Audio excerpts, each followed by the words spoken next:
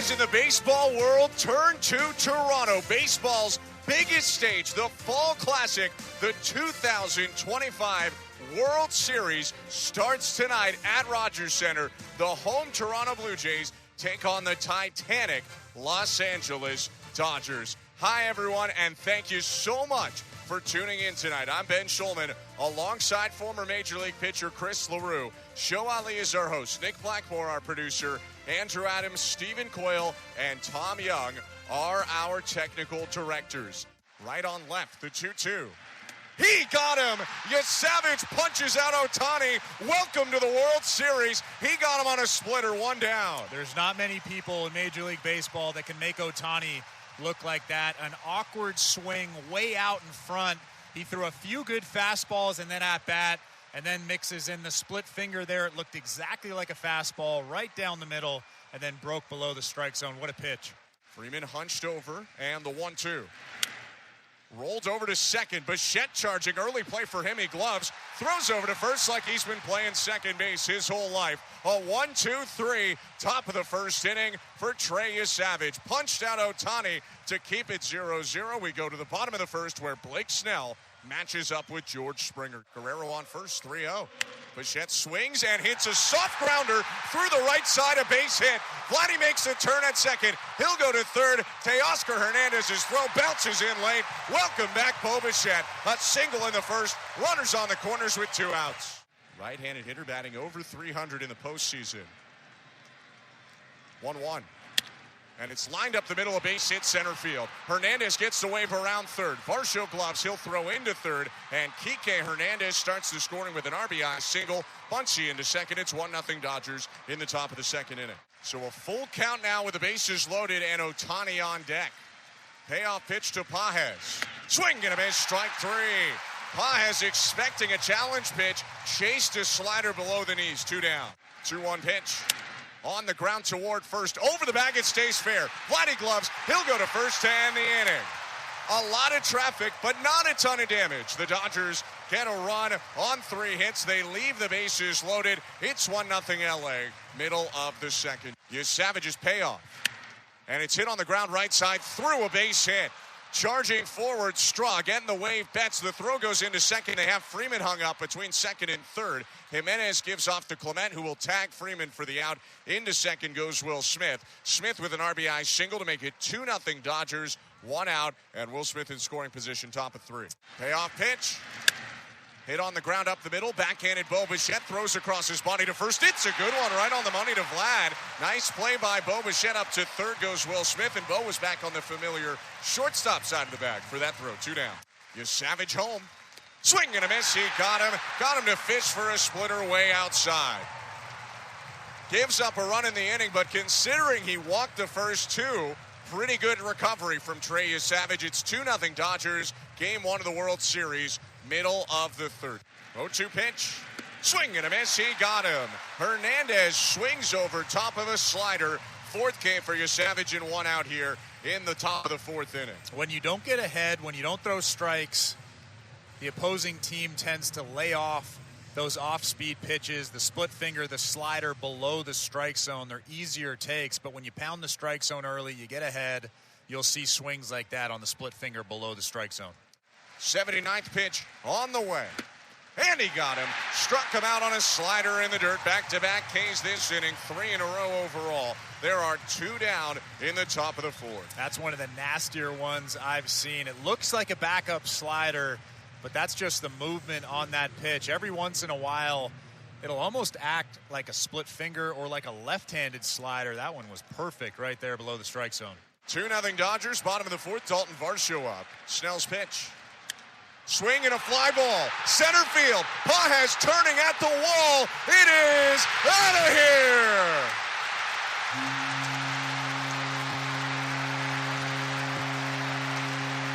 On the board in the World Series, Dalton Varscho with a 2-run homer. 2-2.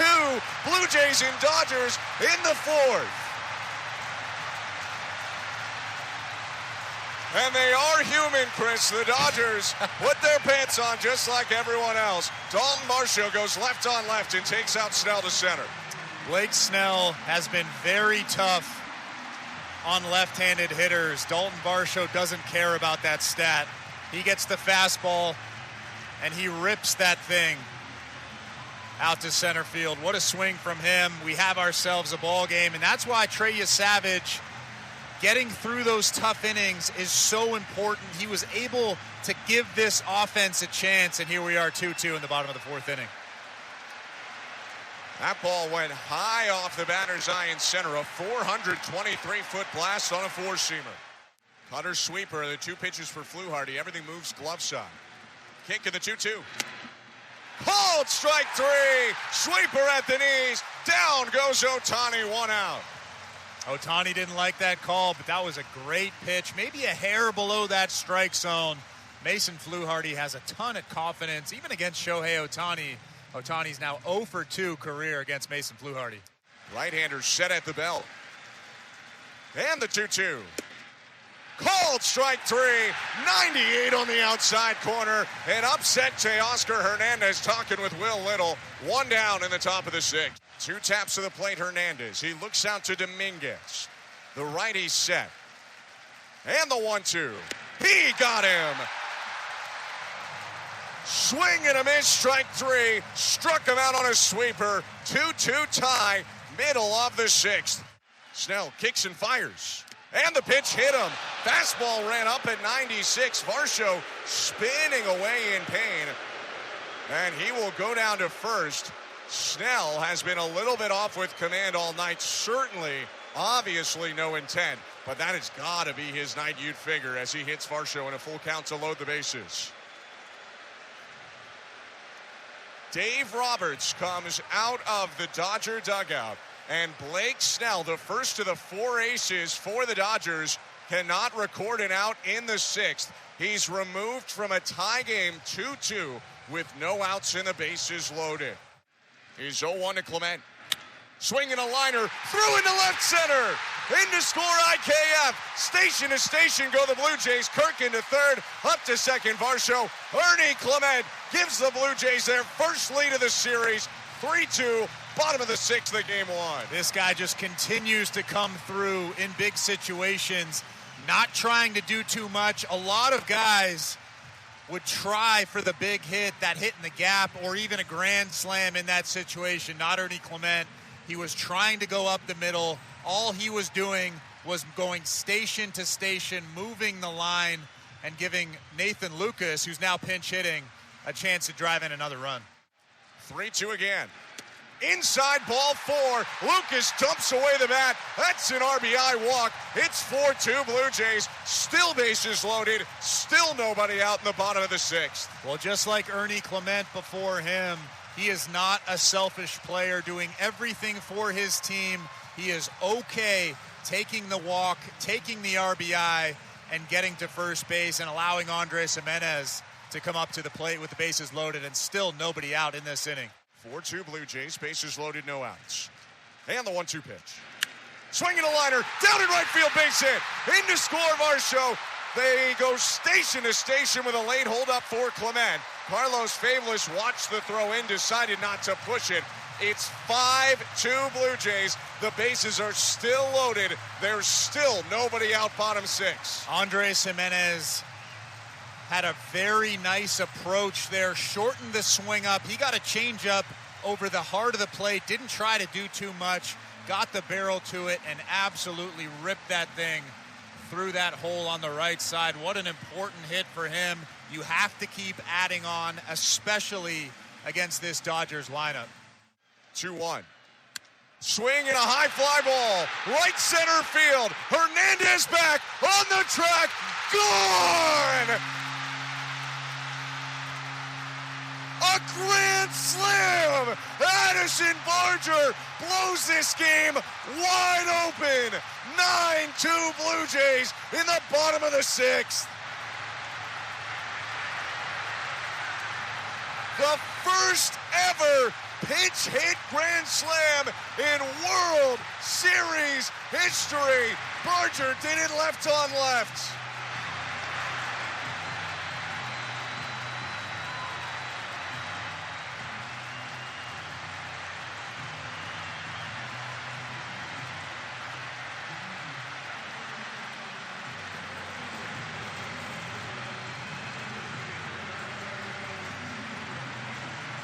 Ben, this is just getting ridiculous. It is absolutely insane how many guys come through, how many different guys come through on a daily basis for this team. When it's not Vlad, it's Barger. When it's not Nathan Lucas, it's Ernie Clement. What a fun team. What a fun moment. Chris, they have a 7-run inning. Everyone's hit except Vladimir Guerrero Jr. They built this whole inning without their best player coming up yet.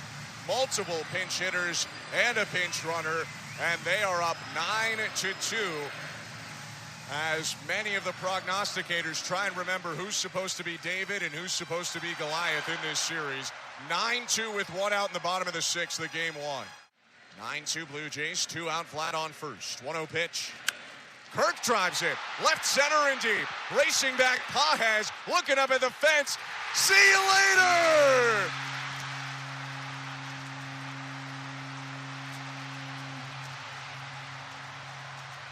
You just can't stop them right now. A 9-run inning, a 2-run homer. It's 11-2 Blue Jays in the 6th.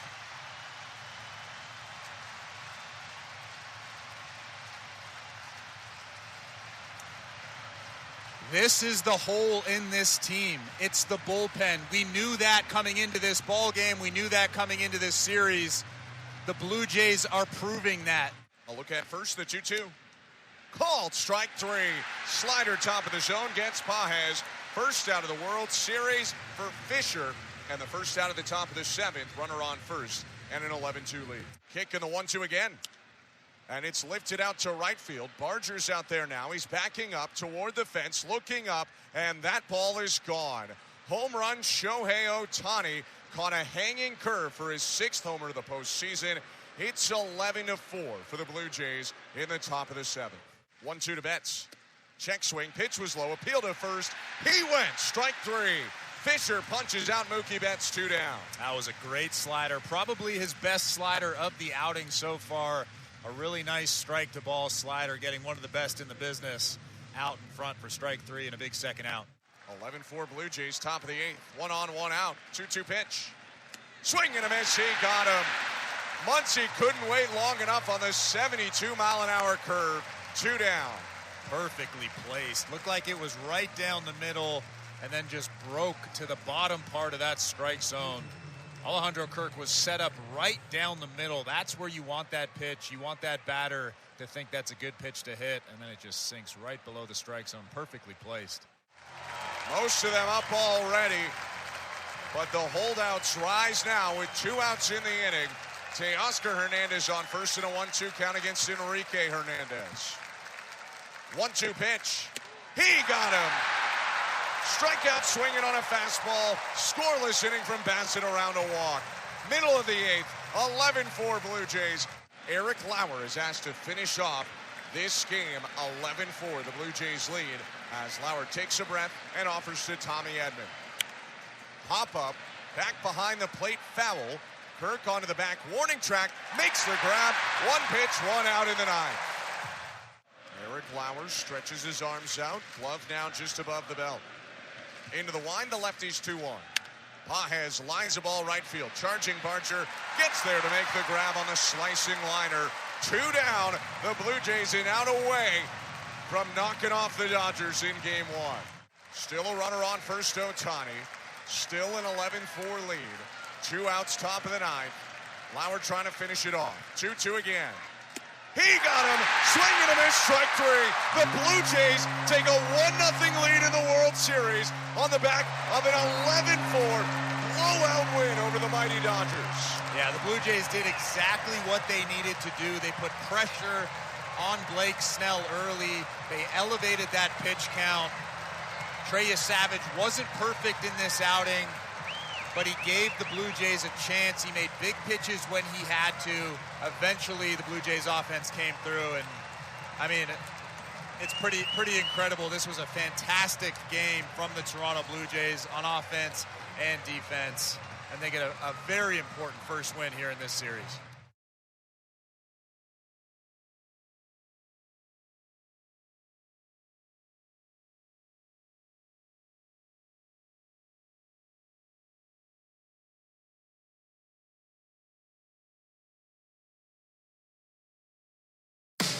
Thinking about upgrading your equipment? Finning has a deal that's built to reward you whether you're a new or returning customer. From now until November 2nd, take advantage of 0% financing for 72 months on select CAT compact equipment. With payments starting as low as $1,458 a month, it's never been easier to own the gear you need. But hurry, these offers end November 2nd. To learn more and to book your demo today, visit your local Finning dealership or call 1-800-FINNING. Blair and Kevin Barger ahead of Game 2 of the World Series. The Jays taking on the Los Angeles Dodgers. The Jays up 1-0 after an 11-4 win last night. The Jays lineup, we'll run through it again. George Springer is the DH. Nathan Lucas is hitting second. I want to talk about him in a minute. Vladdy is at first base. Alejandro Kirk is behind the plate. Dalton Varscho in center. Ernie Clement at third. Addison Barger in right field. IKF is at second. Andres Jimenez is the shortstop. Kevin Gossman on the mound. Nathan Lucas, of course, drawing back into the lineup against a right-hander against Yoshinobu Yamamoto. A lot happened last night, Kevin, in that big inning. The biggest inning in World Series history since the Detroit Tigers scored 10 runs in an inning in a game in 1968. The Jays scoring 9 runs last night en route to that 11-4 win. Nathan Lucas drawing a bases-loaded walk, pinch hit, 9 pitches. Again, a lot happened last night. Yeah. That at-bat was absolutely crucial to what happened in that inning. Yeah, well, it was 0-2 to a 9-pitch walk, which was huge, right? I mean, it's just sort of the way he attacks at bats, how prepared he is, you know, how they never get caught with their pants down in certain situations, how, you know, you're telling a guy beforehand, you know, be prepared for this situation. If this comes about, scoreboard's telling me to put you in the game against this certain guy, I need you to be raring and ready to go. And I think that's sort of what you saw, right? It's just when you do get to 2 strikes, how do you fight and claw and let balls travel and think up the middle the other way, and you know how flat his swing is, which is a big deal. Just allows him to go up and down. You know, against lefties, what do you do if you're a pitcher in 2025? You try and throw it by him up because he has a flatter bat path, you know, and enough bat speed. I mean, he's not sort of gifted with elite bat speed, but he has enough to sort of, with 2 strikes, let it travel and fight it off by that foul ball type. And that's just sort of the Blue Jays 2025, and that was a huge one, right? Instead of being up a run, you're up 2 runs. That's sort of that's exactly what the doctor ordered. And again, I was talking to John Snyder earlier, and I was saying, what did you think yesterday? And that's the first dude's name out of his mouth was, man, did you see the 9-pitch, 0-2 walk for Nathan Lucas? And I said, yeah, I was paying attention. I was sitting pretty far away. But I could still see that Nathan Lucas was having a really good at-bat and, helped out. And it was just sort of, the sort of summing up exactly what's kind of the Blue Jays are all about is that next man up mentality. We'll use all 14 guys because now it's 14 instead of 13. Think about this. Nathan Lucas average, 325 average, is the second highest through a player's first career postseason games in franchise history. That's minimum 40 plate appearances. Trailing only Ernie Clement, who is hitting 435. I mean, we've talked about the bottom of the order. We've talked about the complementary players in this team.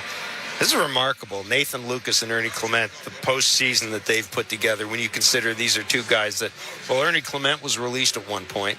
Yeah. And Nathan Lucas was a guy I know we've talked about this in the past, but he was a guy, he's been in the organization for a few years, and we just kind of kept wondering why he would never get his chance, why he would never see him. Obviously, somebody liked him. Obviously, he was a good organizational guy and all that. And lo and behold, he's up here hitting second in the World Series and very much a part of everything going on with this team. Yeah, you mentioned Nathan Lucas, right? I mean, he's a good enough fastball hitter. He's a great off-speed hitter. He can fight off the good pitcher's pitch breaking ball. You mentioned Ernie Clement. I mean, the plate coverage that he has is second to none. I think that's what John Snyder, before the season started, was sort of trying to figure out a way to make his team look like, or at least his lineup, balanced. And it looked differently 1 through 9, right? I can't pitch to one guy like I can pitch to the other guy. And one guy makes the other guy be the guy that he wants to be. It's like last night, right? It's the 9-pitch walk that Kirky had that allowed Varscho to come up and be very aggressive early in counts. Look, right down the middle. Right, I don't have to work counts. I don't have to take pitches because the dude in front of me knows how to do it. It's little things like that sort of, there's different ways, Jeff, of passing the baton. The Nathan Lucases of the world, if I'd have told you the dude would be, starting game 2 of the World Series, hitting in the 2 spot behind George Springer in front of Vladimir Guerrero Jr., you'd tell me I'd be smoking that good stuff and you never listen to me again. But give credit where credit due. Everybody sort of bought into this is the guy we need. And then the actual player ran out there and said, I believe in what I'm doing. I've worked hard to get here. Now I'm going to apply it. I'm not going to think outside the box. I'm going to be myself. And it's paying off. And again, I get back to that. I know we say it a lot. But dang it, this team's fun to watch. And a lot of that starts with the guys like Ernie Clement and Nathan Lucas. If you're at the game last night or watching it on TV, you probably heard it on radio as well. The Rogers Center crowd serenaded Shohei Otani in the final at-bat of the game with "We Don't Need You." And of course, that in reference to the Blue Jays courtship of Shohei Otani when he was a free agent. We all know how that turned out. Dave Roberts, and it was obvious, there was a great shot, a great camera shot, a great TV shot of Otani standing with Vladdy at first base after he got in base. And Otani saying to Vladdy, they don't want me. And Vladdy starts to laugh. And, of course, that was just before Otani almost got picked off.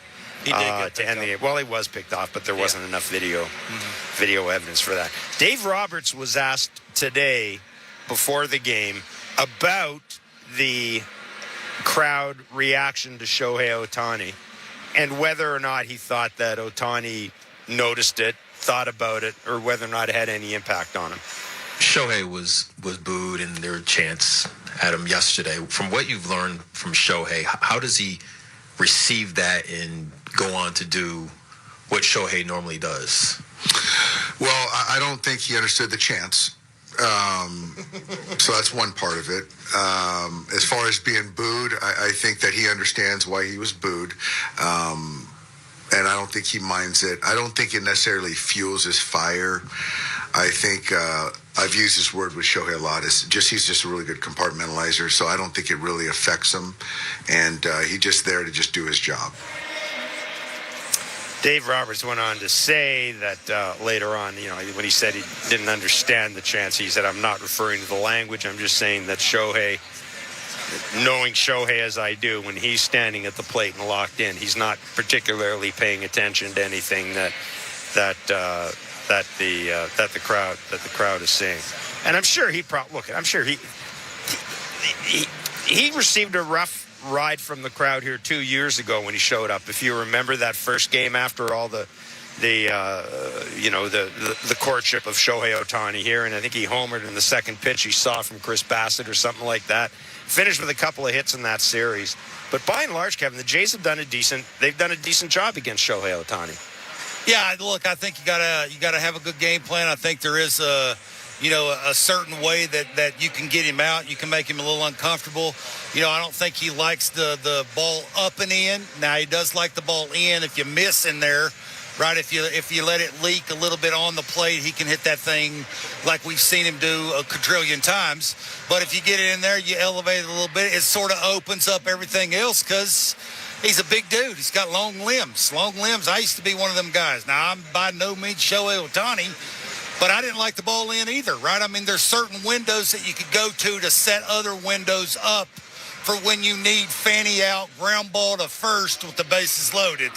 And I think that's sort of what this playoffs has shown everybody is if you can execute it and you can set it up the right way, you can get him out. If you don't, he'll make you pay for it like he did also last night. If you throw a little cement mix and breaking ball that don't do a lot, he will not miss those. He's just too good. He has too much leverage with his lower half. He's a great player. He's the greatest player to walk earth. So Yeah, I mean, that's the sort of the thing you got to figure out. And Kevin's got to have his A game coming right out of the bullpen. Like, he's got to figure out whatever he needs to figure out to have the best velocity, have the really good location, be able, Kevin's strength is not up and in to left-handed hitters. Can he go there? Can he set up the split finger? How will he attack early to get Shohei out? Because a lot of the times, sort of how your first at-bat goes as a hitter can dictate how your entire day is going to go. So it'd be very important for the Jays to sort of set the tone in that way. It'd be up to Kevin to execute and get him out and take the sting out of his bat and, get the Jays in the dugout as soon as he can. If you're interested in the history behind all this, and this, of course, is the first World Series in Toronto since 1993, but if you're interested in the Dodgers' history, they've lost Game 1 of the World Series in 15 of their 23 World Series appearances. They have gone on to lose Game 1 and win the title 4 times, 1955, 59, 65, and 81. So it's been a while. Yeah. It's been a while for the Dodgers. And when you talk about history, World Series history in the Toronto Blue Jays, you are, of course, talking about Joe Carter. Joe Carter will throw out the first pitch tonight, the ceremonial first pitch.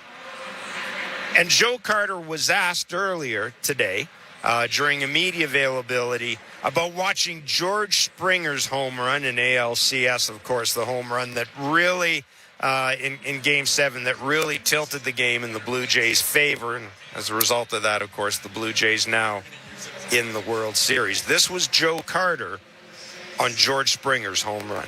Speaking of home runs, I'm just curious where you were the other night for Game 7 for George Springer's home run. What kind of feelings, emotions did you have for that moment specifically, and just the whole night with the team finally clinching that World Series berth?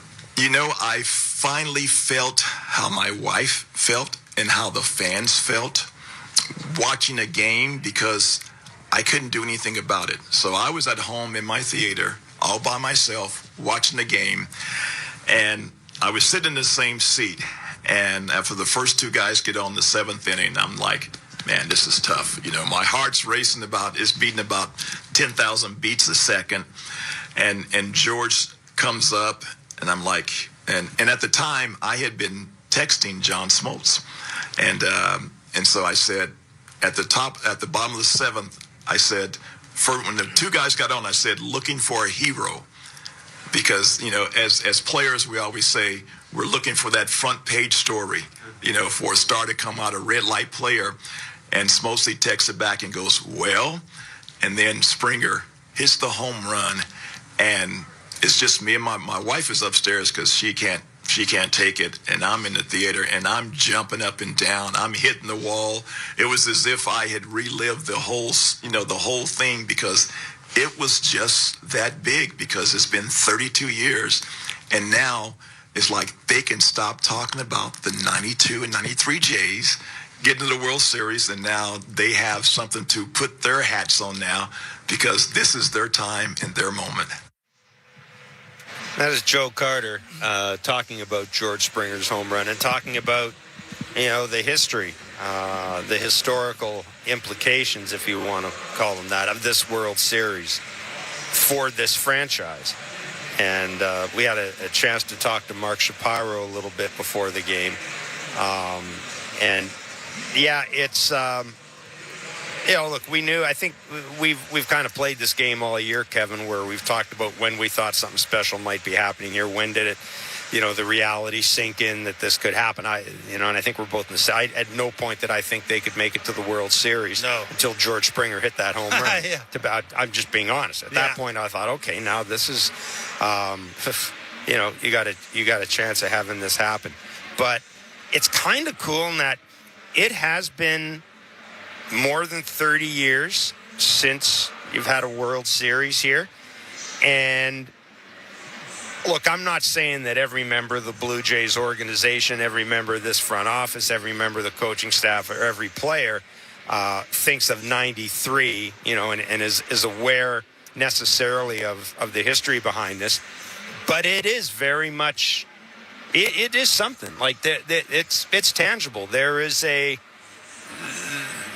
There's almost a reawakening of 92, 93 as a result of this. Because really, let's face it, since 93, I mean, 2015, 2016 were special. Mm-hmm. And there have been some great players here. Roy Halladay was here. Vernon Wells. I mean, there were some fabulous. Carlos Delgado. Yeah, great. Probably, the best player of this organization, best hitter this organization has developed until, recently. And it's kind of cool seeing that reignited. And in a good way, because instead of, God, they haven't won anything since 92 or 93, now it's, hey, they're back just like they were in 92, 93. And that is a completely different conversation to have if you're a fan. Yeah, and I think George is very likable. Everybody I've talked to that's Jays fans, love rooting for George. And to have him a part of history the way he's going to be going forward is just, a great representative of the organization and that moment. And, you're a big fan of watching him run to first. We had Paul Molitor on our show, and he was talking about, or at least I asked him, what he thought of when he saw George hit the homer. And he said it looked exactly the way Joe looked when he was running to first. And I just think that's pretty cool that the players that were here and went through the grind and got through all of the things and sort of put the exclamation point at the end of the sentence by winning the World Series, thought of sort of those little tiny moments of, it wasn't always about the homer. It was about how he looked running around the bases. So, yeah, I just think it's a cool deal. And now they're up 1-0, Jeff, which I wonder if I'd have told you that a couple of months ago. There's no way you would have believed me. And it's just sort of adds to just everything that this team's been through and what they've accomplished. And even in Game 5, the way it ended and the way we were talking about John and can they come back from that? And, and John came out and said, hey, remember, we did what we were supposed to do. We went to Seattle and won 2 out of 3. We're bringing this home. We got a good chance of winning 6 and 7. And I'm not sure everybody believed him because of the way Game 5 ended. And then they came here and they did it, and now they're here. And just it's accumulation of a bunch of things. It takes those special moments, those special players to get you where you're ultimately going to end up, and it's happening. I was lucky enough to see David Cohn pitch a perfect game at Yankee Stadium against the Montreal Expos. And it was on a day where the Yankees were celebrating Don Larson and his perfect game in the World Series. And they, as the Yankees would do, right, they had everybody out there. All the old Yankees were there and everything. David Cohn pitches the perfect game and talks about it afterwards in the news conference. And I remember Bill Madden, a longtime baseball writer with the New York Daily News, I was standing beside him. He said to me, what's great? It's great when a guy understands what he has done and can put it in context of a team's history. Like when you understand not just the significance of what you've done in the moment. Yeah. David Cohn pitched a perfect game. Sure. George Springer hit a home run. Second biggest home run in the history of an organization. Right. Exactly. Yeah. When the player understands that, it just makes it makes it resonate even a little more. And I think that's that's part of the deal. I mean, this is a sport that celebrates its history unlike any other sport. And again, if you're the Blue Jays, your history. It's not like you got a dozen World Series pennants floating around here. So it certainly is something to celebrate, and we will be very happy to see Joe Carter throw out the first pitch tonight, just as we were happy to see Cito Gaston throw out the first pitch last night to John Schneider. The Jays going on to win that game 11-4. All right, I've asked you this before. You've been pretty good on this. Uh-oh. As a matter of fact, you were the guy that... You're going to do this again? Pretty much. You want a damn police sack on this show? Well, I think it was Barger. Didn't you call Barger the other time in your own? I mean, maybe there's something about Addison Barger. By the way, there's a great on social media. There's a great shot of Plesac with Addison Barger. Plesac saying, "Thank you for making me look like a genius." As Plesac told us, "I'm glad it happened because now I can mispronounce names for the next 2 years and nobody's going to get on me." But he said bad intentions. Somebody's got to come up with a bad intentions T-shirt for Addison Barger. I talked to Plesac before the game on the field, and he was telling me he was watching Barger's BP, and he was hitting line drives the other way. And that's how he came up with that. You believe it? that? No, not a chance in hell. That's what I said. He put how many names in a hat, and that's the name he picked out? He's hitting the line, drives the other way, and then he pulls a bomb. I know, right? That's what he told me. I mean, Leave it to police act. We've talked about the danger of being. We tell this story often. We're out here early one day when the Orioles were in town. Ryan Mountcastle. His BP was so Looked like bad. yours. It was If like you mine. took it. His BP was so bad that the Orioles players were laughing at him around the cage. And he was, slamming his bat. And for a while it was funny. Yeah. Then he was getting pissed off He and he was was jacked. slamming his bat against the batting cage. It was just awful. And then he went out and hit 2 home runs in that game. So there you go. That is the value of reading anything into batting practice. But okay, well, I mean, Police Act called it with Barger. You're looking at this lineup: Springer, Lucas, Guerrero, Kirk, Varscho, Clement, Barger, IKF, Jimenez. Who's the hero tonight? Yeah, look, how dare you? Yeah, I can do How this. dare you? Well, I mean, you're the former player. You're supposed to know this stuff. Okay, here's the deal. You know what? I mentioned. And don't say it's going to take a village again. You got to get off the fence and pick a guy. I hate you for this. Okay, this is what I do know. I know Yamamoto, when he's good, is throwing all 5. Right? All 5 of his pitches, and he's doing it with power. The only dude in that lineup that I know that can cover all 5 in any different quadrant is Ernie Clement. He's hitting 435 in the playoffs. Yep. 435. I think it's got to be Ernie. Yeah, I think that he's going to get enough traffic on in front of him that it could happen in the 3rd inning.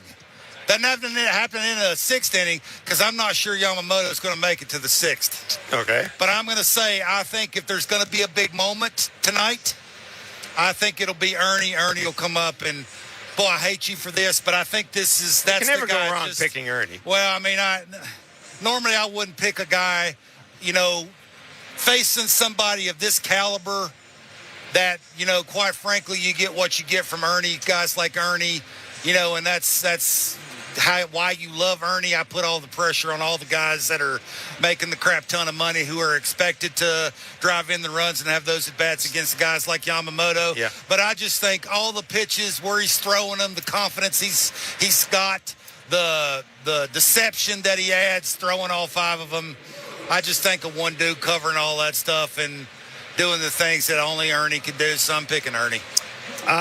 Speaking of history, Ernie Clement's 435 average is tied for the 5th highest through a player's first dozen career postseason games in MLB history. It trails Will Clark with 489, Bernie Williams, I mean, you want to talk about a clutch postseason performer, 457, the legendary Thurman Munson, 442, and Pepper Martin, 439. And Pepper Martin, no, I did not see Pepper Martin play. You did? So, no, I didn't. Ernie Clement currently has the 3rd most hits in a single postseason in franchise history. He trails Molitor, who had 21 in 1993, and Vladdy, who was 21 this year. I don't think people understand how hard it is to hit that high of an average when you swing at everything. I just don't. I don't think. Now, it's not like he's walking to drive up People don't think, give that enough credit that how hard that is and how easy he makes it look by. I mean, we saw a breaking ball that almost bounced that he hit for the single. We saw a fastball away that he pulls up the middle for a big time hit. Like, it's just different quadrants, different speeds. He's always ready to hit. He's thinking about hitting. C-ball. He is the epitome of C-ball, hit ball. So here's what we're going to do. We're going to turn you over now to the guys who will have the call of the game tonight, Ben Schulman and Chris LaRue. 8 o'clock is the first pitch. They'll take you up the first pitch. We will be back following the game with Blue Jays talk. They'll probably run for about 90 minutes or so, as long as Barker can stay awake. I'll say about 90 minutes probably. But again, and the numbers to call, 416-870-0590, star 590, 1-888-660-590, 590 is the text line. So that's it for us. We're going to step aside. Enjoy Game 2 of the 2025 World Series.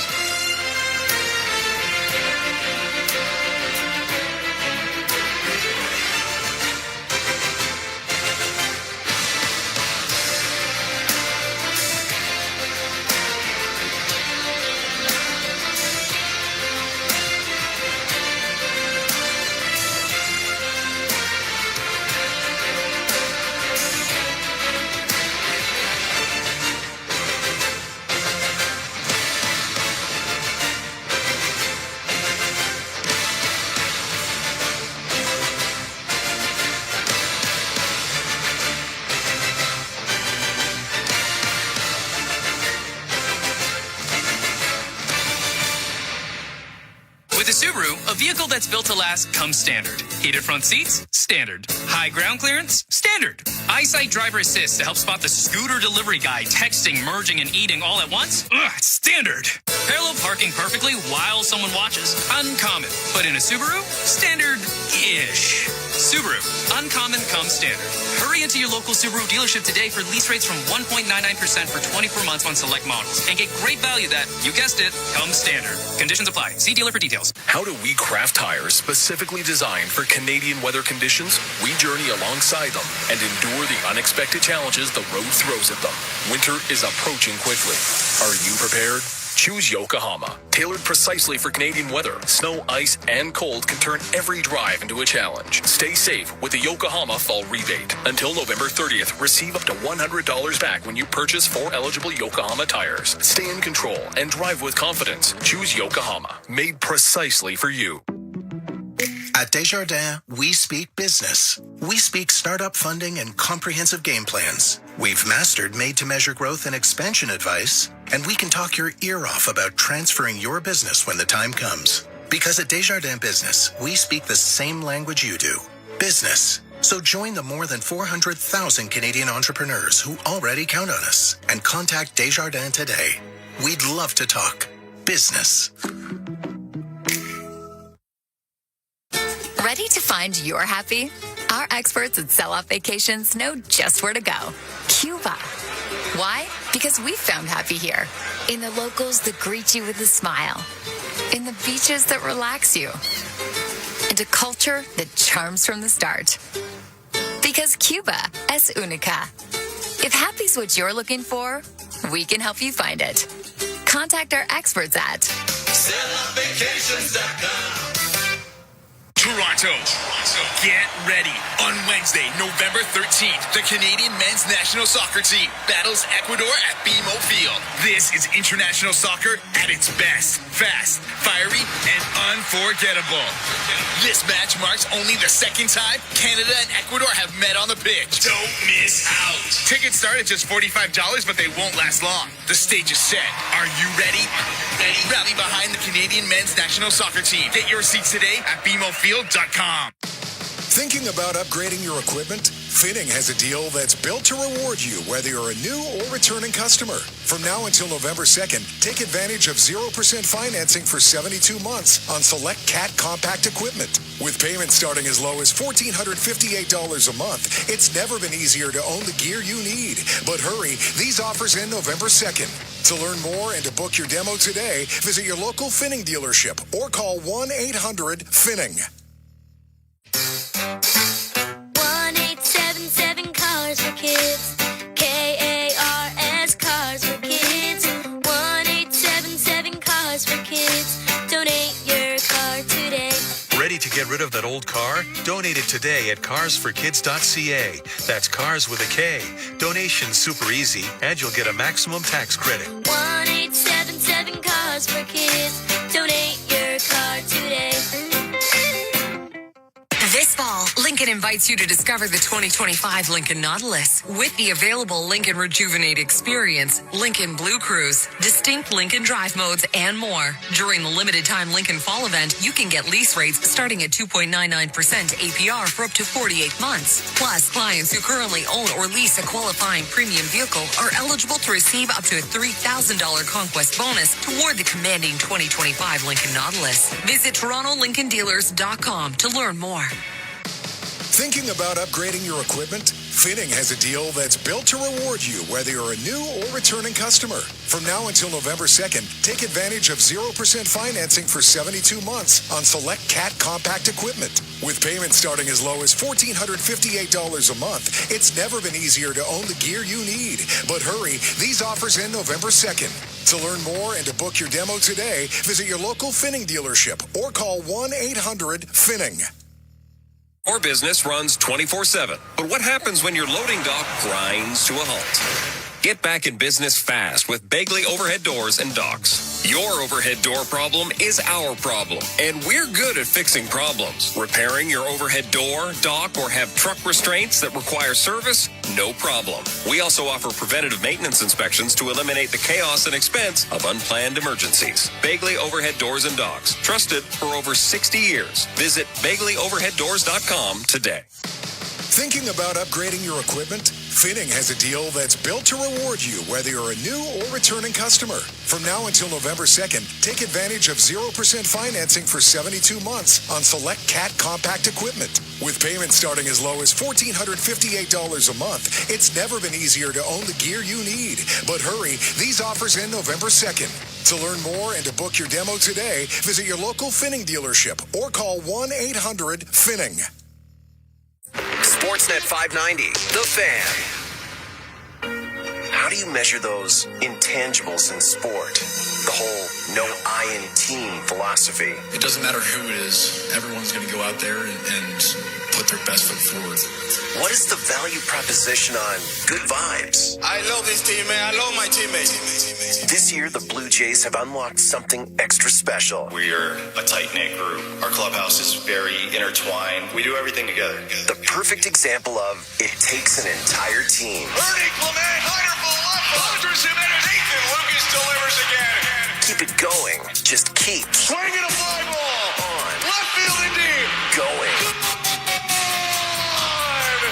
Staying true to what brought us all here. A Springer! Dinger! 'Cause I love the adrenaline in my veins. And hey, it kind of worked out the last time. Here's the pitch on the way. A swing and a belt. Left field. Way back. Blue Jays win. The Blue Jays are World Series champions. Get ready, Canada. The battle begins now. The Toronto Blue Jays are back in the World Series. Game 2 starts now on the Sportsnet Radio Network. Game 2 of the World Series about to get underway from downtown Toronto. We welcome you to Rogers Center for more of the Fall Classic. I'm Ben Schulman alongside Chris LaRue, the former Major League pitcher. Joe Ali is our host. Nick Blackmore is our producer. Andrew Adams, Tom Young, and Stephen Coyle are our technical directors. Canada's team is making history in your local family-owned Crown Rust Control Centers in Quebec City, Lévis, Montreal, and all across Quebec are proud to be a part of it. For over 40 years, Crown has protected vehicles from rust, keeping them strong and ready for the road, just like a great playoff baseball team. Crown Rust Control, proud sponsor of your Toronto Blue Jays radio broadcast. The Blue Jays demolished the Dodgers in Game 1 of the World Series. 11-4 was the score yesterday, giving Toronto a 1-0 lead as it tries to cap off a nice pair of games here at home to start the Fall Classic. It'll be Kevin Gausman getting the ball for the Blue Jays, Yoshinobu Yamamoto getting it for the Dodgers. Many might say the two best starters that either side can throw out will go against each other tonight. We will come back to set you up for the 8:08 first pitch, get you into the lineup, some of the pregame ceremonies, and more on the other side. You're listening to Blue Jays World Series Baseball, brought to you by your local family-owned Crown Rust Control Center, streaming at sportsnet.ca on the Sportsnet app and the Sportsnet Radio Network.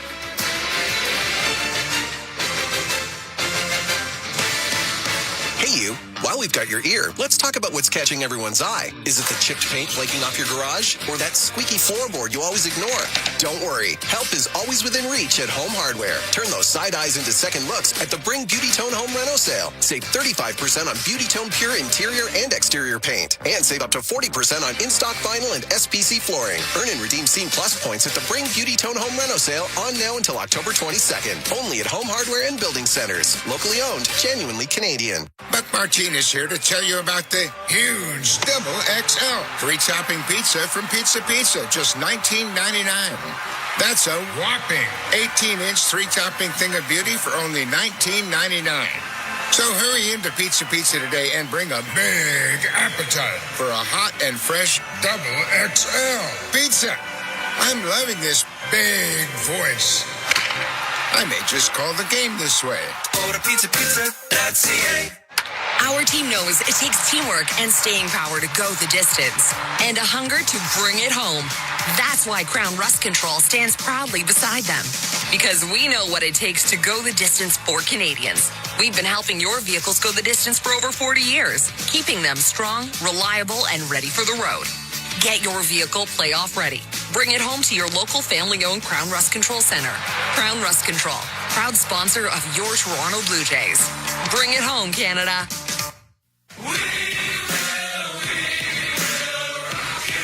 We Will Rock You, the worldwide smash hit musical by Queen, returns to Toronto this holiday season in a brand new Canadian production, featuring 25 of Queen's greatest hits. We Will Rock You is more than a title. It's a promise. We Will Rock You, November 28th through January 4th at the CAA at Mervish Theatre. Get tickets at mervish.com. This is Toronto Blue Jays postseason baseball. Vladimir Guerrero Jr. On Sportsnet 590, The Fan, and the Sportsnet Radio Network. 2-0 Dodgers, bottom of the fourth. Dalton Varscho up. Snell's pitch. Swing and a fly ball. Center field. Pages turning at the wall. It is out of here.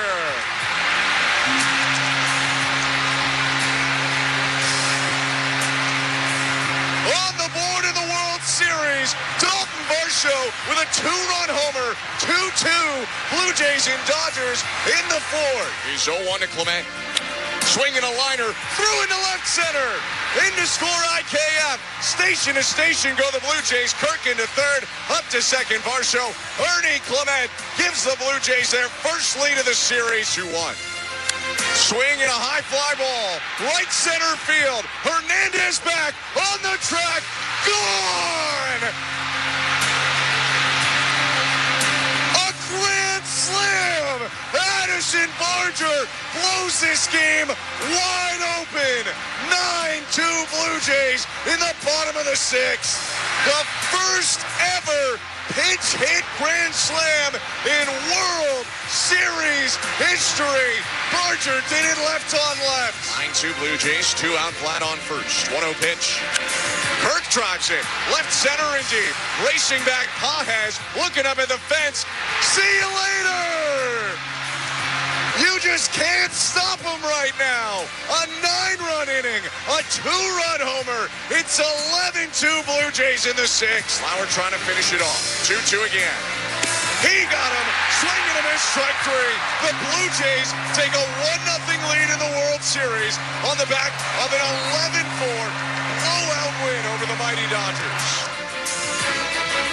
That is how it went down last night as the Blue Jays took down the Los Angeles Dodgers in Game 1 of the World Series. Welcome back to Rogers Center. I'm Ben Schulman alongside Chris LaRue, and a lot of festivities going on that we will get to on the field in a bit. But first, Chris, let's look back at last night. If you've been listening all day, we appreciate you a lot. We apologize for some redundancy. You've heard many of our best voices on the Sportsnet Radio Network already talk about it on the local pregame show. But Chris, your thoughts on the Blue Jays 11-4 win over the Dodgers that included a 9-run inning, third highest scoring inning in World Series history. Well, they executed the plan. It's as simple as that. Jeff Hoffman said, I believe during the Seattle Mariners series, how do you beat this team? How do you come back from being down 0-2? And he said, you just have to execute. You have to pitch better. You have to make your pitches. You have to swing at good pitches.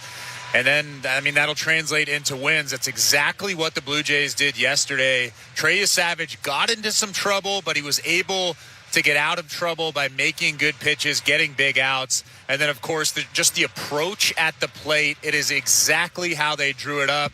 They wanted to elevate the pitch count. They wanted to force Blake Snell out of the ball game early on, get into that bullpen. It's exactly what they did. And as soon as the bullpen opened up out in right field, it was game on. And you could see the approach got better, the swings got better, and they put up 11 runs when it was all said and done. It was a perfectly executed plan, and hopefully they can do it today against, in my opinion, an even tougher pitcher in Yamamoto. But yeah, it couldn't have gone much better for the Blue Jays, who trailed early but found a way to win that game. Big performances throughout the lineup. Good pitching out of the bullpen. Trey is Savage, maybe not at his best, but found a way to keep the Blue Jays in it and help them go on to a Game 1 win. You mentioned the pitching now in Game 2, and we can start on the Dodgers side because you talked about Yoshinobu Yamamoto. He is getting the ball for the Dodgers, and at least in the regular season, he was their best starter. Snell might have had the best numbers in the postseason, but Yamamoto, 2.5 ERA in 30 starts.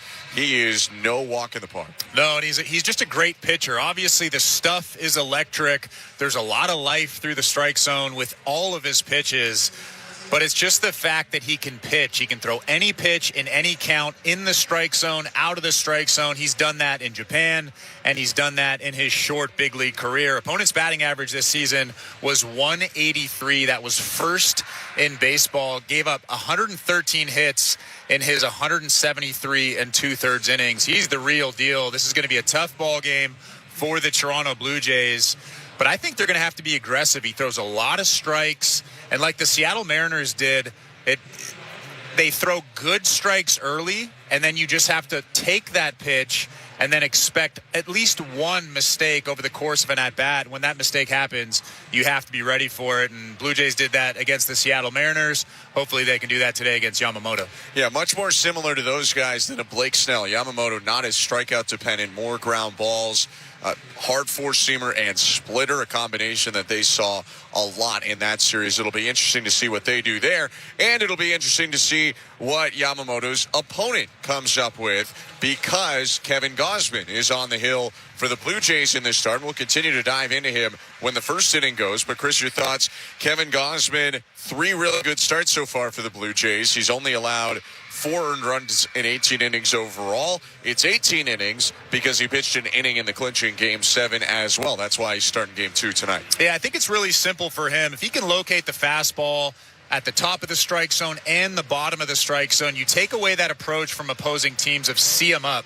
If he's not locating the fastball down in the strike zone, it's a really easy, not an easy at-bat, but an easier at-bat, because you can just have that approach of see it up. If that pitch is below the halfway point of that strike zone, you just take it, and it's likely to end up below the strike zone.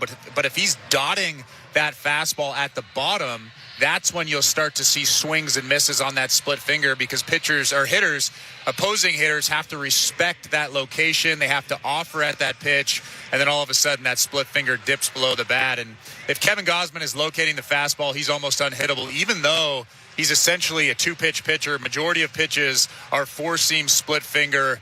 I mean, we've seen over the course of this season, when he's on, he's one of the best. It's really interesting. Both these teams really good at hitting splitters, and they're both going to see a lot of them. I was interested to see how that play out yesterday with Savage and the Dodgers, but Savage's splitter actually was not working very well for him, so he went a lot more 4-seam and slider heavy. We flip over now to the lineups as we get set for Game 2 of the World Series. Thank you so much for talking with us. I'm Ben Schulman, or listening to us. I'm Ben Schulman alongside Chris LaRue. And Chris, big lineup change. We'll hear the lineups over the PA coming up in a couple minutes from Tim Langton on Public Address. But big change in the lineup is Bo Bichette, a day after returning, going 1 for 2 with a single and a walk. Also made some nice plays over at second base.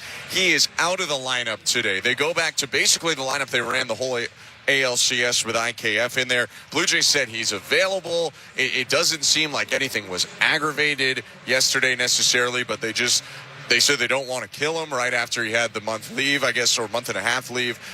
What are your reactions and thoughts about that overall? I kind of expected that. John Schneider said earlier today that was part of the plan, starting him in Game 1, giving him a bit of a breather in Game 2. And like you said, he's still available off the bench, and I'm sure he's going to come up in a big pinch hit situation later on in the ball game. He didn't look 100% in yesterday's ball game. A little bit tentative running down the first base.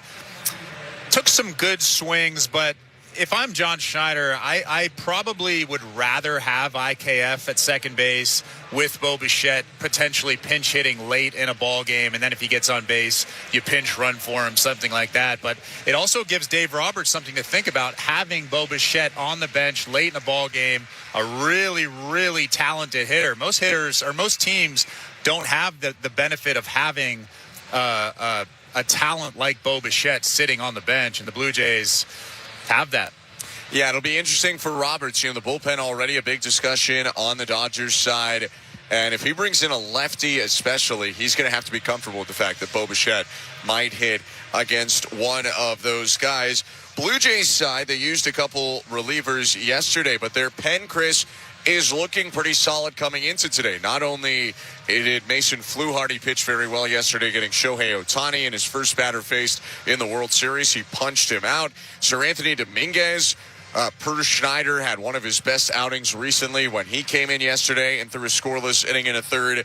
And they have Jeff Hoffman and Louis Varland still rested. Varland did get up a couple times yesterday, but neither featured in the game, so one rested, maybe the other one just protected from the Dodgers having seen him yet. Feels like the bullpen right now in general is in a better spot than it's been in a while, to be honest, maybe a month or two going back into the regular season. Yeah, I guarantee that you'll see Louis Varland, Sir Anthony Dominguez, Jeff Hoffman, even Chris Bassett at some point today. Chris Bassett has been really, really effective out of that bullpen, and you saw how emotional he was, even in an 11-4 ball game.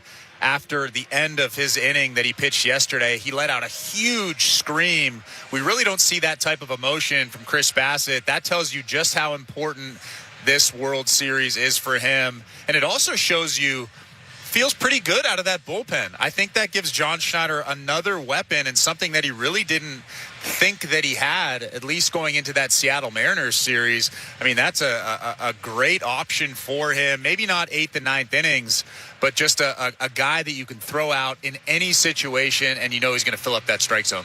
Yeah, Chris Bassett, 2 really nice relief appearances recently. A reminder, this is Game 2 of the World Series on the Sportsnet Radio Network. The Blue Jays and the Dodgers, Gausman against Yamamoto from Rogers Center. The Blue Jays, with an 11-4 win yesterday, have taken the series advantage. They have the game today, day off tomorrow, and then 3 straight in L.A. With a win today, they kind of guarantee a thing. They guarantee that a Game 6 will be played here unless they go win the series in Los Angeles. Should the Dodgers win today, there still is the possibility that the Blue Jays would go to L.A.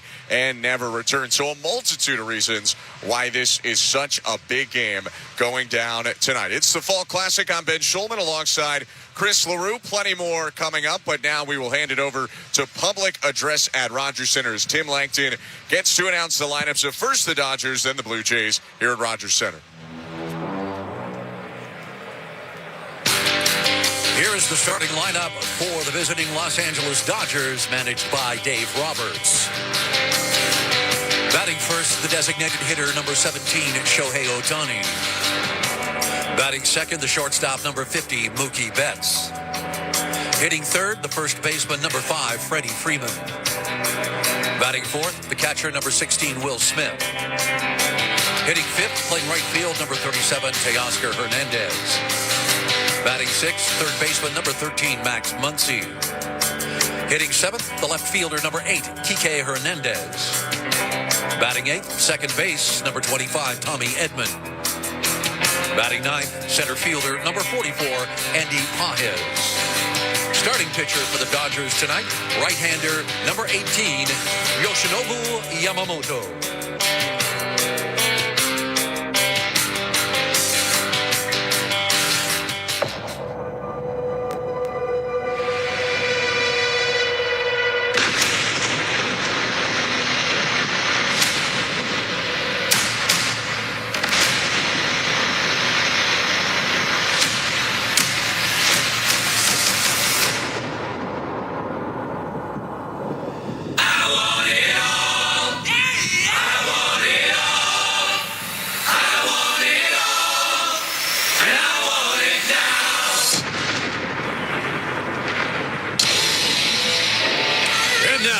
Starting lineup for your Toronto Blue Jays, managed by John Schneider. Batting first, the designated hitter, number 4, George Springer.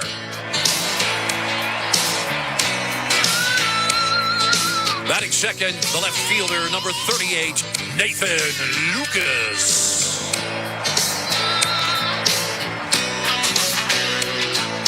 Hitting third, first baseman, number 27, Vladimir Guerrero Jr. Batting fourth and catching, number 30, Alejandro Kirk.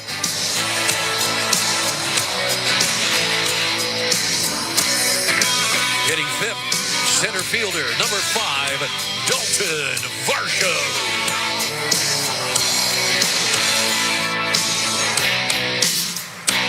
Batting sixth, at third base, number 22, Ernie Clement.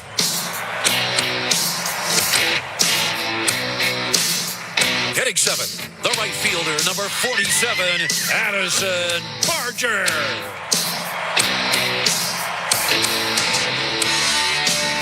Hitting eighth, the second baseman, number 7, Isaiah Kiner-Falefa.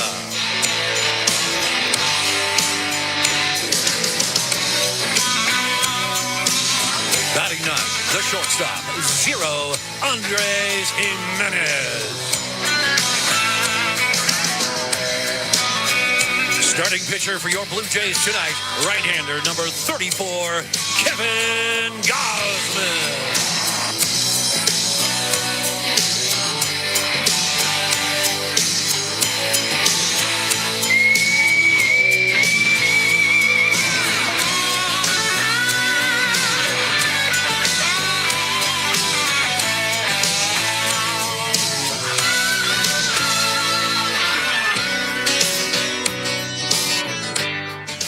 Good evening. Welcome to Rogers Center, home of your Toronto Blue Jays. We ask you now to please remove your hats and stand if you're able. Tonight's ceremonial flag party is from His Majesty's Canadian ship York from Toronto. With us this evening to perform the American National Anthem, multiple Diamond Certified singer-songwriter Bibi Rexha.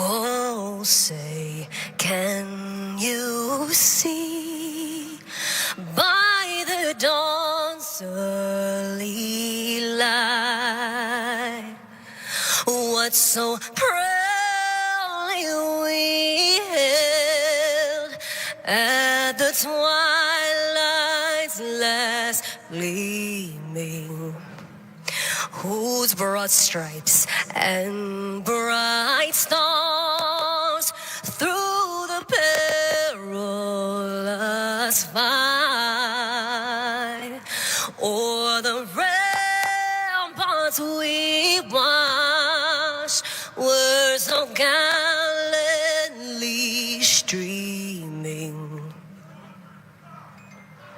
and the rockets' red glare, the bombs bursting in air, gave proof through the night that our flag was still there.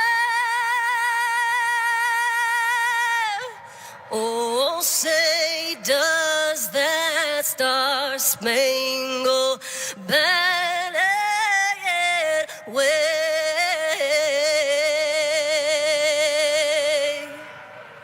o'er the land of the free?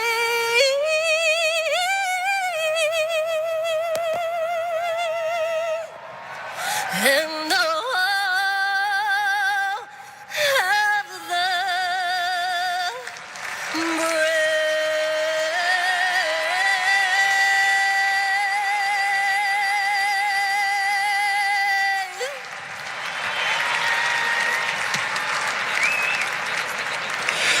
With us to carry our Canadian flag are 230 members of our Canadian Armed Forces. Now, from Brampton, Ontario, please welcome Grammy and Juno Award-winning singer-songwriter Alicia Cara to perform the Canadian national anthem.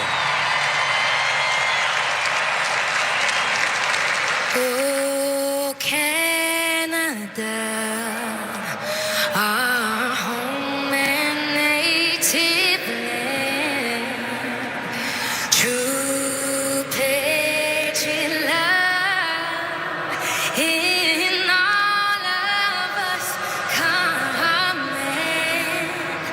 With glowing hearts we see thee rise, the true north, strong and free. Oh, Canada, we stand on guard for thee. God, keep our land glorious and free. Oh, Canada, we stand on guard for thee.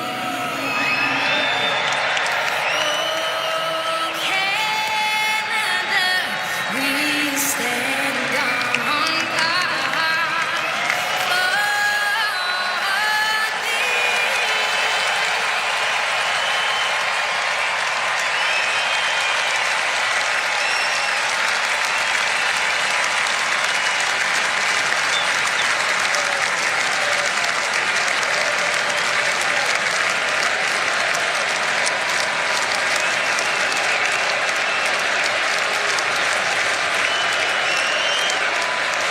The energy is building in downtown Toronto. Thank you so much for sticking with us. I'm Ben Schulman alongside Chris LaRue. We're going to kick you over to our host, Joe Ali, in a moment. But first, a pretty exciting ceremonial first pitch coming up. We want you to hear the reaction. I can already see him stretching out on the steps of the third base dugout. He hit a home run in 1993, you may remember, and now he is going to throw out the first pitch on that same diamond. Joe Carter is about to step on the field. Everything. He was a key piece to bringing the trophy to Canada in back-to-back years. First, catching the final out of the 1992 World Series, and then in 93, he hit the biggest home run in Blue Jays history, earning him the name Jumpin' Joe. Please welcome Joe Carter.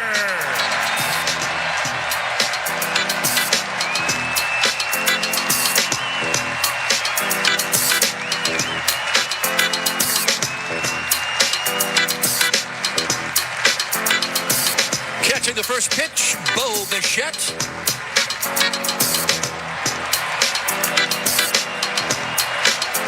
Joe, it's your pitch.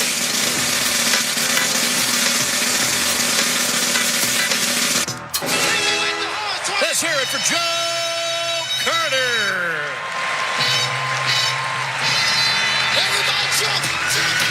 Joe Carter delivering the first pitch as we get ready for Game 2 of the World Series. The Blue Jays lead the Dodgers in the series 1-0. Carter autographing the baseball for Bo Bichette. And before we get to game action, a little bit more time before first pitch. We appreciate your patience. 8:08 Eastern, 5:08 Pacific, the time of first pitch. Let's give it over now to today's host. Here is Joe Ali. Thanks, guys. Joe Ali here with you at the Rogers Center. Kevin Gausman, Yoshinobu Yamamoto. Our pitching matchup today, Game 2 of the World Series on tap. In a few minutes, Joe Carter pumping on the crowd, and Vladimir Guerrero Jr. putting the home run jacket on Joe Carter. Feels very appropriate, I have to say. I think that seems like something Joe would have enjoyed wearing back in the 90s. All right, we do have a little break before we hear Pink Floyd and Kevin Gausman takes the mound. I wanted to play something I thought was really interesting. MLB Commissioner Rob Manfred was on with Jeff Blair and Kevin Barger a couple of days ago, and they spoke about expansion within the league, especially within Canada, in Vancouver. So let's hear it. Here's the commissioner with Blair and Barger. Rob, for the most part, I think we'd all agree the game is in a really good place based on competitive balance, TV numbers, attendance, revenue, things of that nature. What do you think has been the key to this growth? And I'll ask you this: even with all this, what still keeps you up at night as commissioner of Major League Baseball?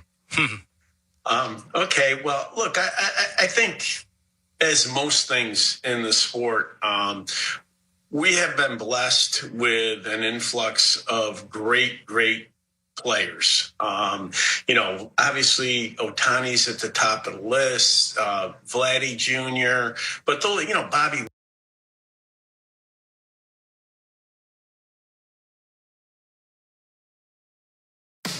Thinking about upgrading your equipment? Finning has a deal that's built to reward you, whether you're a new or returning customer. From now until November 2nd, take advantage of 0% financing for 72 months on select CAT compact equipment. With payments starting as low as $1,458 a month, it's never been easier to own the gear you need. But hurry, these offers end November 2nd. To learn more and to book your demo today, visit your local Finning dealership or call 1-800-FINNING. The support that our fans have given us. Rob, you have a true international World Series with Shohei against a Canadian team. How important do you think that is, and what does that say about where baseball is? I think it's a really important symbol of the efforts that we've made at internationalizing the game. I think international growth is a huge opportunity for baseball. For years, I mean, literally decades, the owners and the players have made investments in growing the game internationally. Players agreeing to go to Korea, Japan, London, Mexico, in an effort to internationalize the sport, and owners funding those efforts. And I think that we are seeing the fruits of those efforts. I mean, we have huge audiences for this World Series in the U.S. and Canada, obviously, but we're going to have huge audiences in Korea and Japan as well. Really, really important to the future of the game.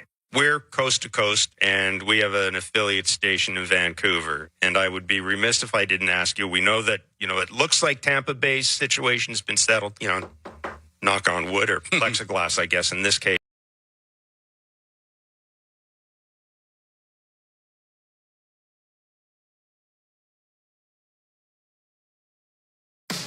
Thinking about upgrading your equipment? Finning has a deal that's built to reward you, whether you're a new or returning customer. From now until November 2nd, take advantage of 0% financing for 72 months on select CAT compact equipment. With payments starting as low as $1,458 a month, it's never been easier to own the gear you need. But hurry, these offers end November 2nd. To learn more and to book your demo today, visit your local Finning dealership or call 1-800-FINNING. And we need a Western time zone city just for format purposes. Even if you don't realign, you'd still want to do that.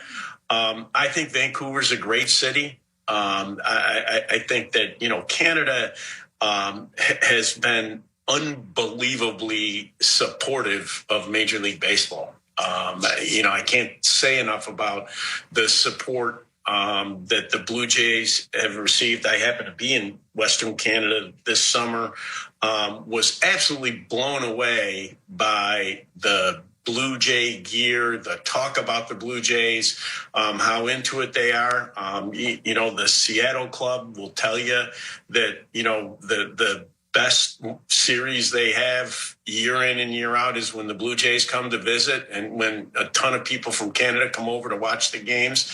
So, I think all of that is indicia of the fact that, another city in Canada clearly could work for us. That's MLB Commissioner Rob Manfred on with Blair and Barker. You can catch the whole conversation on the Blair and Barker podcast feed. And, of course, B&B, as you heard about half an hour ago, will be along for Jays Talk after this game is in the books. I'm Show Ali with you here at the Rogers Center. Before we get back to Ben and Chris for Game 2 of the World Series, let's get to those starting lineups in case you're just joining us right now. George Springer for your Toronto Blue Jays, as usual, bat leadoff. He is DHing. Nathan Lucas will bat second. He is in left field. Batting batting third. Vladimir Guerrero Jr., he is at first base. Batting cleanup, Alejandro Kirk. He is catching. Dalton Varsho is batting fifth in center field. At third base, batting sixth is Ernie Clement. Addison Barger is batting seventh. He is in right field. Isaiah Kiner-Falefa is batting eighth. He is at second base and batting ninth. Andres Gimenez is at shortstop. Kevin Gausman brings his 2.00 playoff ERA into this game. 2-1 record, of course, 4 appearances if we count his hitless appearance in Game 7 of the ALCS. For Dave Roberts' Dodgers, Shohei Otani is batting leadoff. He is DHing. Mookie Betts is batting second at shortstop. Freddie Freeman is batting third. He is at first base. Will Smith is batting cleanup. He is catching. Teoscar Hernandez is batting fifth. He is in right field. Max Muncy is batting sixth at third base. In left field, batting seventh is Kike Hernandez. Tommy Edman is at second base, batting eighth, and batting ninth. Andy Pajes, he is in center field. Yoshinobu Yamamoto, it will be on the mound for the Dodgers. He brings a 1.83 ERA into this game and also a 2-1 record, all from the postseason. All right. We're just about ready for Game 2 of the World Series here at the Rogers Center. The Blue Jays looking for a 2-0 series lead in the Fall Classic. Let's get you over to the guys calling all the action on the Sportsnet radio network. Here's Ben Schulman and Chris LaRue. Thank you very much, Joe. The lights have gone down at a jam-packed Rogers Center, and Game 2 is coming up. I'm Ben Schulman alongside Chris LaRue. Show Ali, you just heard, is our host today. Nick Blackmore, our producer. Andrew Adams, Tom Young, and Stephen Coyle are our technical directors. We are about 2.5 minutes away from first pitch. The ceremonies are over. All of the hoopla is done, and the Blue Jays are getting set for what is a massive game in this series, Chris. Dodgers win it, and despite the drubbing, they probably feel like they did a lot of the job going back home in a 1-1 split. Blue Jays win it. It doesn't guarantee anything. We just saw in the ALCS a 2-0 lead in a series go away. But for the Blue Jays to lead 2-0 going into LA, that would be a massive advantage and statement in this series. Well, it's a gigantic confidence boost if you're going into LA 2-0. But like you said, this rotation is the best in all of baseball. So even if you're up 2-0 going into LA, you can't think that the series is over. The Seattle Mariners were just beat in the ALCS after being ahead 2-0. So the Blue Jays obviously have seen that in person. They know that every single pitch, every single game, every single moment is very, very meaningful. I guarantee that the Blue Jays are going to go out and play this game like they're down 2-0. They have a 1-0 series lead as Kevin Gausman strides onto the hill for the Blue Jays. Blue Jays in white pants and jerseys again. The throwback caps, they're royal blue around the back, but a white panel on the front. The normal Blue Jay logo, not the throwback, on that cap. For Toronto, the Dodgers roll out their same jerseys as yesterday. They are all gray with blue font across it and royal blue helmets with a white LA right on the forehead. Kevin Gausman making his 4th start, 5th appearance of the postseason, 2-1 with an exactly 2 ERA. That's 4 earned runs in 18 innings. Interestingly enough, in his 3 starts, he has gone exactly 5 2/3 each time. The walks are a little bit up and the strikeouts are a little bit down, but he has not allowed many hits overall. Most hits he's allowed in a start is 4, and that's part of the reason he has allowed 2 or fewer runs in all 3 of his starts thus far. Yeah, and he hasn't been perfect. He hasn't been the Kevin Gausman from June, July, August, but he's been good enough. If Kevin Gausman of June, July, August shows up in this ballgame, he'll dominate this Los Angeles Dodgers lineup. The key to his success is locating the fastball. When he locates the fastball, it makes the split finger unhittable, and it makes the slider a lot better than it already is. Kevin Gausman is one of the best, and if his stuff is on tonight, if he's locating his pitches, he'll do just fine against this lineup. Despite his 2-1 record, the Blue Jays have actually lost 2 of his 3 starts. He got a win in relief in Game 7, and then he won his playoff opener against the Yankees. Pitched well against Seattle, but the Blue Jays did not manage to win either of those games. Didn't score that many runs. He'll face a Dodger lineup that's potent, but was shut down for the most part yesterday. Only managed 6 hits. They scored 4 runs, and 2 of them came after the game was out of question. A 2-run homer in the 7th inning last night by Shohei Otani, who leads it off right now for LA.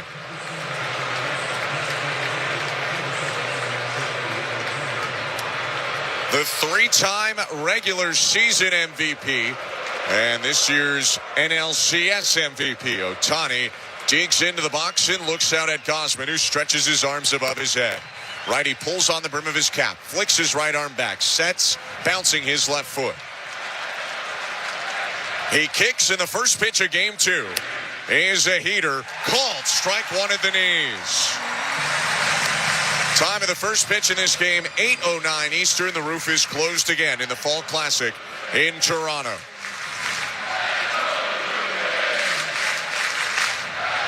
Right on left, the pitch.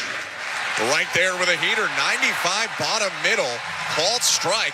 That's a pitch to hit if you're Otani, but he was clearly sitting something else. Yeah, I think Otani was just surprised at the location and the pitch choice. They were trying to come in up at the hands. That's the one hole that Otani has. Throw a split finger down here to get him. 0-2 count. Infield shift toward first, and the pitch. Hit high and deep left field, racing back toward the corner. Lucas makes the grab in fair territory, just in front of the warning track and just shy of the chalk. A deep drive, but there's one out. Another missed spot from Kevin Gausman, but good velocity and pitch choice. Again, I think Otani was a little bit surprised that they were throwing a heater there, that they were challenging him with the fastball, 96 miles an hour on the velocity. Gausman has done this a lot this year. He'll come out and just go fastball heavy because guys hit splitter. Dodgers aren't used to that, though. They haven't seen him since April of last year. His pitch to Mookie Betts. Called low, ball 1. Adrian Johnson calling balls and strikes tonight. John Tempane at first, crew chief Alan Porter at second, Adam Hammery at third, with Jordan Baker in left and Will Little in right. 1 out, base is empty, and the 1-0 to Betts. At the knees, called strike at 94. It's all fastballs so far for Kevin Gausman. And Kevin Gausman has shown early on that he can locate that fastball to the bottom of the strike zone. That takes away the approach of see him up. Right on right, the 1-1. Called strike. First time he goes away from the fastball. It's to the slider, of course, as he throws Betts again. Called strike makes it 1-2. Couldn't have located better than that either. Right on the corner.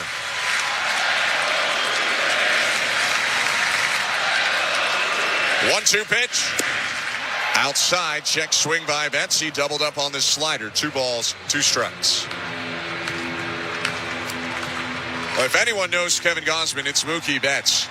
51 at-bats against him. A third of the total at-bats all Dodgers have against Gausman. 2-2. And he lifts it to right, tracking back Barger into a run, headed toward the corner. In front of the track, he'll make the grab.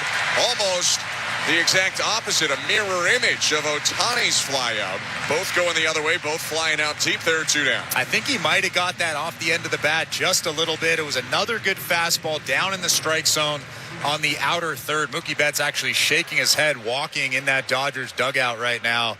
It seems like he has a very good feel for that fastball early on. 2 outs and the base is empty as Gausman greets a former teammate, Freddie Freeman. They were teammates on the Braves. Freeman hits left. The pitch. Down and away, ball 1. First splitter of the game, and Freeman took it. A ball out of the hand. Freddie, career 1 for 9 against Gausman, but the 1 is a home run. 1-0. Just slow, according to Adrian Johnson. Borderline pitch with a splitter. 2 balls and no strikes. The issue there, Kirk was set up on the outside part of the plate and had to reach all the way across the plate. With that being said, I'm pretty sure that was in the strike zone. 2-0 pitch. Called strike with a fastball. Kirk helped him out that time, ripping it up. It's 2-1.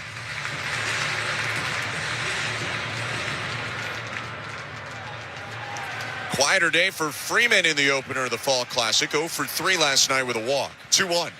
Swing and a miss. Best splitter so far for Gausman. Got a whiff from Freeman. 2-2 with 2 outs and the bases empty. That split finger was vicious. A ton of tumbling action. Gausman looking to make it a 1-2-3 first. His pitch. Hit away foul to the left into the seats. Down the third base line. I know it's a small sample size. I know that Freddie Freeman is the third batter of the ball game, but it seems like Kevin Gausman has his A stuff tonight. They put him in game 2, gave him the extra rest after he went an inning in game 7 of the CS. 2-2. And Freeman pops it up, foul, third base side. Long run, Clemente runs out of room. It's dunked into the seats again, foul. Still 2 balls and 2 strikes.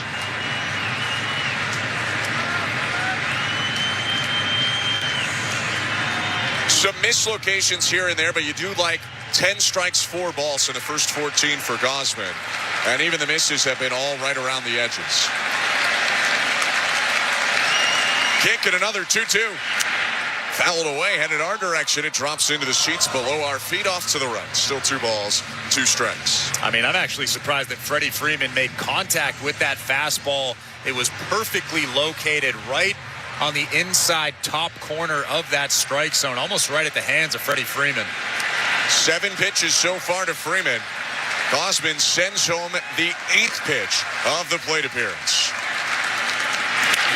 Line drive, hooking toward the line and right, and it's down for a base hit, bouncing onto the track.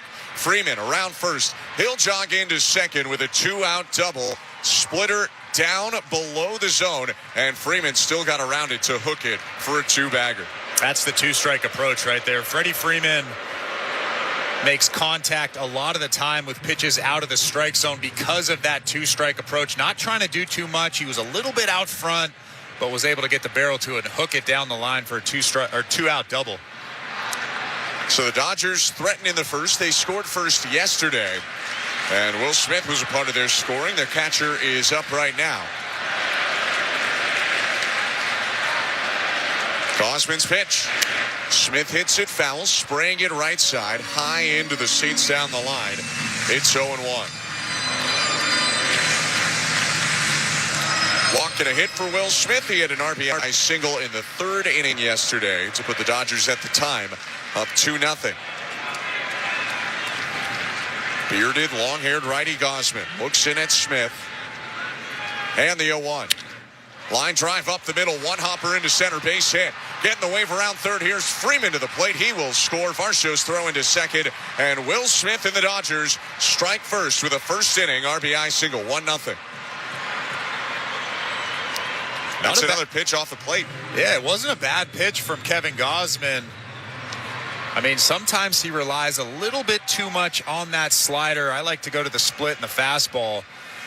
But Will Smith, again, staying on that pitch, driving it right back up the middle, not trying to do too much.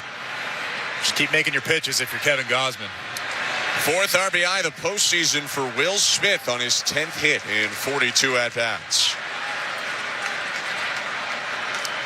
So 1-0 Dodgers, 2 outs and a runner on first, top of the first inning. And Gausman deals to Teoscar Hernandez. Low ball 1. Another slider from Kevin Gausman as he offers to another former teammate. He and Hernandez overlap for a season in 2022.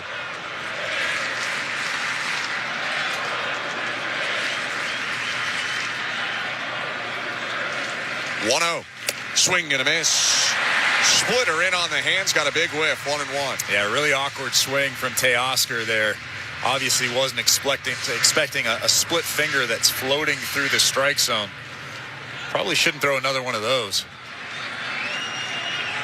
Smith leads off first, held on by Vlad. The 1-1. Grounded foul. Uses the splitter to get ahead of Hernandez, 1-2. And a slightly muted crowd after the first inning RBI single is going again as Kevin Gausman tries to keep it to 1 and get the Blue Jays back in the dugout. Righty bouncing his left foot. Now he comes still. The 1-2. Swing and a miss, strike three. Buried a splitter to get Hernandez and end the top of the first inning. Dodgers get a run on a pair of 2-out hits, leave one on, 1-0 LA. Middle of the first. You're listening to Blue Jays World Series Baseball, brought to you by your local family-owned Crown Rust Control Center, streaming at sportsnet.ca and the Sportsnet Radio Network. At Capital One, we're more than just a credit card company. We're people just like you who believe in the power of yes. Yes to new opportunities. Yes to second chances. Yes to a fresh start. That's why we've helped over 4 million Canadians get access to a credit card. Because at Capital One, we say yes, so you don't have to hear another no. What will you do with your yes? Get the yes you've been waiting for at CapitalOne.ca/yes. Terms and conditions apply. Our team knows it takes teamwork and staying power to go the distance and a hunger to bring it home. That's why Crown Rust Control stands proudly beside them, because we know what it takes to go the distance for Canadians. We've been helping your vehicles go the distance for over 40 years, keeping them strong, reliable, and ready for the road. Get your vehicle playoff ready. Bring it home to your local family-owned Crown Rust Control Center. Crown Rust Control, proud sponsor of your Toronto Blue Jays. Bring it home, Canada. Your business runs 24/7, but what happens when your loading dock grinds to a halt? Get back in business fast with Begley Overhead Doors and Docks. Your overhead door problem is our problem, and we're good at fixing problems. Repairing your overhead door, dock, or have truck restraints that require service? No problem. We also offer preventative maintenance inspections to eliminate the chaos and expense of unplanned emergencies. Begley Overhead Doors and Docks, trusted for over 60 years. Visit BegleyOverheadDoors.com today. With most Subaru models, all-wheel drive comes standard. Heated front seats, high ground clearance, Apple CarPlay, standard. Eyesight driver assist to help when you're distracted by fall foliage, standard. Guy announcing the radio ad now wanting a Subaru? Yeah, standard. Subaru, uncommon comes standard. Hurry into your local Subaru dealership today for lease rates from 1.99% for 24 months on select models and get great value that, you guessed it, comes standard. Conditions apply. See dealer for details. Hey, seriously, can I get one? This is Toronto Blue Jays postseason baseball on Sportsnet 590 The Fan and the Sportsnet Radio Network. It's the first inning brought to you by Armstrong Bird Food. Bring nature to your backyard with Armstrong, feeding Blue Jays since 1986. Visit ArmstrongBirdFood.com. 1-0 for the Dodgers. Game 2 of the World Series. A series that the Blue Jays lead 1-9. Yoshinobu Yamamoto is on the mound right now for the LA Dodgers. This season, a 2.49 ERA in 30 starts, an ERA below 2 in his 3 starts in the postseason, 1.83 to be exact, and a 2-1 record. He looks in at George Springer. A step back, Yamamoto waits, spins, and the pitch. Swing and a miss, strike one. Splitter at 92 to start off the day. And how about that? He knows that George Springer ambushes. Most pitchers know that now. And he flipped in that split finger, the first pitch of the ball game. 5'10" righty from Japan. Turns and deals. Swing and a miss. Curveball over the middle. Springer out in front, 0-2. Yamamoto was very good in his last start against the Brewers. Through a complete game, 3 hits, 1 earned run, struck out 7. Gave up a leadoff homer to Churio and then cruised. Here's 0-2. And Springer hits it away foul, catching up to 97 at the top. Funky, kind of old-timey, almost wind-up. Yamamoto faces home, steps straight back, and takes a breath or two. Then a slow turn. He kicks and fires. And the 0-2 hit foul again. Still 0-2. Averages about 95.5 with that four-seam fastball. His first fastball of the ball game was 97. That could be dangerous. Four-seamer, splitter, curve, cutter, sinker, and slider. 0-2 pitch. Springer cranks it. Line drive. Base hit down the left field line. That'll bounce into the fence. Springer digs for second. Hernandez's throw off line.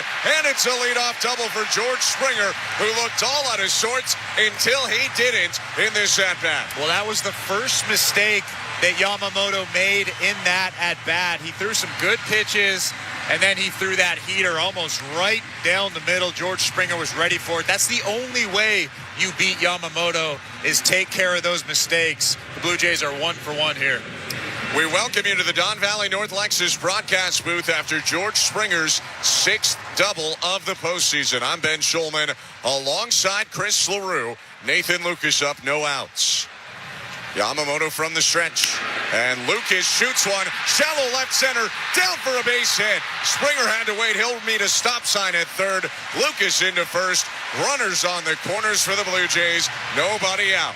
That was actually a pretty good pitch from Yamamoto. It was a good cutter in on the hands. Nathan Lucas got jammed pretty badly, but he just dumped it over the head of shortstop Mookie Betts. George Springer had to wait to see if anybody would catch that baseball, so he didn't get a very good jump, but he's standing at third base, and now Vladimir Guerrero Jr. is coming to the plate. It's 1-0 Dodgers with the Blue Jays with a big early threat. Springer on third, Lucas on first, Vladimir Guerrero Jr., who's hit 6 home runs and driven in 12 while batting .447 this postseason, steps in. Infield back, Yamamoto sets chest high. He kicks and deals. Vladdy takes down and in. Borderline pitch, called a ball 1-0. And it seems like the zone might be slightly in favor of the hitters early on in this game.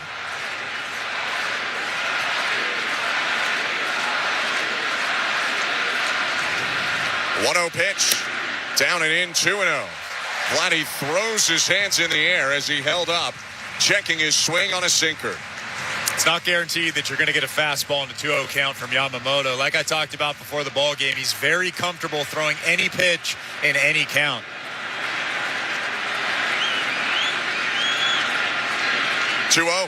Swing and a miss. He threw the splitter. It started right down the middle and dropped to the knees. And that's Chris's favorite pitch in baseball, 2-1. Well, in a 2-0 count, that's what you have to do. You have to make it look like a fastball that's right down the middle, and Yamamoto showed that off right there. Springer on third, Lucas on first, the 2-1. Swing and a miss, went right back to the splitter. His best pitch, it's 2-2. That thing was gross, Ben. That's one of the best I've seen this season.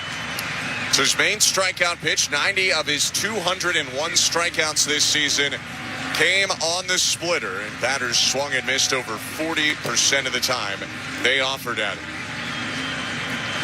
Now, typically, it's tougher on left-handed hitters than right-handed hitters. It breaks away from lefties and into righties, but it's looked pretty good against Vlad and George. No outs, first and third. The 2-2. Bounce toward third. Springer coming home. It goes foul. Deflected down by Muncy, and Guerrero beats that splitter into the ground to stay alive. Still 2-2. Little bit of a mistake, split finger there. They were probably trying to get that thing below the strike zone. It floated in just a little bit. I think Yamamoto got away with one there.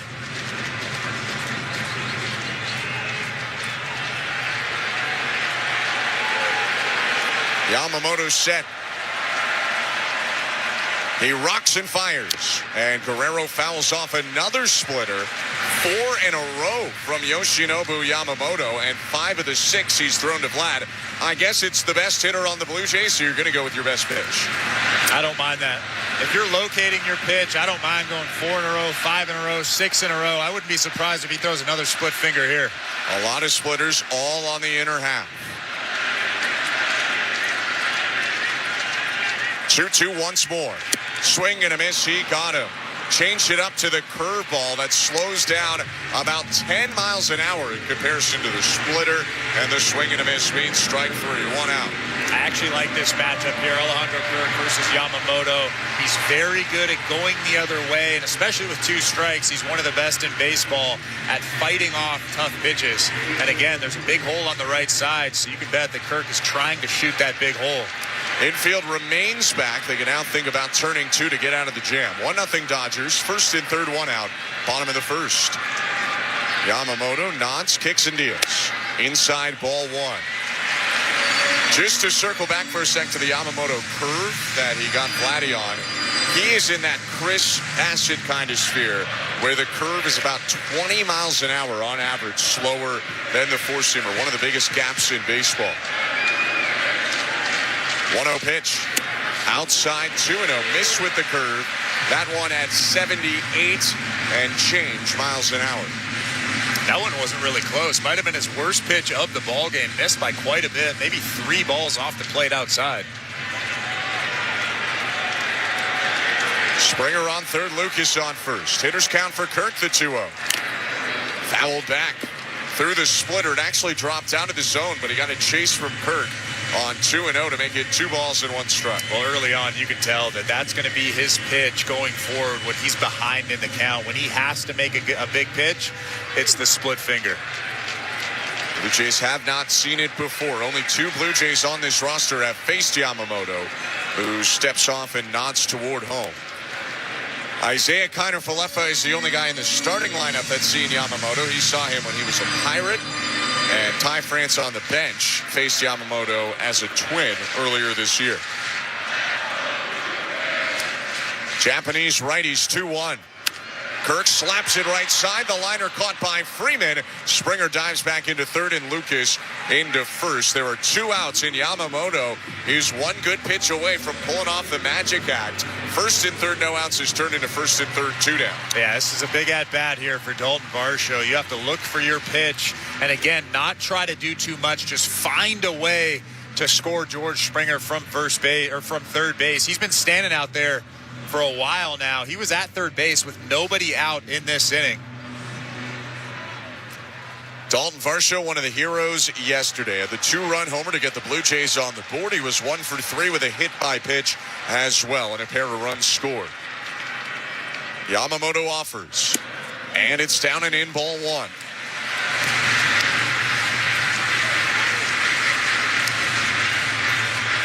Now, the Blue Jays left the bases loaded in the first inning yesterday, so it's not be-all and end-all, but you don't get that many shots against Yamamoto. They have one right now. 1-0 pitch, inside 2-0. And for all the great pitches Yamamoto has made in this inning, that's the 3rd batter in a row. He's fallen behind 2-0. He is still growing into this game. He keeps getting to 2-0 and then fooling guys with splitters. 2-0 pitch. Low taken, a splitter in the dirt there by Varsho, ball 3. Every time he's gotten a 2-0 in this ball game, in this inning, he's thrown a split finger, and it's almost like Dalton Varsho was expecting it on that pitch right there. Really comfortable take. 1-0 Dodgers, first and third, 2 outs, bottom of the first. 3-0 pitch to Dalton Varsho. Called strike and a gift. It's 3-1 on a splitter that was below the zone. Well, now we know that he throws 2-0 splitters, 3-0 splitters. He'll throw that thing whenever. Probably should be bases loaded. Instead, Varsho still in a hitter's count. 3-1 pitch. Fouled back. 97 in on the hands. 3-2.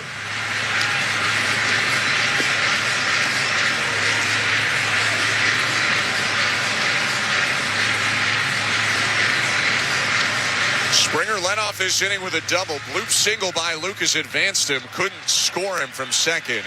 And it's been stuck at first and third the whole inning. Now 2 outs in a full count.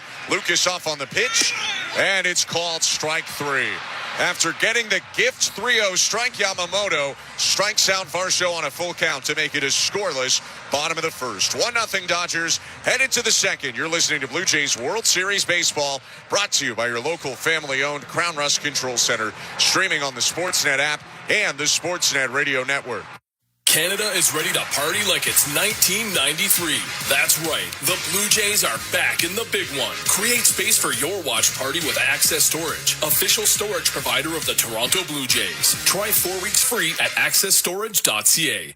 Win a $7 million grand prize with the Princess Margaret Home Lottery. Live mortgage-free in a stunning Georgian-style Oakville show home with $500,000 cash. Over 5,400 square feet of classical design and modern sophistication, complete with a pool and outdoor kitchen. Buy now and be in to win the incredible $3 million early bird Muskoka Lakefront Cottage. Buy now at PrincessMargaretLotto.com. Play responsibly. Raffle 1488521. With a Subaru, a vehicle that's built to last comes standard. Heated front seats? Standard. High ground clearance? Standard. Eyesight Driver Assist to help spot the scooter delivery guy texting, merging, and eating all at once? Ugh, it's standard. Parallel parking perfectly while someone watches? Uncommon. But in a Subaru? Standard-ish. Subaru. Uncommon comes standard. Hurry into your local Subaru dealership today for lease rates from 1.99% for 24 months on select models. And get great value that, you guessed it, comes standard. Conditions apply. See dealer for details. Global superstar Ed Sheeran, live in Toronto. Ed Sheeran, Loop Tour, North America 2026. Due to demand, third show at it. Live at Rogers Center, August 20th, 21st, and 22nd.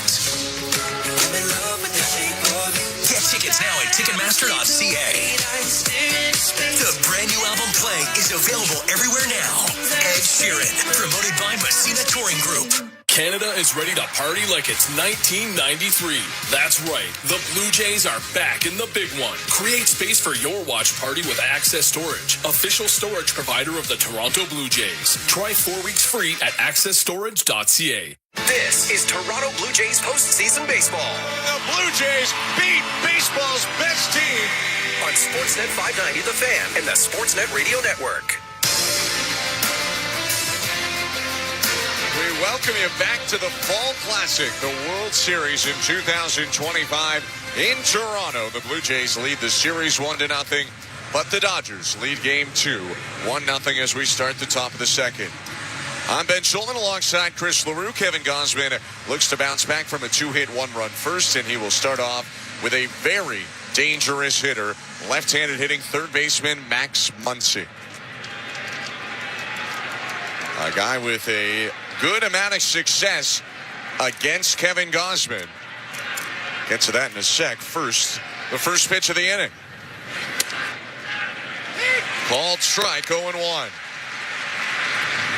Max Muncy, a career 6 for 18 against Kevin Gosman. 5 of the 6 hits have gone for extra bases, and he's walked 6 times. 0-1. And Muncy lifts it high, shallow left. Moving forward, Lucas to wave off Clement and make a one-handed catch. Big first out, given the matchup stats there for Gosman. 1 down. Yeah, and that was a well-located fastball. Muncy was a little bit late on that pitch. Might have been fooled just a little bit. Probably thought maybe a split finger was coming in an 0-1 count, but that was really well located. The velocity is still at about 94 miles an hour. Good start to this inning. I say bounce back from last inning. Gosman wasn't perfect, but he also did not really make that many mistakes. The Dodgers hit some tough pitches. Here's Kike Hernandez hitting right in the pitch. Called strike, 0-1. The one pitch that he probably would want back is that slider to Will Smith. It was off the plate, but it was elevated a little bit. If that pitch was down, Will Smith doesn't do that. And Freeman's double was a good splitter. Yep. 0-1. In the dirt with a splitter, 1 ball and 1 strike.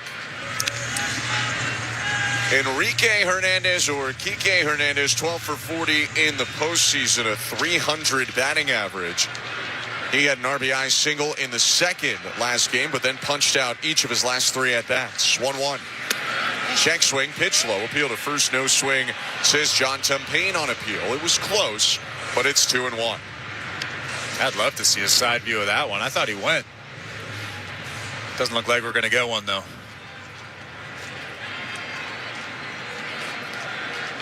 Rex Beck wearing Hernandez. Long blonde hair out of the back of his helmet. Looks out to Gosman. 2-1. Swing and a miss.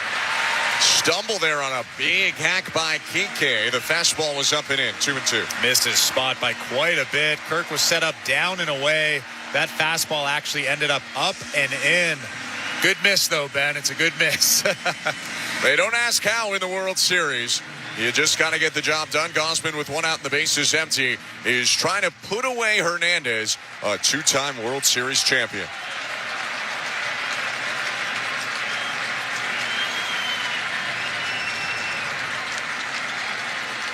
Two-two. Popped up. That should stay on the infield right side. IKF has called for it. Vladdy mimicking IKF as Kiner Falefa makes the catch on the dirt. 2 down. Tied up Kike just a little bit with that fastball. Again, it looked like Hernandez was thinking something else. Got tied up by that good fastball. It was at middle. That fastball might have been about thigh high right down the middle, but it was a miss hit from Kike Hernandez. He'll do this. He knows guys are looking splitter, so he'll just beat you over the head with fastballs until you start looking for the fastball, and then he has you right where he wants you. Tommy Edman about to step up for the LA Dodgers. Switch hitter, interestingly, bats from the left side. I'll talk more about why in a second. But first, Gausman's first pitch to Edman with 2 outs. He kicks and deals. High ball 1. Tommy Edman's a switch hitter. We talked about earlier in reference to Yamamoto. Splitters can be tougher sometimes on opposite-sided batters, on a left-handed hitter if it's coming from a righty. And that's part of the reason Edman hit right against Trey Savage, another righty with a splitter yesterday. 1-0 pitch outside, 2-0. Now, maybe because it didn't work yesterday or because generally in his career he has not had a ton of success the rare time he hits right against a righty. He's flipped back around left against Kevin Gausman. 2-0. Low ball 3. But it's twice as interesting to me because Gausman, if anything, has the more north to south splitter. Savage, despite the high arm angle, gets a little more of the horizontal run. This feels like the guy that you might want to go right on right against. Although Edman hasn't seen a strike, so it doesn't really matter which way he's hitting. 3-0 pitch right there with a fastball, called strike 3-1. We've seen Kevin Gausman do this from time to time this season. Jose Barrios did it quite a bit. Chris Bassett would do it from time to time. Get 2 quick outs, and then all of a sudden fall behind 3-0 to that third batter. 3-1 pitch.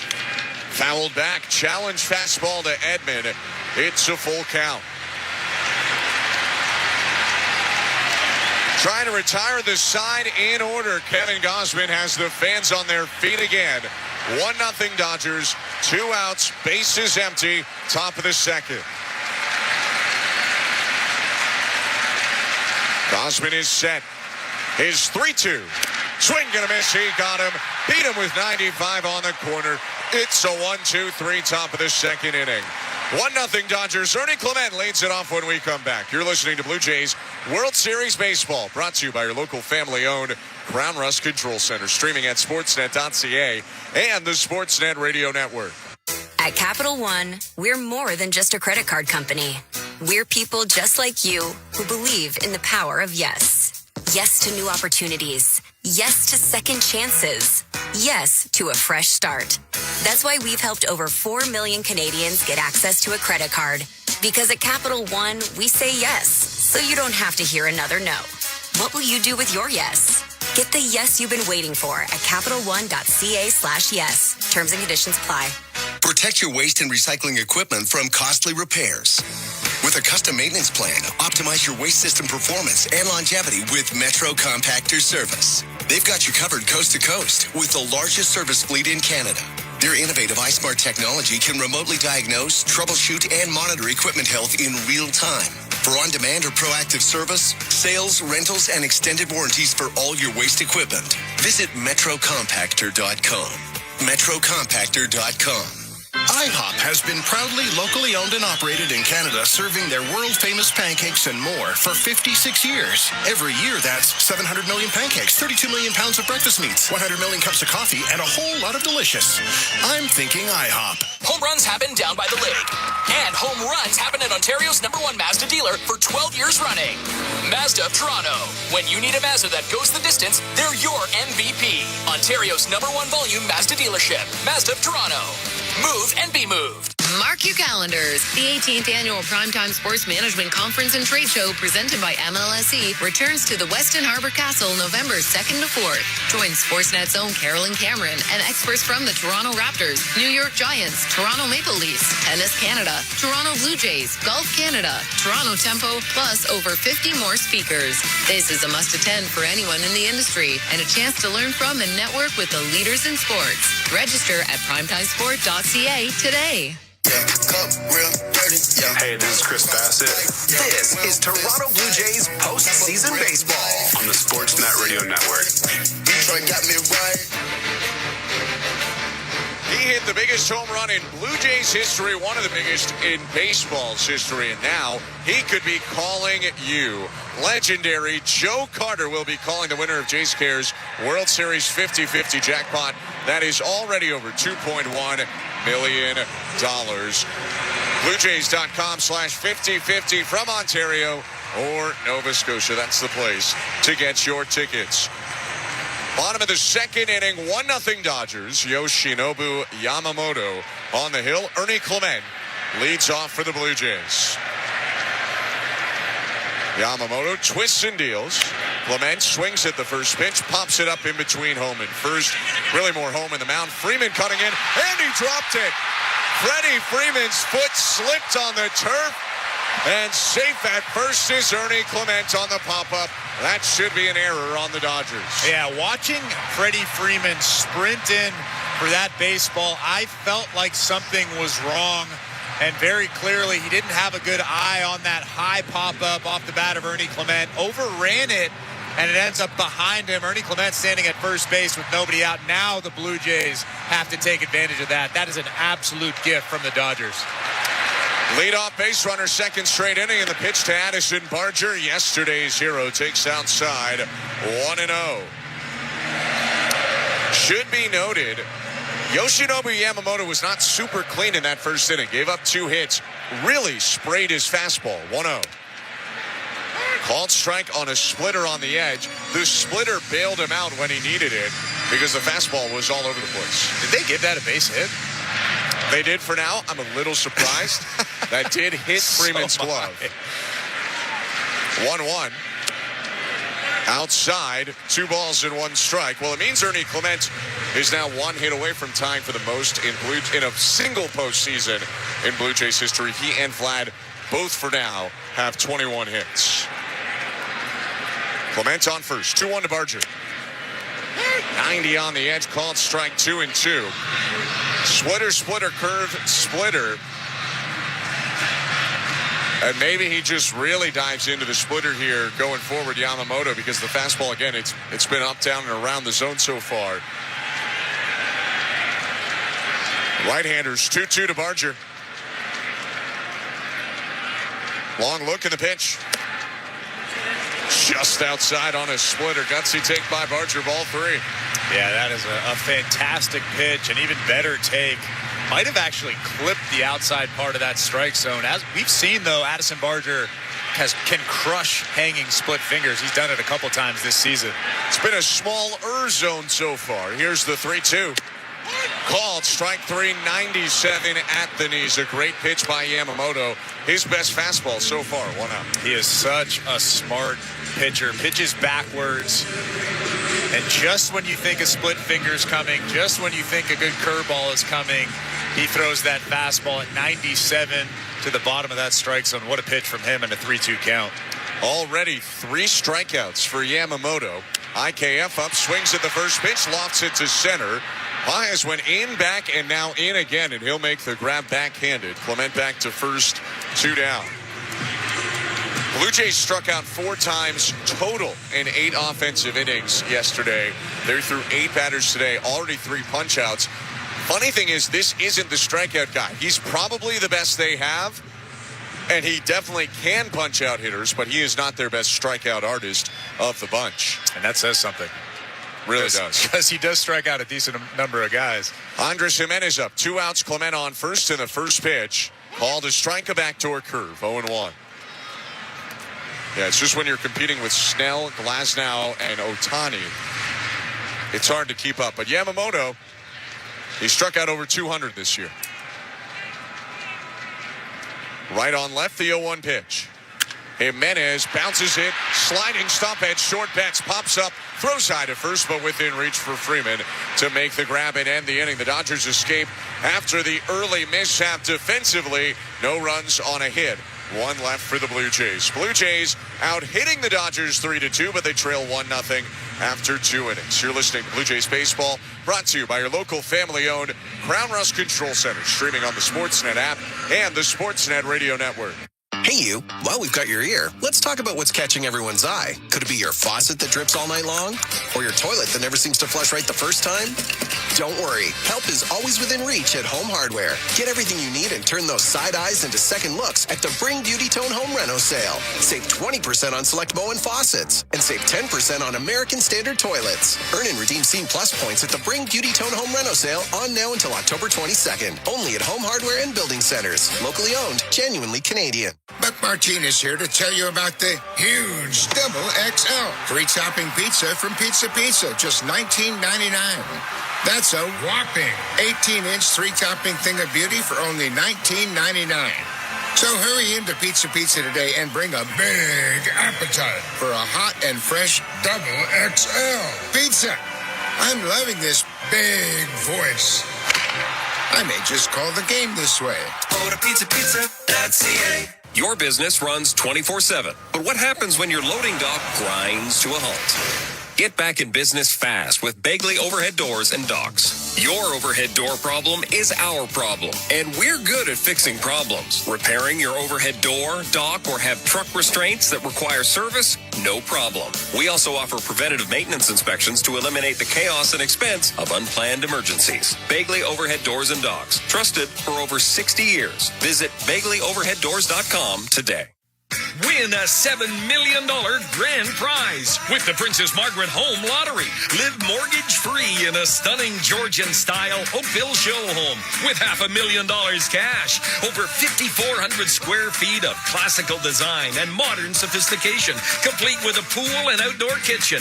Buy now and be in to win the incredible $3 million early bird Muskoka Lakefront Cottage. Buy now at PrincessMargaretLotto.com. Play responsibly. Raffle 1488521. This is Toronto Blue Jays postseason baseball. Called strike three, and the ball game is over. On Sportsnet 590 The Fan and the Sportsnet Radio Network. The third inning is brought to you by Crown. Canada's team is making history in your local family-owned Crown Rust Control Centers in Quebec City, Lévis, Montreal, and all across Quebec are proud to be a part of it. For over 40 years, Crown has protected vehicles from rust, keeping them strong and ready for the road. Just like a great playoff baseball team, Crown Rust Control, proud sponsor of your Toronto Blue Jays radio broadcasts. 1-0 Dodgers, top of the third, game 2 of the World Series. I'm Ben Schulman alongside Chris LaRue. And Kevin Gosman's on the hill. He's rocking in front of Andy Pages. The pitch. Upstairs at 94, ball 1. Pages is the 9-hitter, so Shohei Otani's on deck. Extra important to retire the Dodgers center fielder right now. Right on right, the 1-0 pitch. Called strike.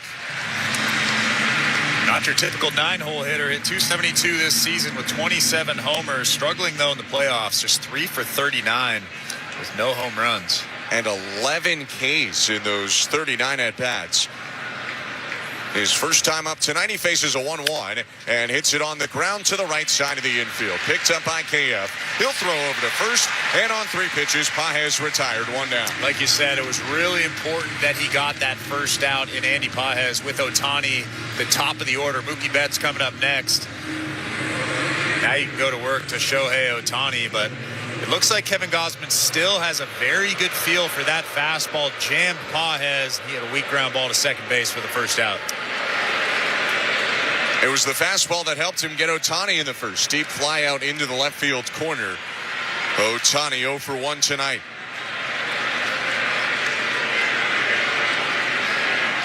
The pitch.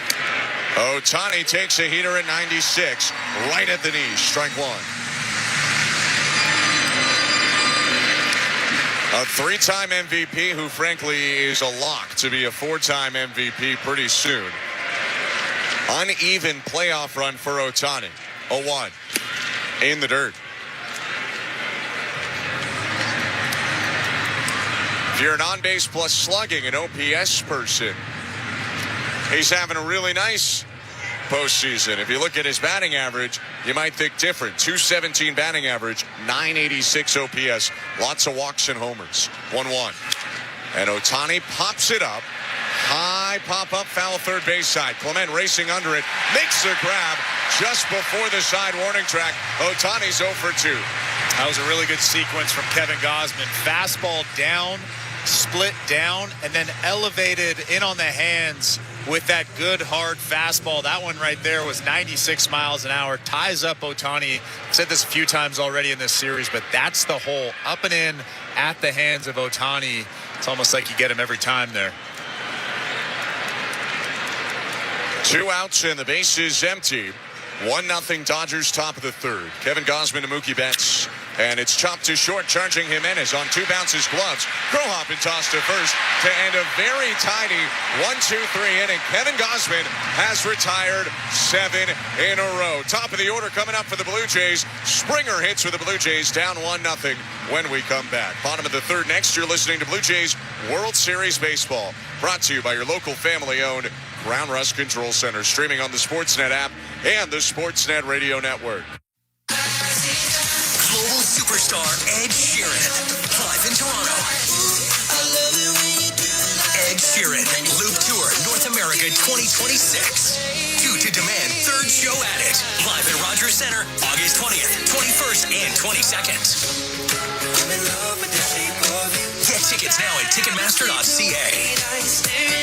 The brand new album Play is available everywhere now. Ed Sheeran, promoted by Messina Touring Group. A car that you don't need or drive anymore? What good is it? Well, it's good for more than you might think. Donate it to Kidney Car before December 31st and receive a tax receipt for a minimum of $700. That's good. And they'll tow away your old vehicle for free. That's more good. That's how Kidney Car has been funding kidney research and programs in Canada for more than 30 years, with proceeds from unwanted cars. Get in touch today for a free quote. You'll be super happy at tax time and feel good about doing good. Visit kidneycar.ca. Win a $7 million grand prize with the Princess Margaret Home Lottery. Live mortgage-free in a stunning Georgian-style Oakville show home with $500,000 cash. Over 5,400 square feet of classical design and modern sophistication, complete with a pool and outdoor kitchen. Buy now and be in to win the incredible $3 million early bird Muskoka Lakefront Cottage. Buy now at PrincessMargaretLotto.com. Play responsibly. Raffle 1488521. We Will Rock You, the worldwide smash hit musical by Queen, returns to Toronto this holiday season in a brand new Canadian production, featuring 25 of Queen's greatest hits. We Will Rock You is more than a title. It's a promise. We Will Rock You, November 28th through January 4th at the CAA at Mirvish Theater. Get tickets at Mirvish.com. Hola, soy Vladimir Guerrero Jr. This is Toronto Blue Jays postseason baseball en la radio de Sportsnet.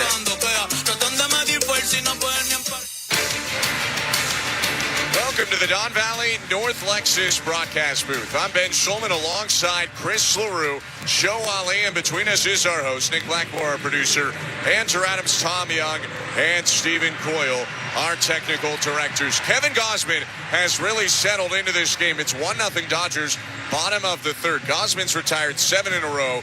Can the Blue Jays, second time through, get to Yoshinobu Yamamoto? We find out now with George Springer leading off. Japanese righty winds, kicks and deals. Springer hit, 96 up and in, got George Springer down in a heap. Now it avoided his head, I'm almost certain. I believe he got his arm or his hand up in the way. And the good news is he's immediately up. He's immediately talking with head athletic trainer Jose Ministral and John Schneider. And he's not shaking his arm around, shaking his hand around. But that is a scary moment. Yeah, obviously a mislocation from Yamamoto. Nothing with intent there. But it looks like George Springer is happy and healthy running down to first base. Again, this is a big opportunity. You have the top of the order up. Nathan Lucas is the second hitter.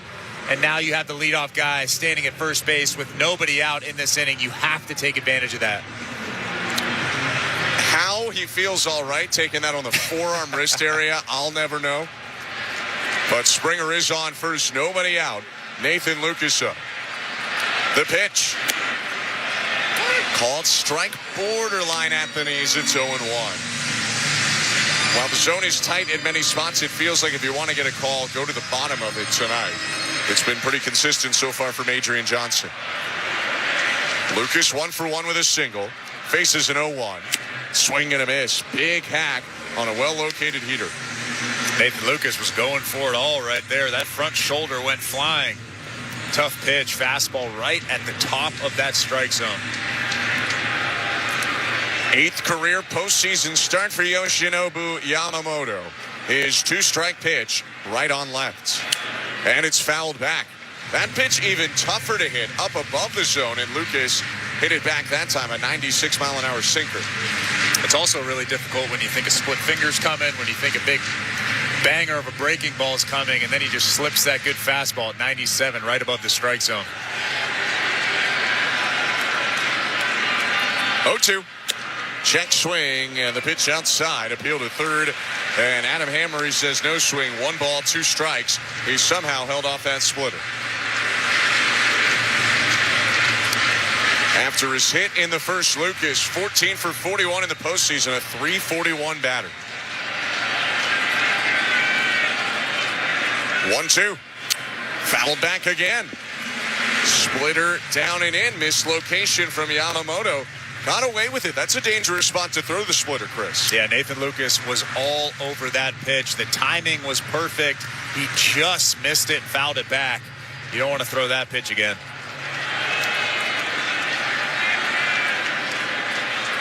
Kick and another 1-2.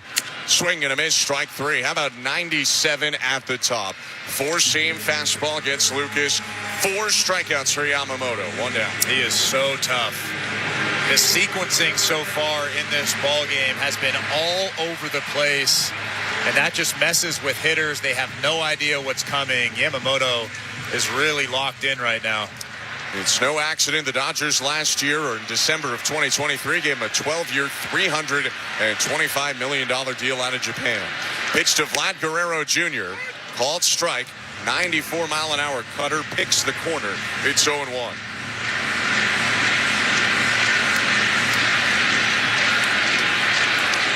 Springer on first. Infield shift toward third, so that exposes the right side. 0-1. Vladdy cranks it. Left field and deep. Line drive bounces off the wall. Around to third. Springer hits so hard. Vladdy stays at first on a good play by Kike Hernandez. But for the second time in 3 innings, Blue Jays have first and third with less than 2 outs. Dodgers got away with one right there. That ball bounced off of the fence right to left fielder Kike Hernandez. And that kept George Springer at third base. If that ball one-hops the wall, George Springer probably scores. Alejandro Kirk has to come through with a big hit here with 1 out in this inning. We mentioned this in context to Ernie Clement. Vladdy gets there first. His 22nd hit of the postseason ties a single postseason record for the Blue Jays with 22 hits. He did it in only 49 at-bats. George Springer taking his lead off third base. Vlad will lead off first. Alejandro Kirk to the plate, 1 out. 1-0 Dodgers, bottom 3. And the pitch. Check swing. Pitch outside. Appeal to first. No swing. It's 1-0. It does feel, Chris, like there are some similarities last night to tonight. The Blue Jays had a lot of traffic early against Snell last night, but didn't cash in. They look to cash in here in the third. 1-0 to Kirk. Hit high, left center field. Pretty deep. Pages back. Springer tags from third. Pages makes the catch. Springer racing home. Throw cut off by Freeman, and we're tied at 1. Sac fly. Alejandro Kirk drives one in to make it 1-1, bottom of the third. That was a great job from Alejandro Kirk. That is exactly what he was trying to do. He got the slider. It was a little bit elevated. He was trying to get underneath it and get something to the outfield. That's a big run in this ball game. And now we have a 1-1 tie. The Blue Jays feel like they're back in this ball game. And Dalton Varscho steps up with Vlad on first, 2 outs. Yamamoto deals. Inside, ball 1.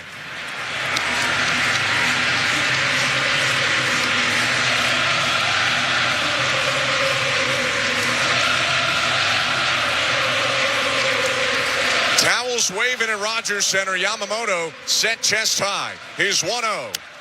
Hooked on the ground right at Freeman at first. Waits on it, gloves in, goes to the bag to end the inning. But the Blue Jays on the board. One hit, and then the sac fly by Alejandro Kirk to bring in George Springer. It's a 1-1 game as we go to the fourth.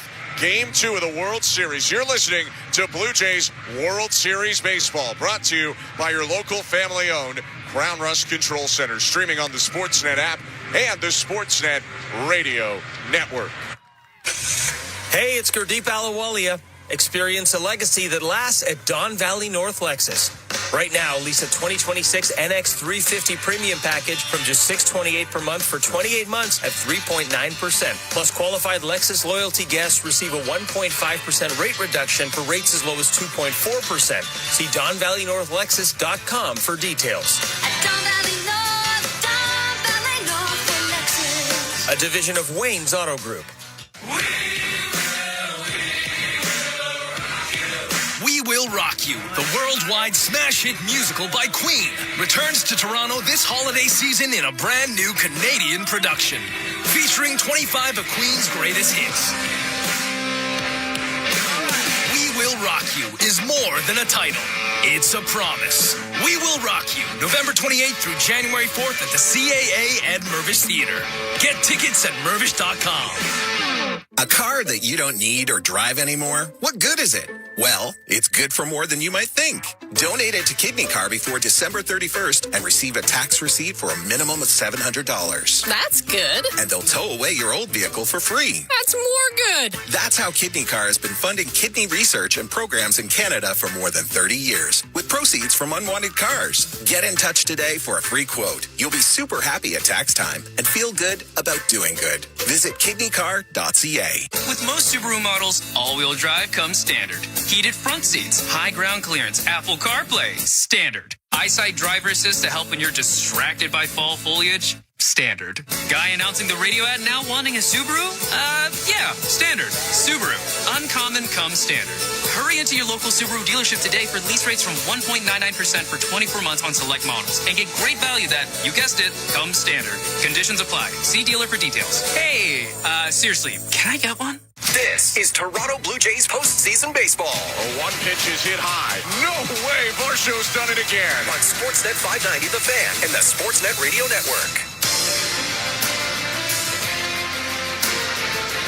New ball game as we start the fourth inning. Game 2 of the World Series is tied at 1. It's the Toronto Blue Jays and the LA Dodgers. I'm Ben Schulman alongside Chris LaRue. Freddie Freeman, Will Smith, and Teoscar Hernandez will hit for the Dodgers against Kevin Gausman this inning. Just another ridiculously challenging inning presented by this Dodger lineup. Well, if you make your pitches, you can get these guys out. Kevin Gausman is looking like he has command of all of his pitches so far in this ballgame. He's retired the last 7 he's faced. His pitch to Freeman is hit high and deep to center. Going back, Varscho looking for the wall. Backpedals onto the edge of the track. Moves forward back to the turf to make the grab. And it's allowed out on a four-seamer middle. One down. Freddie Freeman was actually staring out at Dalton Varscho after he made that catch, probably wondering why that ball didn't get out. Probably thought that he hit that ball better than about 390, 395 to center field. But Kevin Gausman missed the barrel just a little bit with that four-seam fastball. Looked like it was just a hair under it, Freeman. Hit it really high. And, I mean, the angle he hit it, you got to hit it really hard to get it out to straightaway center. So Freeman retired. Smith coming up, who had the RBI single to knock in Freeman in the first. Smith already used his timeout. Now he steps up to the plate.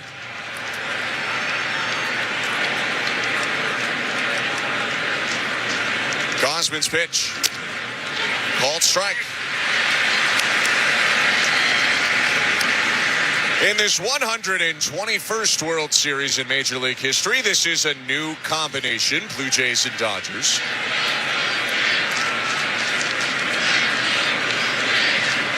0-1 pitch. And Smith lifts it out to right. Playable for Barger. Moves a little right, angles back left, makes the catch. And there are 2 down.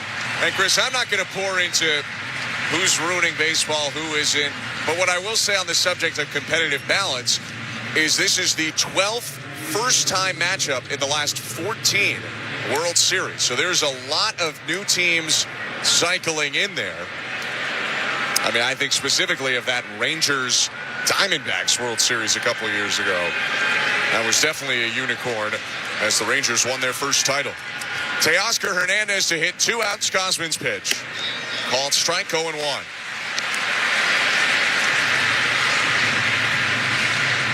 I think that's all we need to say on that. But Rob Manfred was in the building today. Saw him down on the field. And heard a little bit from him pregame if you happen to be with us before first pitch. 0-1. Hernandez whiffs there on a splitter. Gausman in a good way, almost in autopilot. 2 outs, bases empty, and he's ahead of his former teammate Teoscar Hernandez, 0-2. Yeah, he got Teoscar in his last at-bat with a good split finger down below the strike zone. I'd throw one again right there. He's shown already in this ball game that he's uncomfortable with that pitch. Great power, but he will chase Hernandez. Gausman's 0-2. Called strike 3. Splitter in the zone to freeze Hernandez and end the top of the 4th. Kevin Gausman has retired 10 straight. Just recorded his 3rd strikeout, and he keeps it a 1-1 game, middle of 4. You're listening to Blue Jays World Series Baseball, brought to you by your local family-owned Crown Rust Control Center. Streaming at sportsnet.ca and the Sportsnet Radio Network. IHOP has been proudly locally owned and operated in Canada, serving their world-famous pancakes and more for 56 years. Every year, that's 700 million pancakes, 32 million pounds of breakfast meats, 100 million cups of coffee, and a whole lot of delicious. I'm thinking IHOP. Hey, you. While we've got your ear, let's talk about what's catching everyone's eye. Is it the chipped paint flaking off your garage? Or that squeaky floorboard you always ignore? Don't worry. Help is always within reach at Home Hardware. Turn those side eyes into second looks at the Bring Beauty Tone Home Reno sale. Save 35% on Beauty Tone Pure interior and exterior paint. And save up to 40% on in-stock vinyl and SPC flooring. Earn and redeem Scene Plus points at the Bring Beauty Tone Home Reno sale on now until October 22nd. Only at Home Hardware and Building Centers. Locally owned, genuinely Canadian. Mazda of Toronto, Ontario's #1 volume Mazda dealer for over 12 straight years. The best brand, the #1 dealership. And when you drive to Mazda of Toronto, they make you #1. Your #1 volume Mazda dealership in Ontario. MazdaofToronto.com. Our team knows it takes teamwork and staying power to go the distance, and a hunger to bring it home. That's why Crown Rust Control stands proudly beside them, because we know what it takes to go the distance for Canadians. We've been helping your vehicles go the distance for over 40 years, keeping them strong, reliable, and ready for the road. Get your vehicle playoff ready. Bring it home to your local family-owned Crown Rust Control Center. Crown Rust Control, proud sponsor of your Toronto Blue Jays. Bring it home, Canada. Okay. First question. When does Desjardins Insurance suggest you switch to winter tires? Below 7 degrees. Easy. Nice.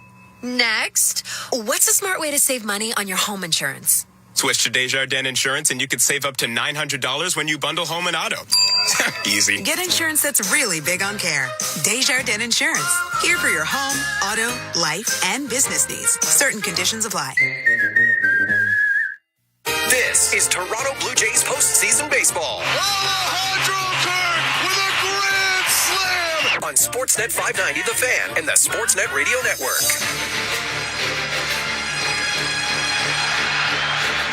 The Blue Jays and the Dodgers in Game 2 of the World Series start the bottom of the 4th. Blue Jays coming up to the plate in a 1-1 game. I'm Ben Schulman alongside Chris LaRue. We welcome you to the Don Valley North Lexus broadcast booth hanging above the diamond at Rogers Center in downtown Toronto.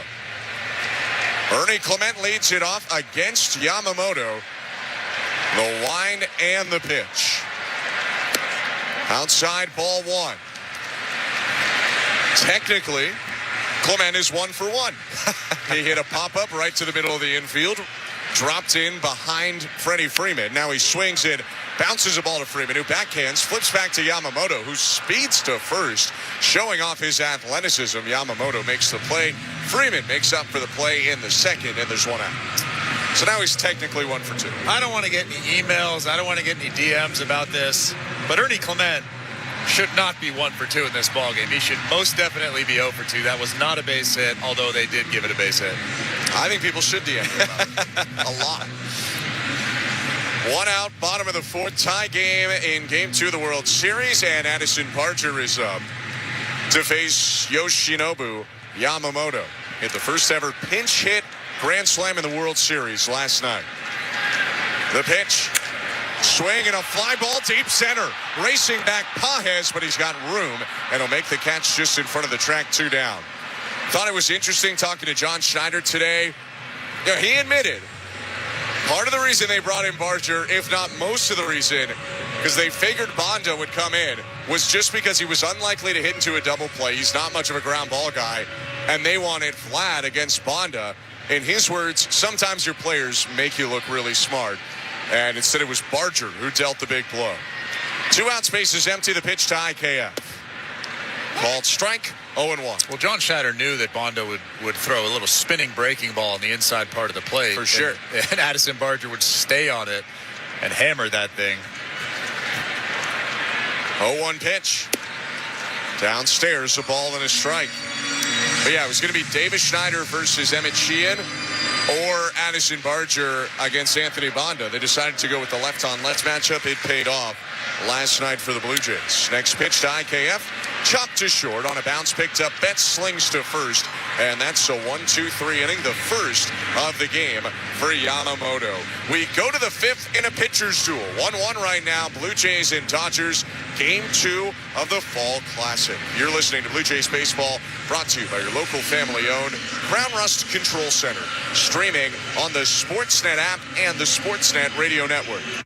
With a Subaru, a vehicle that's built to last comes standard. Heated front seats? Standard. High ground clearance? Standard. Eyesight driver assist to help spot the scooter delivery guy texting, merging, and eating all at once? Standard. Parallel parking perfectly while someone watches? Uncommon. But in a Subaru? Standard-ish. Subaru. Uncommon comes standard. Hurry into your local Subaru dealership today for lease rates from 1.99% for 24 months on select models. And get great value that, you guessed it, comes standard. Conditions apply. See dealer for details. A car that you don't need or drive anymore? What good is it? Well, it's good for more than you might think. Donate it to Kidney Car before December 31st and receive a tax receipt for a minimum of $700. That's good. And they'll tow away your old vehicle for free. That's more good. That's how Kidney Car has been funding kidney research and programs in Canada for more than 30 years, with proceeds from unwanted cars. Get in touch today for a free quote. You'll be super happy at tax time and feel good about doing good. Visit kidneycar.ca. Global superstar Ed Sheeran, live in Toronto. Ed Sheeran, Loop Tour, North America 2026. Due to demand, 3rd show at it. Live at Rogers Centre, August 20th, 21st, and 22nd. Get tickets now at Ticketmaster.ca. The brand new album Play is available everywhere now. Ed Sheeran, promoted by Messina Touring Group. Win a $7 million grand prize with the Princess Margaret Home Lottery. Live mortgage-free in a stunning Georgian-style Oakville show home with $500,000 cash. Over 5,400 square feet of classical design and modern sophistication, complete with a pool and outdoor kitchen. Buy now and be in to win the incredible $3 million early bird Muskoka Lakefront Cottage. Buy now at PrincessMargaretLotto.com. Play responsibly. Raffle 1488521. This is Toronto Blue Jays postseason baseball. Rogers Jimenez for a second straight night launches a 2-run homer. On Sportsnet 590, The Fan, and the Sportsnet Radio Network. It's the 5th inning, brought to you by Capital One. More than 4 million Canadians have a credit card because Capital One said yes. Get yours at CapitalOne.ca/yes.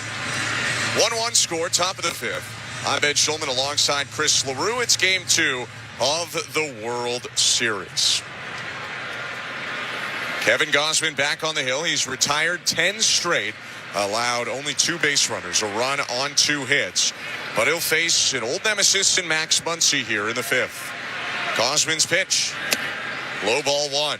We knew this would be a pitching duel, or pitcher's duel coming into this ball game, and it sure has turned into one. Kevin Gausman and Yoshinobu Yamamoto are both pitching very, very well so far into the 5th inning.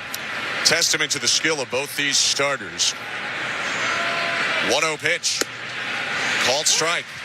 You're looking at the Dodgers, who scored the second most runs per game in baseball this year, only behind the Yankees, and the Blue Jays, who scored the fourth most runs per game in baseball and led the majors from May 1st on. These are not easy lineups to keep quiet. 1-1 pitch. Muncy squares to bunt, bunts through it. My goodness, why'd they even have to appeal for that? They did, and quickly it's called a strike. He never even pulled back. It's actually it's not a bad thought from Muncy. Ernie Clement, who's the third baseman, is playing deep where the shortstop probably would be playing. So the left side of the infield is wide open. If he gets that ball down, he doesn't even have to bunt it well. If he gets it down on the left side, he's safe at first base. By the way, he never pulled back. So let's thank everything for appeals, because that was definitely a strike. 1-2. Down and in, 2-2. He pushed the bat forward on the bunt attempt, and it was initially called a ball. Muncy powerful. Limited this year to 100 games, still clubbed 19 homers. Has 3 career home runs off of Kevin Gausman. 2-2. Swing and a miss. He got him. Gausman's cooking right now. His 4th strikeout. Got him on a splitter. 1 out in the top of the 5th. Max Muncy was way out in front of that really nice split finger. A ton of downward tumbling action. Looked exactly like the fastball. Same fastball arm speed, then just drops off the table. A big first out in this inning.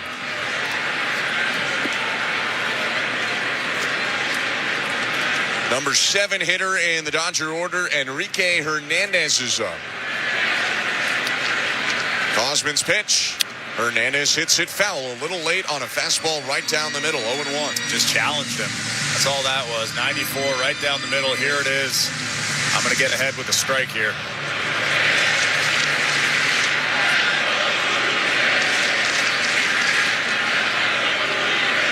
One out, bases empty. Gausman rocks and deals.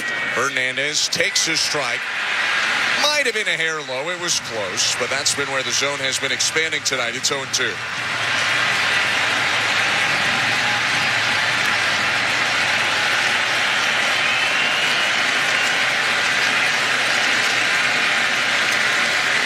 Two-strike pitch. In the dirt, ball 1, and Hernandez swiping at it with his bat as it rolled away off of the body of Kirk. Adrian Johnson flips it toward the third base dugout, and Kevin Gausman stretches his arms above his head in a 1-2 count.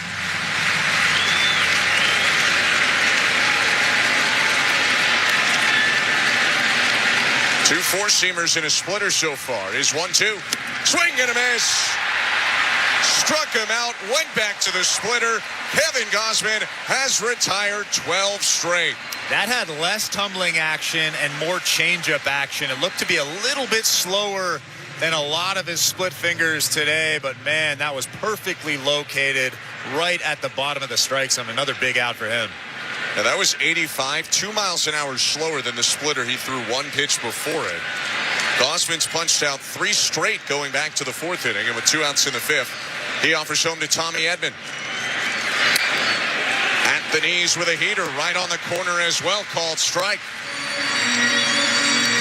Ernie Clement playing in. He was on the infield turf for the last pitch. He's now just behind it. Steps back onto the turf here as Gausman deals. Pitch hit high and deep right field. Barger tracking back onto the warning track. Has room to make the catch. And that'll do it for the top of the 5th. The collective breath of 44,000 held for a moment, but Kevin Gausman with another 1-2-3 inning has retired 13 in a row. 1-1 game, middle of the 5th, game 2 of the World Series. You're listening to Blue Jays World Series Baseball, brought to you by your local family-owned Crown Rust Control Center, streaming at sportsnet.ca and the Sportsnet Radio Network. Win a $7 million grand prize with the Princess Margaret Home Lottery. Live mortgage-free in a stunning Georgian-style Oakville show home with $500,000 cash. Over 5,400 square feet of classical design and modern sophistication, complete with a pool and outdoor kitchen. Buy now and be in to win the incredible $3 million early bird Muskoka Lakefront Cottage. Buy now at PrincessMargaretLotto.com. Play responsibly. Raffle 1488521. A car that you don't need or drive anymore? What good is it? Well, it's good for more than you might think. Donate it to Kidney Car before December 31st and receive a tax receipt for a minimum of $700. That's good. And they'll tow away your old vehicle for free. That's more good. That's how Kidney Car has been funding kidney research and programs in Canada for more than 30 years, with proceeds from unwanted cars. Get in touch today for a free quote. You'll be super happy at tax time and feel good about doing good. Visit kidneycar.ca. Global superstar Ed Sheeran, live in Toronto. Ed Sheeran, Loop Tour, North America 2026. Due to demand, third show at it. Live at Rogers Centre, August 20th, 21st, and 22nd. Get tickets now at Ticketmaster.ca. The brand new album Play is available everywhere now. Ed Sheeran, promoted by Messina Touring Group. Explore YMCA youth programs, from leadership and mentorship to travel, camps, and community support. Find new friends and build confidence. Learn more at ymcagta.org/youth-programs. Pizzaville's got a really big special. Feed 4 or more for only $19.99 with Pizzaville's 3-topping extra-large pickup special. Bigger than 2 medium pizzas. Order online or call 416-736-3636. This is Toronto Blue Jays postseason baseball. It's a good day to be a Toronto Blue Jay. On Sportsnet 590 The Fan and the Sportsnet Radio Network.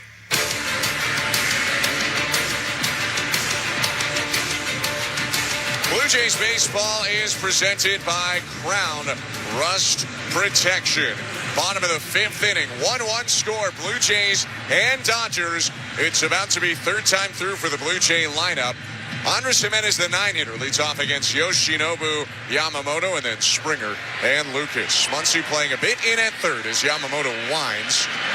Takes a second in the pitch. Fouled back, headed toward Chris. It'll drop in, ricocheting off the front of our booth, a little bit out of Chris's reach and down into the seats. 0-1. Eduardo Perez almost caught that one. You know what, though? First time this year you haven't moved back. You went after a ball, and that's what I like. It's the World Series. 0-1. Outside, a ball and a strike. Blue Jays have seen Yamamoto well so far. 4 hits for the Blue Jays and a hit batter. Thought maybe this would be a bunt spot for Jimenez if he wanted to try and drop one down to get himself on. 1-1 pitch. Line left field, backing up Hernandez, and Enrique Hernandez makes the catch. He was playing in and almost got burned for it, but there's one out. Actually, a pretty good swing. It was a good split finger that was fading away from Andres Jimenez, and he went the other way. Got it off the end of the bat just a little bit. Almost dropped in over there down that left field line. Kike Hernandez making a nice play. Yeah, can't fault that quality of contact from Andres Jimenez. One down. Here's George Springer, who's been on both times, double and hit by a pitch. Yamamoto winds. First pitch in the dirt, down and away with a curve. 1-0.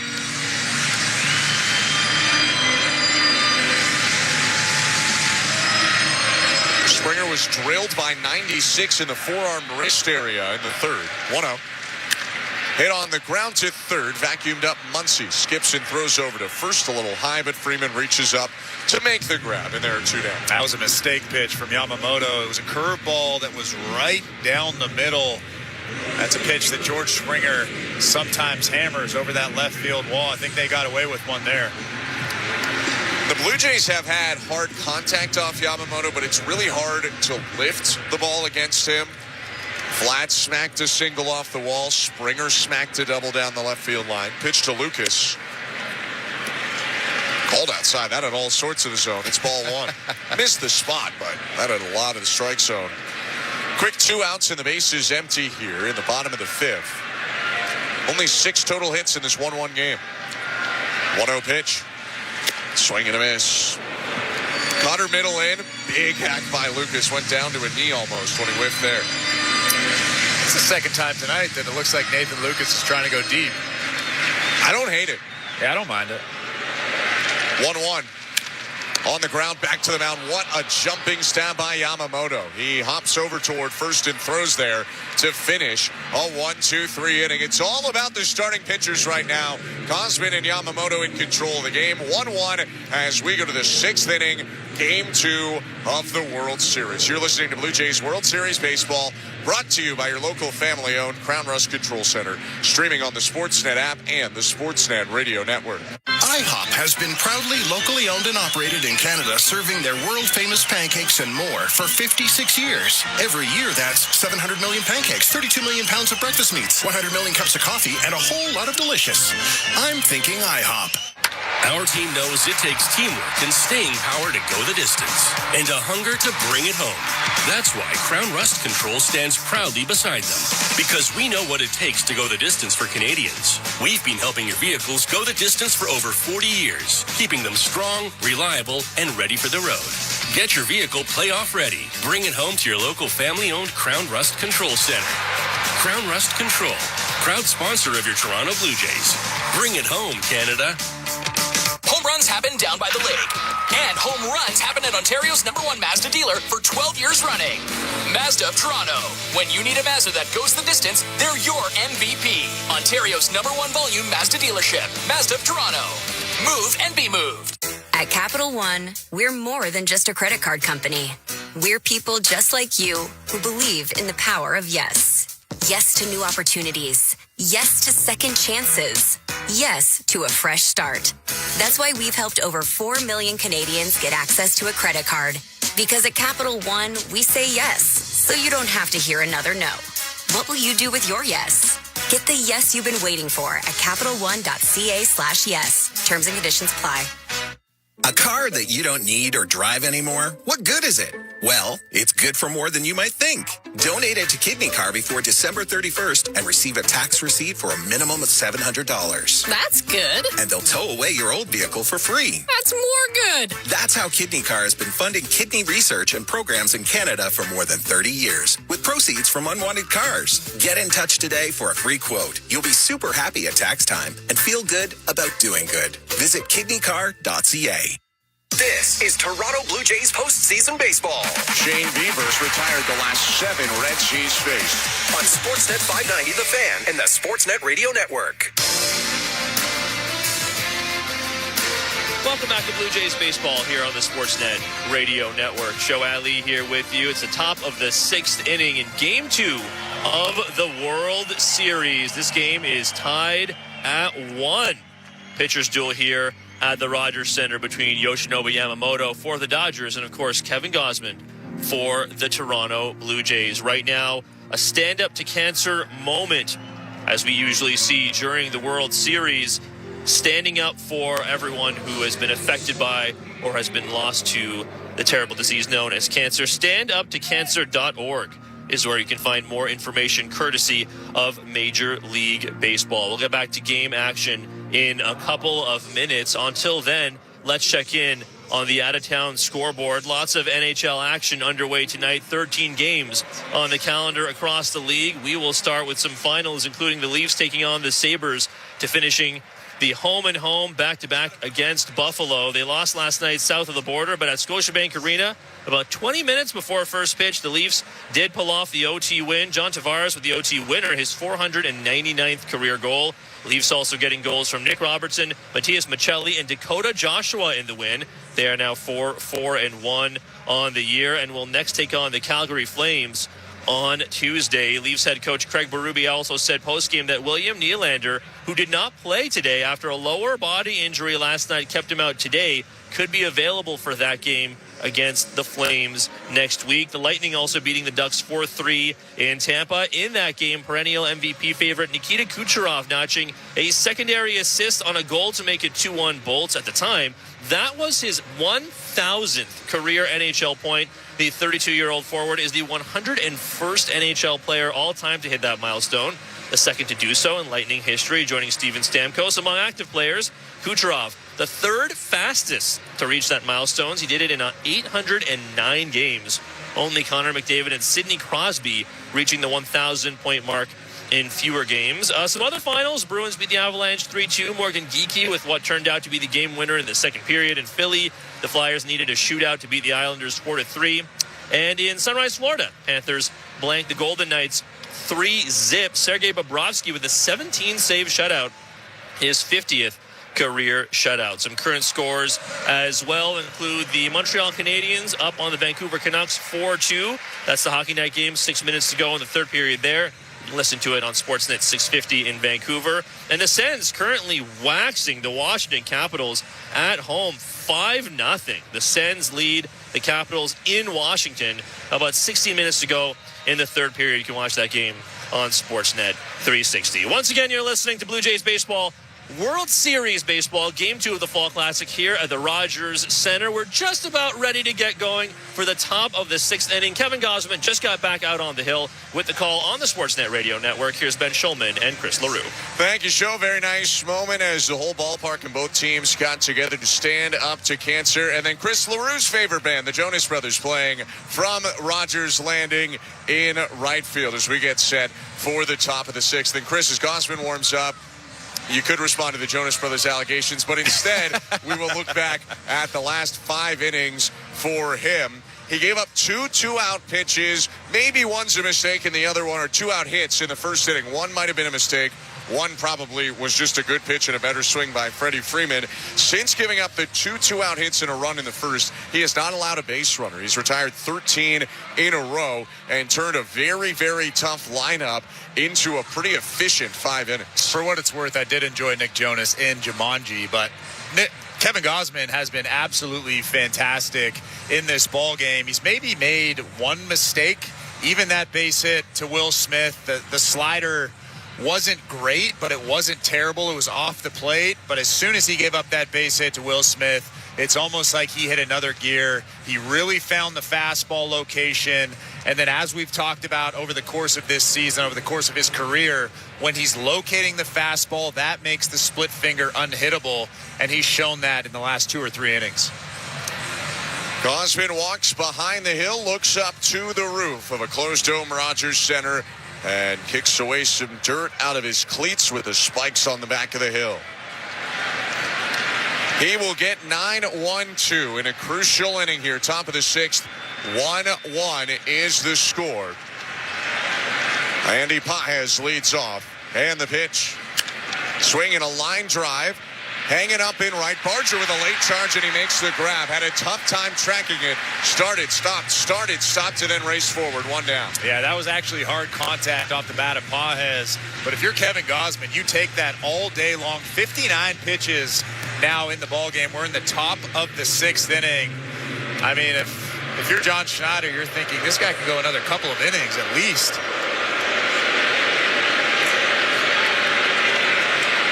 Big that he gets to Otani a 3rd time through feeling good. Only 60 pitches so far for Gosman. And the offering. Check swing pitch outside appeal to third, no swing, says Adam Hamry, ball 1.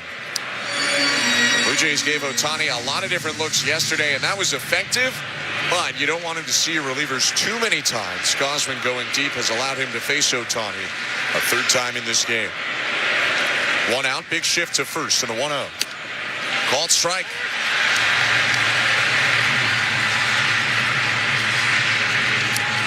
If he wanted to lay one down, Shohei Otani's got all the room in the world left side. Clement plays deep and in between second and third. 1-1.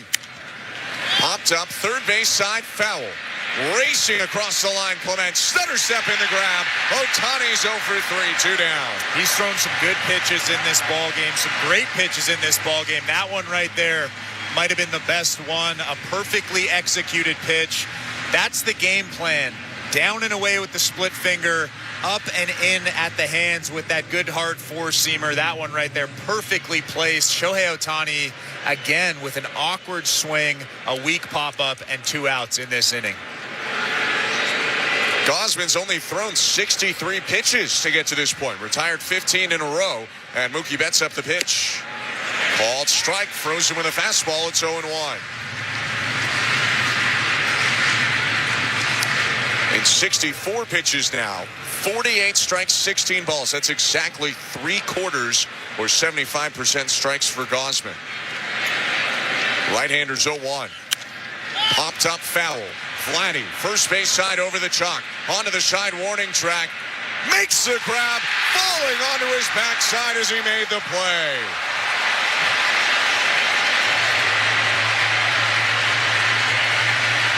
Make it 16 in a row. Set down by Gausman. 1-1 game. And guess who starts off the inning?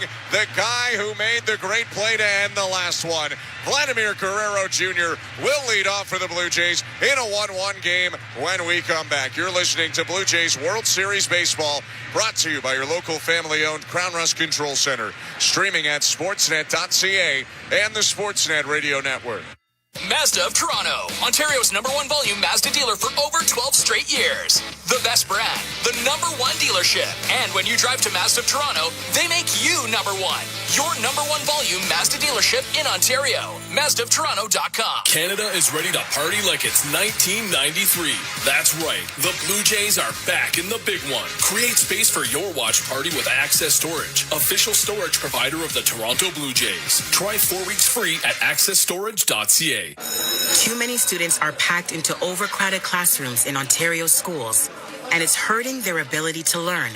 But instead of helping our kids, the Ford government is playing politics, taking over school boards and silencing local voices. It shouldn't be this way. Tell the Ford government to get serious about tackling overcrowded classrooms, because smaller classes would make a big difference for our kids. Go to buildingbetterschools.ca. A message from the Elementary Teachers Federation of Ontario. Global superstar Ed Sheeran, live in Toronto. Ed Sheeran, Loop Tour North America 2026. Due to demand, third show at it. Live at Rogers Center, August 20th, 21st, and 22nd. Get tickets now at Ticketmaster.ca. The brand new album Play is available everywhere now. Ed Sheeran, promoted by Messina Touring Group. Pizzaville's got a really big special. Feed 4 or more for only $19.99 with Pizzaville's 3-topping extra-large pickup special. Bigger than 2 medium pizzas. Order online or call 416-736-3636. Home runs happen down by the lake. And home runs happen at Ontario's #1 Mazda dealer for 12 years running. Mazda of Toronto. When you need a Mazda that goes the distance, they're your MVP. Ontario's #1 volume Mazda dealership. Mazda of Toronto. Move and be moved. Hola, soy Andrés Jiménez. This is Toronto Blue Jays postseason baseball. En la cadena de Radio Sportnet.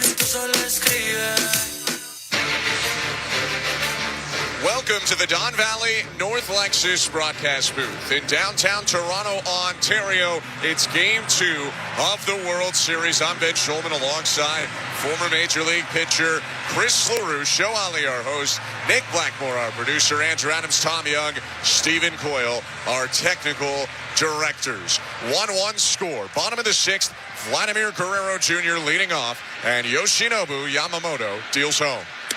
First pitch over the middle at 96, strike one. Look at those pitch counts out there. 65 for Kevin Gausman, 60 for Yamamoto. What a pitcher's duel.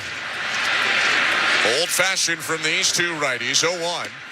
Low, 1 ball, 1 strike.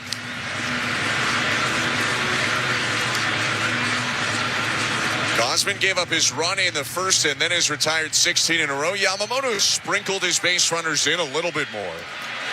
1-1. Outside 2-1. And the righty Yamamoto probably got a bit of a break in that third inning. Vlad just didn't quite get under a ball enough. He smoked a liner off the wall in left field for a long single. 2-1. Swing and a bouncer over the hill. Backing up onto the center field turf, Edman whips a throw over to first, and a good stretch by Freeman to reel it in. A 4-3 put out, 1 down. Yeah, Tommy Edman, the second baseman, was playing almost behind second base. He was perfectly placed. Vladimir Guerrero Jr. actually smoked that baseball right back up the middle, but that's a big first out for the Dodgers. Quick feed by Yamamoto to avoid it. And with 1 out, here comes Alejandro Kirk, responsible for the 1 Blue Jay run today. The pitch, down and away, ball 1. Kirk drove in a run. in the third inning on a sacrifice fly. Brought in Springer. That tied it at 1 in the third, and we're still at 1-1 in the sixth. 1-0. Swing and a miss.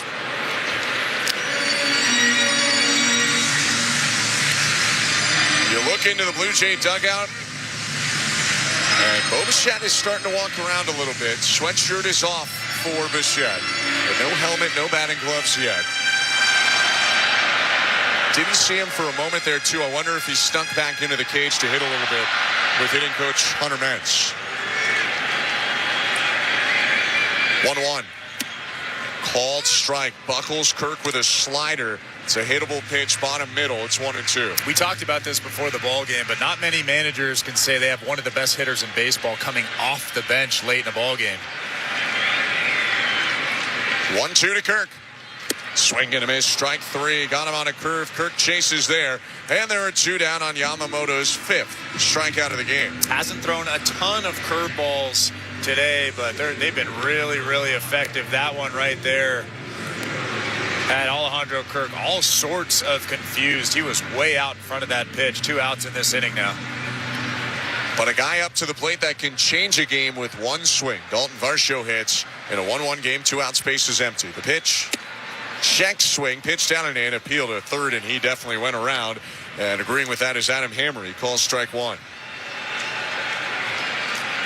That was a cutter in on Dalton Varscho. Seen the cutter a lot to lefties today. 0-1 in the dirt.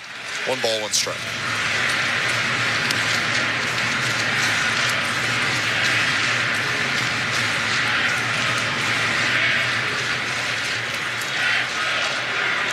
Step back from Yamamoto. He twists toward third and deals. And Varsho gets it off the fist. A looper shallow left center. Betts runs it down the shortstop, making the catch on the pop-up to end the inning. Yamamoto has now retired 11 straight, if you include the sacrifice fly. And it's 1-1 going to the 7th inning.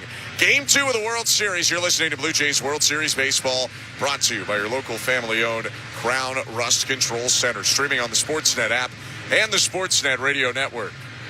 At Capital One, we're more than just a credit card company. We're people just like you who believe in the power of yes. Yes to new opportunities. Yes to second chances. Yes to a fresh start. That's why we've helped over 4 million Canadians get access to a credit card. Because at Capital One, we say yes, so you don't have to hear another no. What will you do with your yes? Get the yes you've been waiting for at CapitalOne.ca/yes. Terms and conditions apply. Our team knows it takes teamwork and staying power to go the distance and a hunger to bring it home. That's why Crown Rust Control stands proudly beside them. Because we know what it takes to go the distance for Canadians. We've been helping your vehicles go the distance for over 40 years, keeping them strong, reliable, and ready for the road. Get your vehicle playoff ready. Bring it home to your local family-owned Crown Rust Control Center. Crown Rust Control, proud sponsor of your Toronto Blue Jays. Bring it home, Canada. Protect your waste and recycling equipment from costly repairs. With a custom maintenance plan, optimize your waste system performance and longevity with Metro Compactor Service. They've got you covered coast to coast with the largest service fleet in Canada. Their innovative iSmart technology can remotely diagnose, troubleshoot, and monitor equipment health in real time.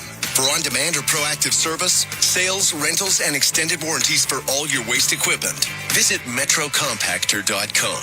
metrocompactor.com. Buck Martinez here to tell you about the huge Double XL free topping pizza from Pizza Pizza, just $19.99. That's a whopping 18-inch three-topping thing of beauty for only $19.99. So hurry into Pizza Pizza today and bring a big appetite for a hot and fresh Double XL pizza. I'm loving this big voice.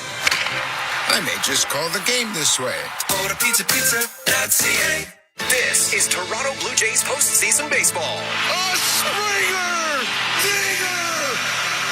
On Sportsnet 590 The Fan and the Sportsnet Radio Network. We welcome you back to the Don Valley North Lexus broadcast booth. Former Major League pitcher Chris Lure to my left on Ben Schulman. Show Ali is our host. Nick Blackmore, our producer. Andrew Adams, Stephen Coyle, and Tom Young, our technical directors. Getting into the late stages of Game 2 of the World Series, and both starters at this point still going strong. 1-1 is the score. Kevin Gausman out for a 7th inning of work. He's retired 16 straight. Here's his pitch to Freddie Freeman. Swing and a fly ball to center. Varscho backing up. Still going back in front of the track. He stops and makes the catch. 17 in a row. One away from a Blue Jays postseason record. He might have got away with one there. That was a little bit of a floating split finger. Freddie Freeman got that pitch off the end of the bat just a little bit. No movement in that Dodgers bullpen yet, and no movement in that Blue Jays bullpen yet. This is, in fact, pretty fun pitcher's duel. 2015 Game 2 of the American League Championship Series. David Price retired 18 straight. We won't talk about what happened later in that game. All you need to know is David Price retired 18 straight. And Gausman, having retired 17 in a row, faces Will Smith. Smith just used his timeout before the first pitch. Now the right-handed hitting catcher is up to the plate. He's the last Dodger to reach. That was with 2 outs in the first inning. We're in the top of the 7th. 1-1 score, 1 out. And the pitch inside, ball 1.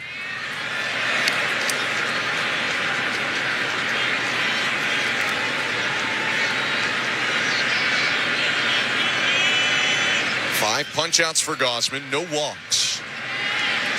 Here's 1-0. Called strike. Just dotted right at the bottom of that strike zone at 95. Still has some pretty good velo left in that arm. He's only thrown 68 despite the 6 1/3. His 69th pitch of the game. Just slow. 2 balls, 1 strike. Missed at 95.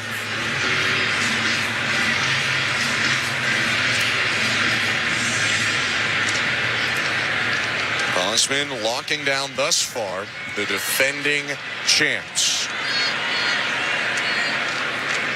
2-1 pitch. Outside, ball 3. Missed with a fastball off the plate, and a rare time so far in this start that Gausman is in a 3-ball count. Only his second 3-ball count of the night. Got to be a bit careful with Smith. 3-1. And it's fouled away. Fastball on the outer third, but it caught a lot of the plate. He challenged him, and the foul off makes it a full count. Yeah, Will Smith doesn't have any home runs this postseason, but he does have a little bit of juice. 17 home runs in the regular season. And that was in only 110 games. Right-handed hitter holds his hands high and off of his body. Gausman's payoff pitch. Hit high in deep left field, hooking toward the foul pole. It's into the second deck and gone. Home run, Will Smith, his first of the postseason. That snaps the streak of 17 consecutive hitters retired, and it's 2-1 Dodgers. Yeah, I literally just said it. That was a challenge fastball from Kevin Gausman. 94 miles an hour, 4-seamer, and Will Smith was ready for it. He hammered that thing. Wrapped it around that foul pole. It was fair by about maybe 5 or 10 feet down that left field line. A huge home run for the Los Angeles Dodgers. Not where they were trying to go. Kirk set up on the outer edge. Again, it wasn't an awful pitch. It landed right on the inside edge, but Smith got his hands inside of it. And the Dodgers take the lead in the 7th. 1-out pitch to Teoscar Hernandez. Called a strike 0-1. I think Will Smith was just sitting fastball there, ready for anything hard, and he turned on that pitch that was, like you said, not a terrible pitch on the black on the inside part, but he was ready for it. Gausman's 0-1. In the dirt, 1 ball, 1 strike. We see the first stirring in the Blue Jay pen now after the home run allowed. Louis Varland up. But Gausman still only on 74 pitches, and still pitching really well in this game. Has allowed only 3 base runners. Righties 1-1 to Teoscar Hernandez. Check swing liner foul into the netting in between Hernandez and the on-deck circle. It's 1-2.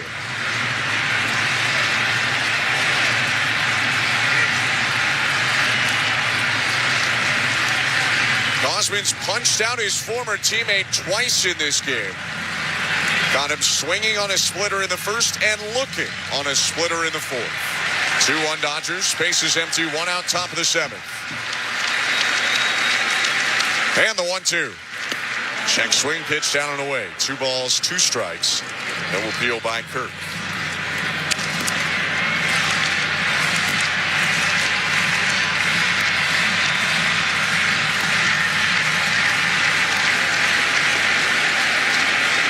Gosman bouncing his lead left foot. Comes still. Rocks and deals. And he got him swinging on a pitch in the dirt. Struck him out on a splitter for the 3rd time in the game. 2 outs in the top of the 7th inning. Yeah, all 3 of those strikeouts have come on the split finger. He's looked really uncomfortable on that pitch. Why throw anything else? Especially if you could locate it down below the strike zone like Gosman just did.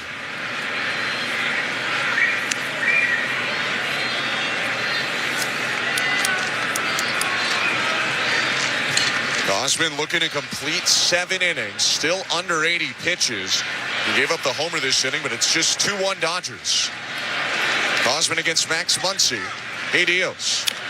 And it's bounced foul right side, 0-1.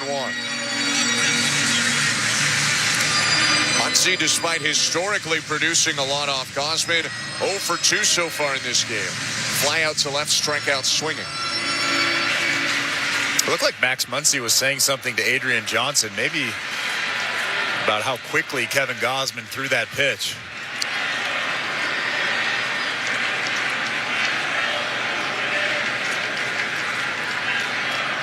The 0-1 in the dirt, or actually low and just dropped by Kirk, then bounces into the dirt. Either way, it's a ball. It's 1 ball and 1 strike.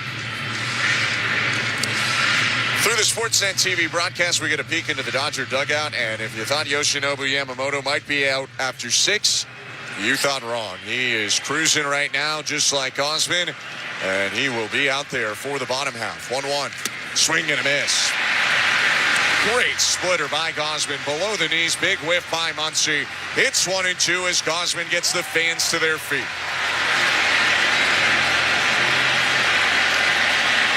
Looking for a 7th strikeout to complete 7 innings. Gosman kicks and fires. And it's outside 2-2. This might have been a ball out of the hand, an easier take for Max Muncy. If that ball starts right down the middle and then fades away like it did, it's probably strike 3. Gosman set, glove at his belt. Kick in the 2-2. Hit high and deep left field. Lucas racing back, looking up at the fence, turns. It's gone. Muncy with a homer. 2 in the inning for the Dodgers. They lead it 3-1 now on a pair of solo shots in the 7th. That's just a good piece of hitting from Max Muncy. You got to tip your cap to that swing. It was a good fastball away, and Max Muncy shows off that opposite field power, dumping it into the Blue Jays bullpen just beyond that fence in left field. And here comes John Schneider to yank Kevin Gosman. He gave him time to try to get out of the 7th. That 4-seamer was right on the outside edge, a little elevated, and Muncy powered it home. Not the end to the start Kevin Gosman wanted, but a deserved round of applause from the Rogers Center crowd after a strong 6 2/3. Dodgers up 3-1. We're just on the edge of the 7th inning stretch as Louis Varland comes in. We go over to today's host. Here's Show Ali. Thanks, Ben. Let's check in on the out-of-town scoreboard. A couple of games still going on and one that has not yet started. In terms of current scores, looks like Blue Jackets Penguins will be going to a shootout after it was not resolved in overtime. That game's tied at 4 in Pittsburgh. About 5.5 minutes left for Sens Capitals. 5.5 minutes left in the 3rd. That game is on Sportsnet 360. Sens just destroying the Capitals right now, 7-1 with those 5.5 minutes to go. In the second period, intermission, Kings and Predators are tied at 3. And also in the second period intermission, the Hurricanes and Stars are tied at 2. The late game will be Oilers-Krakens. That'll be in the Emerald City. The 4-3-1 Oilers will take on the 4-2-2 Seattle Kraken. That game will be on CBC and Sportsnet 1. Puck drop will go in a couple of minutes, 10 p.m. Eastern, 7 Pacific. Leon Draisaitl leading the Oilers with 5 goals so far this season. Jaden Schwartz leading the Kraken with 4. Week 8 got underway with a 37-10 Chargers win over the Vikings on Thursday Night Football. Some injury updates ahead of tomorrow's slate of games. The 49ers will once again be without quarterback Brock Purdy and wide receiver Ricky Pearsall. They are officially out Mac Jones will start once again for San Fran, though they are 4-1 with him under center so far this season. The Ravens will officially be without QB Lamar Jackson. He's been out since a loss to the Chiefs at the end of September. Baltimore already committing to starting QB Tyler Huntley when they take on the Bears tomorrow. This pitching change is brought to you by Home Hardware, the official home improvement retailer for the Toronto Blue Jays, locally owned, genuinely Canadian. Louis Varland on the mound for the Blue Jays, the flamethrower, in to try and put an end to the top of this 7th inning. Let's get you back to the call right here on the Sportsnet Radio Network. Here's Ben Schulman and Chris LaRue. Thank you very much, Joe. Louis Varland is on for the Blue Jays, like you mentioned. 2 out spaces empty, top of the 7th. And Kike Hernandez coming up for the Dodgers. Kevin Gausman stayed done after 6 2/3, 4 hits, 3 earned runs, no walks, and 6 Ks. Varland kicks and deals home, and the pitch popped up by Hernandez, shallow right center, backing up IKF, waved off by Barger, the charging right fielder, makes the grab to send us to the 7th inning stretch. Homers by Muncy and Smith make it 3-1 Dodgers at the 7th inning stretch. You're listening to Blue Jays World Series Baseball, brought to you by your local family-owned Crown Rust Control Center, streaming at sportsnet.ca and the Sportsnet Radio Network. At Capital One, we're more than just a credit card company. We're people just like you who believe in the power of yes. Yes to new opportunities. Yes to second chances. Yes to a fresh start. That's why we've helped over 4 million Canadians get access to a credit card. Because at Capital One, we say yes, so you don't have to hear another no. What will you do with your yes? Get the yes you've been waiting for at CapitalOne.ca/yes. Terms and conditions apply. The fall get-together is here at Canadian Blood Services, which means it's the perfect time to grab your crew, hit up a donor center, and experience what you get when you give together.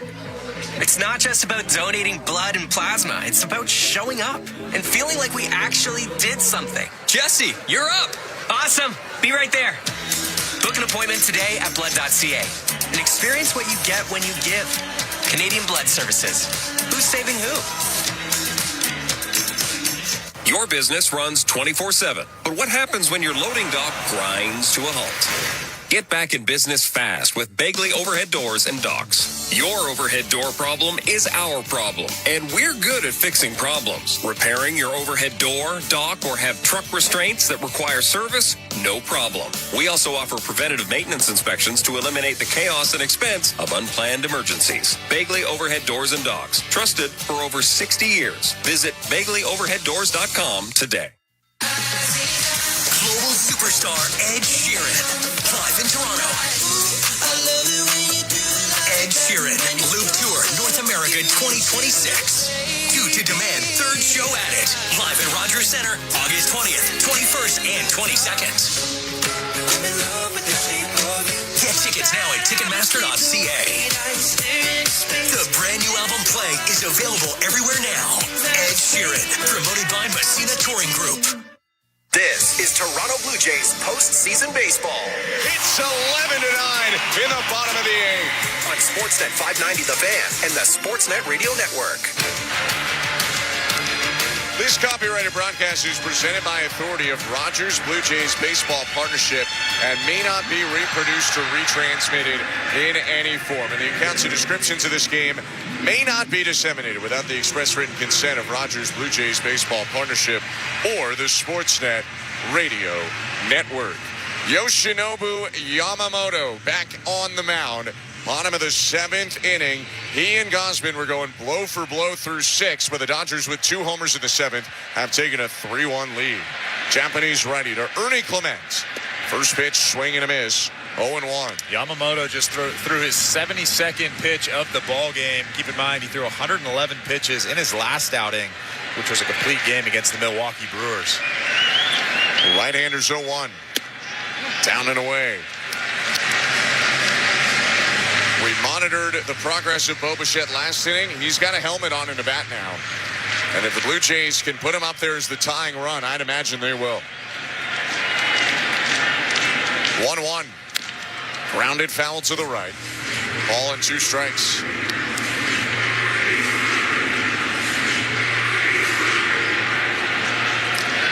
Yamamoto looks to his right at Muncy. Now steps back. His wind and the 1-2. Check swing pitch well upstairs, eye high. 2 balls, 2 strikes. You'd have to imagine that Dave Roberts is going to ride Yamamoto as long as he can. That Dodgers bullpen has been pretty shaky so far over the last month. 2-2. Hit on the ground sharply, picked up at third, just off to his left by Muncy, and he tosses over to first. 1 out as Clement is retired. Yamamoto is starting to build a streak now. He is retired 12 straight, including the productive out of the Kirk sack fly.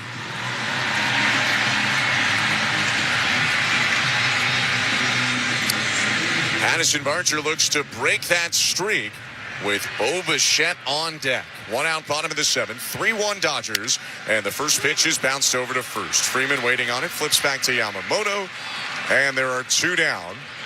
And the Blue Jays will still go to Bichette here. Wasn't sure if they were going to do this unless the situation allowed them to have the tying run up, but they will bring in Bo Bichette to hit for Isaiah Kiner-Falefa. Bottom of the 7th inning with 2 outs. And here comes Mark Pryor, the Dodgers pitching coach, with the translator to come out and have a couple of words with Yamamoto. Obviously, they're going to go over the scouting report. It's a little bit different than IKF, who was supposed to hit in his spot.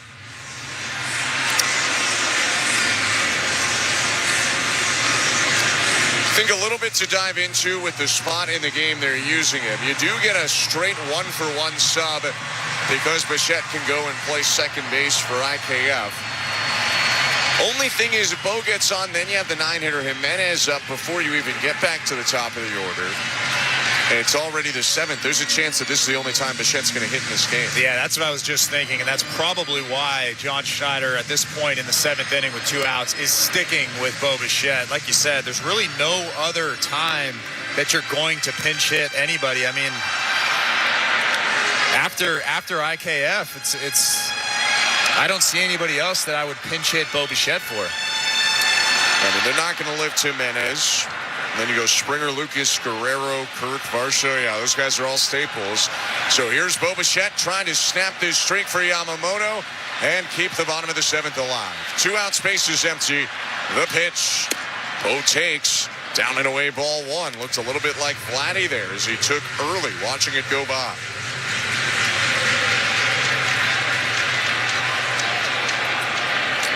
One-0. Swing and a hard grounder, backhanded at short. Betts looks at it, lobs over to first in time to get Bichette and end the inning. 1-2-3. Yamamoto sets down the Blue Jays in order. On to the 8th we go with the Blue Jays trailing 3-1 in Game 2 of the World Series. You're listening to Blue Jays Baseball, brought to you by your local family-owned Brown Rust Control Center, streaming on the Sportsnet app and the Sportsnet Radio Network. Mazda of Toronto, Ontario's #1 volume Mazda dealer for over 12 straight years. The best brand, the #1 dealership. And when you drive to Mazda of Toronto, they make you #1. Your #1 volume Mazda dealership in Ontario. MazdaofToronto.com. We Will Rock You, the worldwide smash hit musical by Queen, returns to Toronto this holiday season in a brand new Canadian production, featuring 25 of Queen's greatest hits. We Will Rock You is more than a title. It's a promise. We Will Rock You, November 28th through January 4th at the CAA Ed Mervish Theater. Get tickets at mervish.com. A car that you don't need or drive anymore? What good is it? Well, it's good for more than you might think. Donate it to Kidney Car before December 31st and receive a tax receipt for a minimum of $700. That's good. And they'll tow away your old vehicle for free. That's more good. That's how Kidney Car has been funding kidney research and programs in Canada for more than 30 years, with proceeds from unwanted cars. Get in touch today for a free quote. You'll be super happy at tax time and feel good about doing good. Visit kidneycar.ca. Win a $7 million grand prize with the Princess Margaret Home Lottery. Live mortgage-free in a stunning Georgian-style Oakville show home with $500,000 cash. Over 5,400 square feet of classical design and modern sophistication, complete with a pool and outdoor kitchen. Buy now and be in to win the incredible $3 million Early Bird Muskoka Lakefront Cottage. Buy now at PrincessMargaretLotto.com. Play responsibly. Raffle 1488521. Home runs happen down by the lake. And home runs happen at Ontario's #1 Mazda dealer for 12 years running. Mazda of Toronto. When you need a Mazda that goes the distance, they're your MVP. Ontario's #1 volume Mazda dealership. Mazda of Toronto. Move and be moved. Hi, this is Jeff Hoffman. This is Toronto Blue Jays postseason baseball on the Sportsnet Radio Network.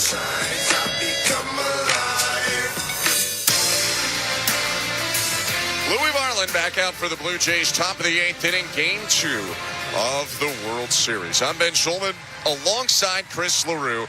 Appreciate you tuning in tonight. Blue Jays want to stage a late comeback here, but first they got to keep the Dodgers off the board in this pitching first game. Varland will go up against Edmund Pages and Shohei Otani. Defensively, Bo Bichette is at second base now for the Blue Jays.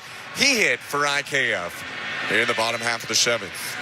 Varland's first pitch to Edmund, clubbed high in the air, left field. Playable for Lucas, who ranged toward the gap to make the catch. One pitch, one out.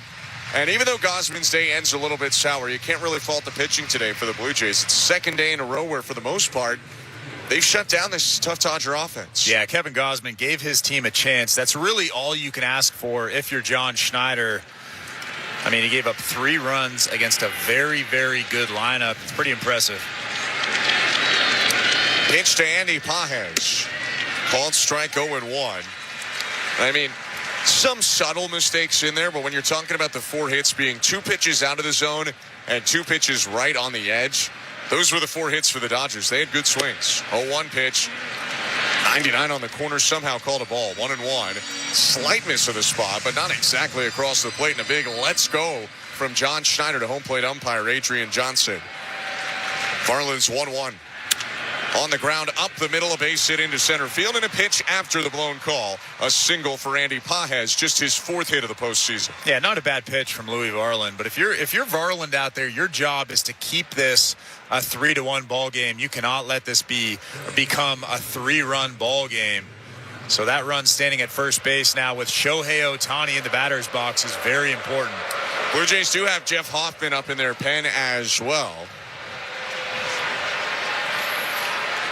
Runner on first, 1 out. Pitch to Otani is fouled into his own ankle in clear pain. He looks up to the sky, or maybe just upset he didn't hit that pitch, but I think it's more pain than anything. 0-1.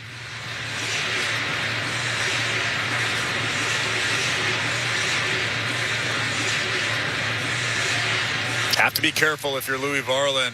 Shohei Otani is a very good fastball hitter. We've talked about this already. The one fault of that swing of his is a fastball up and in right at the hands. 0-1.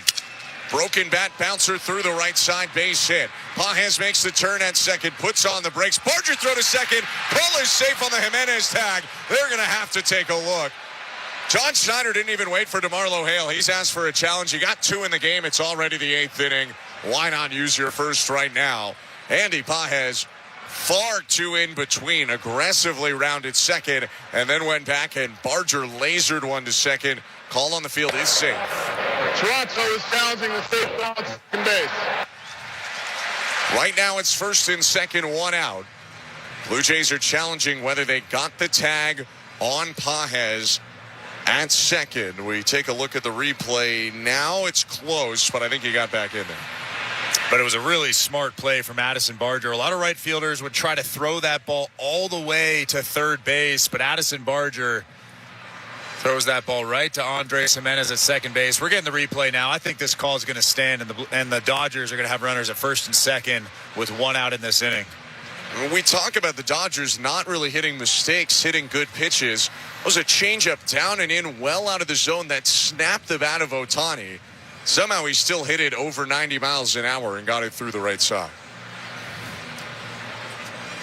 The bat actually almost hit Louis Varland. The barrel went flying. Call the field is confirmed or is safe. Toronto has one challenge remaining. We'll look into that mic on the off day. Not us, maybe Major League Baseball. Haven't heard a single challenge really in the 2 games, but call is confirmed, and he is safe at second, so it's first and second, 1 out. 3-1 Dodgers, top of the 8th inning. And now Louis Varland has some work to do with Mookie Betts coming to the plate. You have to make your pitches here. Like I said, that runner at second base and Pages is very, very important. Your job is to keep this a 3-1 ball game.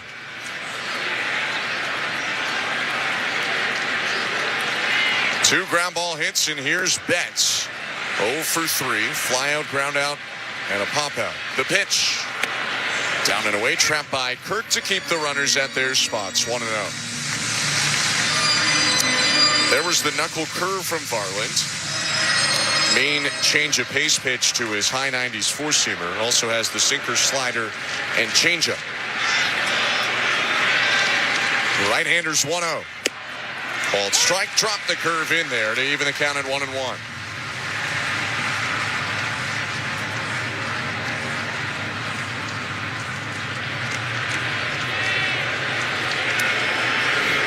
Hoffman looks ready to go in left field. 1-1. Down and away, 2-1.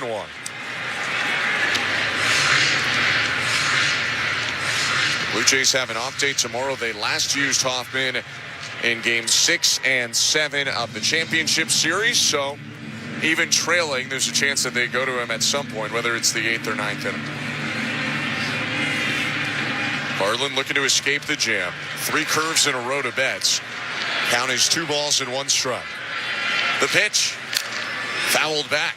Sped him up to 98 on the edge. It's 2-2. Everything so far in this at-bat has been outside, outer third to the black of the plate. So Mookie Betts is looking out over the plate. Wouldn't be a bad time to elevate with a fastball here.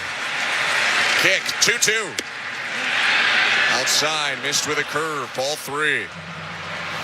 You can see Mookie kind of leaning out over the plate.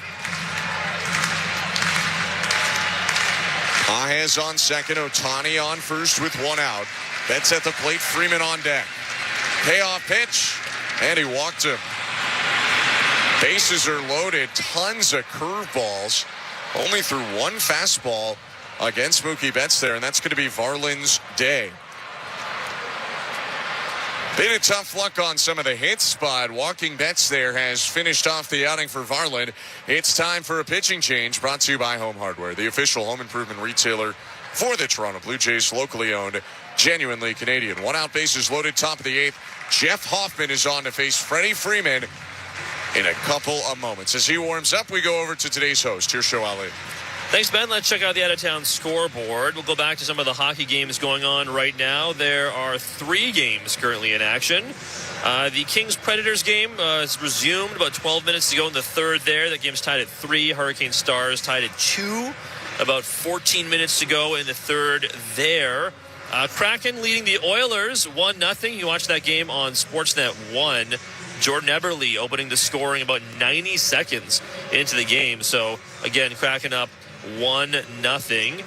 If we check in again on the NFL, we were talking about some injury updates the last time out. The Falcons, they're expected to start QB Kirk Cousins tomorrow against the Dolphins. This coming after Michael Penix Jr. suffered a bone bruise on his knee during a Week 7 loss to the 49ers. If the 37-year-old Cousins does start, it would be his first start since Week 15 of the 2024 season. And another QB injury update, the Jets are expected to start Justin Fields tomorrow. He started the year as the #1 quarterback. He was benched last week at halftime for Tyrod Taylor, who did not fare much better in another loss. Jets are 0-7.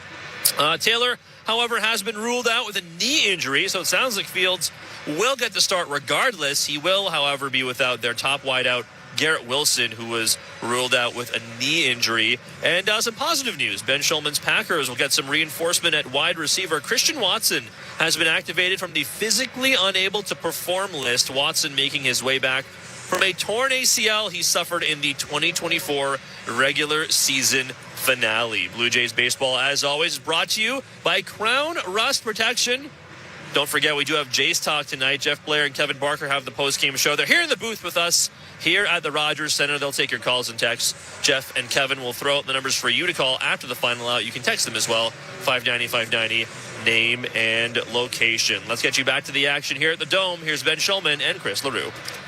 Thank you very much, Joe. Jeff Hoffman, the Blue Jay closer, is on, trying to keep this game within reach. Bases loaded, 1 out, 3-1 Dodger lead, top of the 8th. It's Hoffman against Freddie Freeman with the infield drawn in.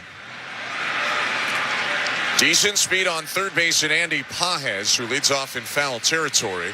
Hoffman with a breath and his pitch. Freeman takes in the dirt, bounces away from Kirk, who can't find it, and a run comes in to score. Wild pitch, and it's 4-1 Dodgers. And that is a tough start to the outing. A slider there that bounced down and in. I think if you're Alejandro Kirk there, you have to anticipate a ball in the dirt. It looked like he was trying to reach for that baseball, didn't get the chest protector in front of it. With that important run standing out at third base, you have to at least attempt to block that baseball. Hits off his wrist, and it's a 4-1 ball game. Looked like that hit Freddie Freeman. I'm confused why Freeman didn't indicate that. 1-0 with second and third. It's outside 2-0. I'm almost sure that hit him in the foot. We just got 2 replays. They're going to intentionally walk him, so I guess it doesn't really matter, but I'm confused. It's 4-1 Dodgers, bases loaded, 1 out. Well, either way, that run would have scored anyways. I know, I just don't know why you're Freeman.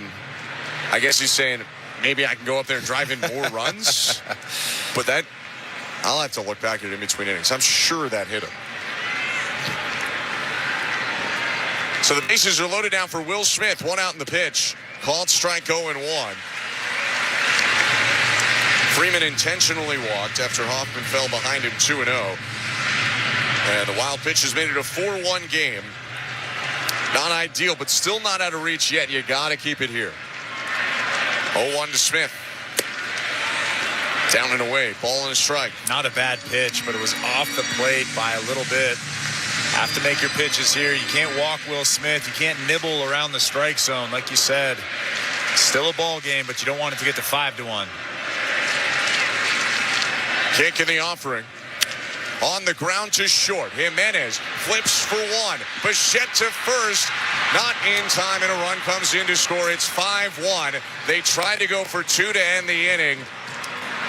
The conservative play might have been to go to the plate. I'm interested in your thoughts, Chris, as it's first and third, 2 outs and 5-1 Dodgers. Well, it was a slow roller off the bat of Will Smith. Will Smith runs okay for a catcher, and I didn't keep an eye on Shohei Otani. Obviously, he was off on contact.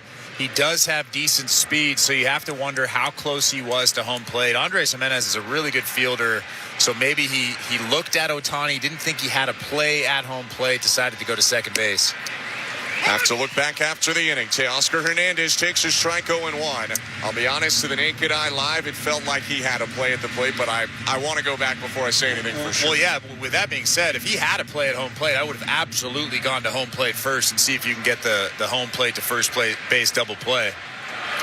5-1 Dodgers. Both the runs in this inning charged to Louis Varland. 2 outs in the 0-1 to Teoscar Hernandez, called a strike 0-2.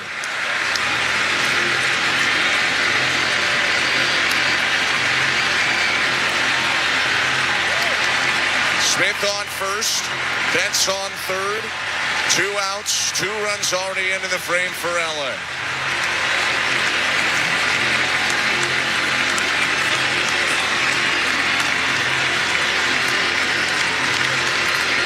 After time was asked for by Teoscar Hernandez, play called back in.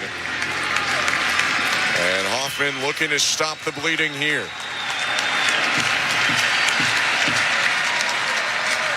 Right-handers 0-2. Runner off from first to the pitch. Swung on and missed. Strike 3. Teoscar Hernandez goes to 0 for 4 Ks, but the Dodgers pick up a pair of runs. Only 2 hits, but a couple of walks and a wild pitch helped the cause. It's 5-1 LA. Middle of the 8th. You're listening to Blue Jays Baseball, brought to you by your local family-owned Crown Rust Control Center, streaming at sportsnet.ca and the Sportsnet Radio Network. Martinez here to tell you about the huge double XL free topping pizza from Pizza Pizza, just $19.99. That's a whopping 18-inch three-topping thing of beauty for only $19.99. So hurry into Pizza Pizza today and bring a big appetite for a hot and fresh double XL pizza. I'm loving this big voice. I may just call the game this way. Order pizzapizza.ca. Your business runs 24/7, but what happens when your loading dock grinds to a halt?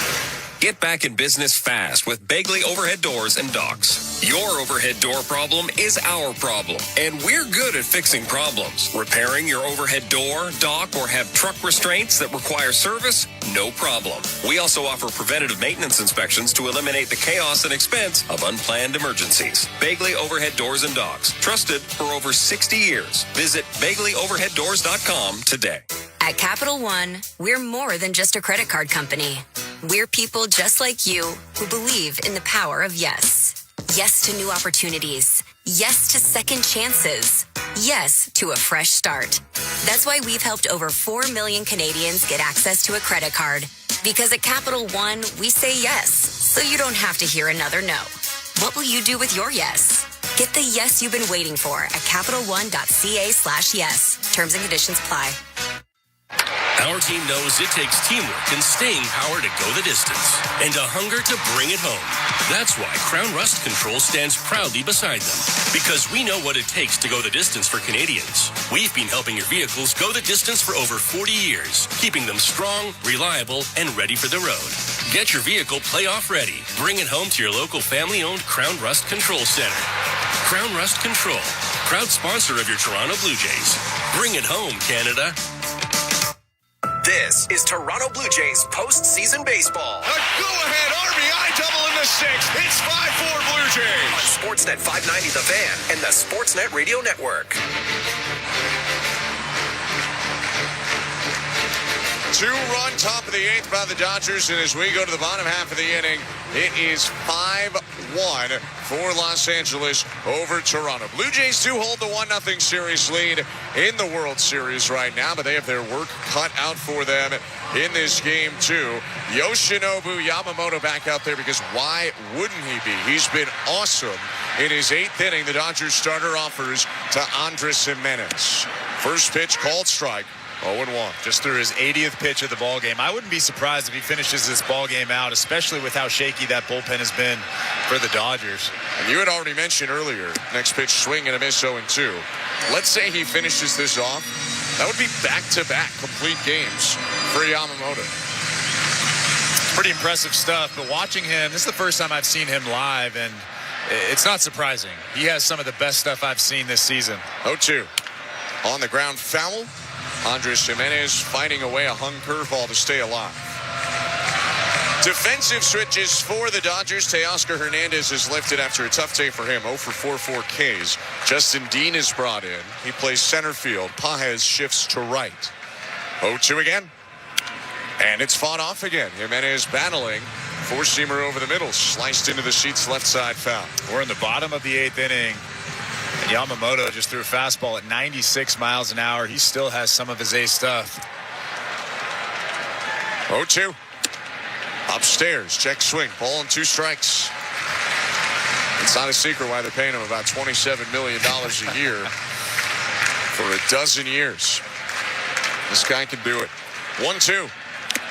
Foul tip, strike 3. Curveball down and in. 6 Ks for Yamamoto. And there's one out as the lineup flips over a 4th time through. Still the bottom of the 8th inning. And it's not so much the stuff, although the stuff is elite. It's just the fact that he's such a good pitcher. He's been throwing any pitch in any count. He'll flip in 4, 5, 6 split fingers in a row, and then he'll elevate with a fastball in the upper 90s. His pitch to George Springer with 1 out. His tap back foul, 0-1. Yamamoto in his career in Japan. He was with the Orange Buffaloes from 2017 to 2022. He won a Japan series. He won 3 straight Sawamura Awards, which is the equivalent of the Cy Young. He won an MVP as a pitcher of the Pacific League, and he won 3 pitching triple crowns. Is 0-1. Springer takes it for a strike 0-2. Pitching Triple Crown, meaning he led the Pacific League in wins, ERA, and innings pitched. And strikeouts. 0-2. Inside, Springer jumps out of the way. He's already drilled Springer in this game. Feels like George has a magnet in his back pocket right now. He has gone through a lot in the postseason, but he nods his head and gives a thumbs up back to the home plate ump, Adrian Johnson. It's 1-2. Yamamoto winds and deals. Swing and a miss, strike 3. 7th K for Yamamoto, 96 at the top. 2 down in the bottom of the 8th inning. He's changed up the sequence to pretty much everybody. He's never predictable, and that's what makes him so effective. He can throw the split finger, and now later on in the ball game, he's starting to elevate the fastball just a little bit more than he did early on in the ball game. I mean, you can see the confusion in the at-bats for the Jays. Pitch to Nathan Lucas with 2 down. Called strike. The Dodgers have these 4 aces. It's Yamamoto, it's Snell, it's Glasnow, it's Otani. The other 3 are fantastic. They're some of the best pitchers in baseball. But they might have flaws you can see here or there. Small flaws. 0-1 pitch hit foul, 0-2. I don't know what this guy's weakness is. He throws hard. He locates well. He's comfortable with a deep pitch mix. He's pitched in big games in both Japan and the U.S., pitching in the World Series last year. And he's funky. 0-2. Outside, 1-2. He winds up in a way that very few do in the majors as well. Yeah, he looks fearless out there. I mean, that's another thing that you have to remember. This guy just doesn't care. He'll go out there in any moment and just dominate. Here's 1-2. Called strike 3. 97 at the knees. He punches out the side in the bottom of the 8th. We go to the 9th. 5-1 Dodgers. You're listening to Blue Jays Baseball, brought to you by your local family-owned Crown Rust Control Center, streaming on the Sportsnet app and the Sportsnet Radio Network. Mazda of Toronto, Ontario's #1 volume Mazda dealer for over 12 straight years. The best brand, the #1 dealership. And when you drive to Mazda of Toronto, they make you #1. Your #1 volume Mazda dealership in Ontario. MazdaofToronto.com. At Newboro, we develop unique plans so people can unlock the equity in their home. Unique like this one. It's called the Wands Plan. Mark and Maria were searching for a way to invest in their future and increase their cash flow. We created a plan with a strong foundation, erased debt, and even helped Maria finish some additional schooling. We think that's pretty smart. Reach out today. We'll work side by side to unlock the equity in your home. Use your home to get a loan with Newboro. License 13115. You're hosting the perfect evening at home, relaxing at the cottage, or working at your small business. Suddenly, the power goes out. No lights, no Wi-Fi, no TV. But your Kohler backup generator from Paramount Power Systems kicks in automatically.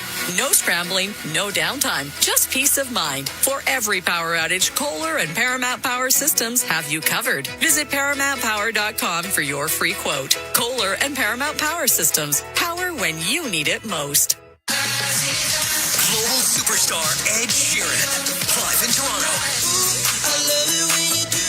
Ed Sheeran, Loop Tour North America 2026.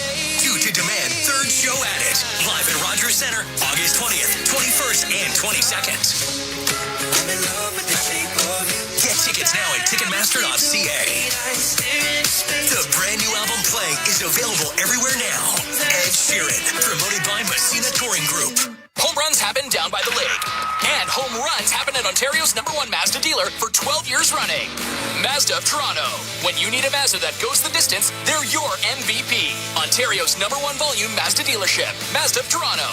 Move and be moved. This is Toronto Blue Jays postseason baseball. The Blue Jays are the AL East champs.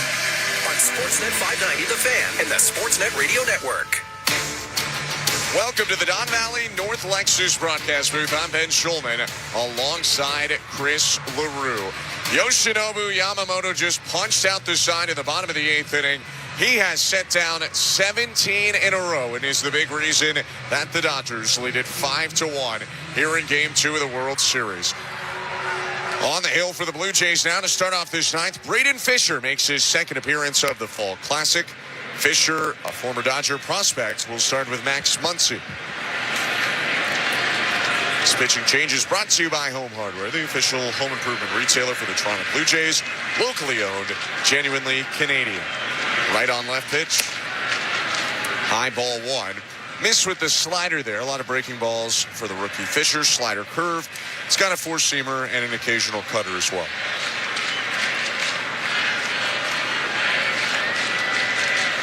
1-0. High 2-0. I don't want to put thoughts in the head of the manager or speak for him, but I'm guessing because the Blue Jays couldn't get it any closer than 5-1, you save Hoffman at that point. 2-0. Inside 3-0, because it's going to be Yamamoto again in the ninth inning. And at a minimum, the Blue Jays are going to need to score 4 runs. That's a tall task with how he's looking right now.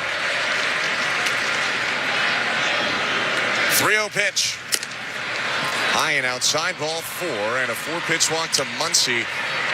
Similar start to Fisher's outing last night. He had a 4-pitch walk to Edman to begin that outing. He'll try to get back in the zone here. Yeah, he just hasn't looked comfortable over the last couple of days. I mean, he was outstanding during the regular season and even a couple of outings in the playoffs. But the last 2 days, it just looks like the rust, I think, is getting to him just a little bit. Maybe a little bit of fatigue, too. Yeah, I mean, we're deep into the season. It's October 25th as the first pitch to Kike Hernandez is popped foul. Lands down 0-1. You're talking about 66 innings this year for Fisher in the regular season. Almost 67, and then he ends up dealing another 5. I mean, it's not blowing through his previous career high, but last time he threw 70 was 2021. Right-handers 0-1, runner off from first in Muncy, and the pitch popped up shallow right. Barger coming in. Vladdy going back over the shoulder grab for Vladimir Guerrero Jr. It's a really nice play, racing back out there. Had to look straight back over his head, and he swipes at it to make the catch. Muncy did have time to get back to first, 1 out. He is so comfortable running back towards right field. We've seen him do that quite a bit in foul territory, but looking over his shoulder, almost arching his back and reaching that glove out to make the play is something that he looks and feels really comfortable doing. Pitch now to Tommy Edman. High and outside, ball 1.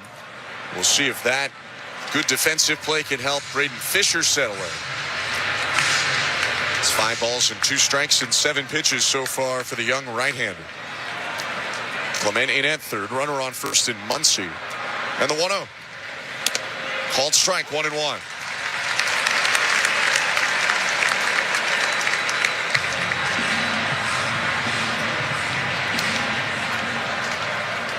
We already said it, but in case you're wondering, empty pen in right field. It's Yamamoto for the bottom half.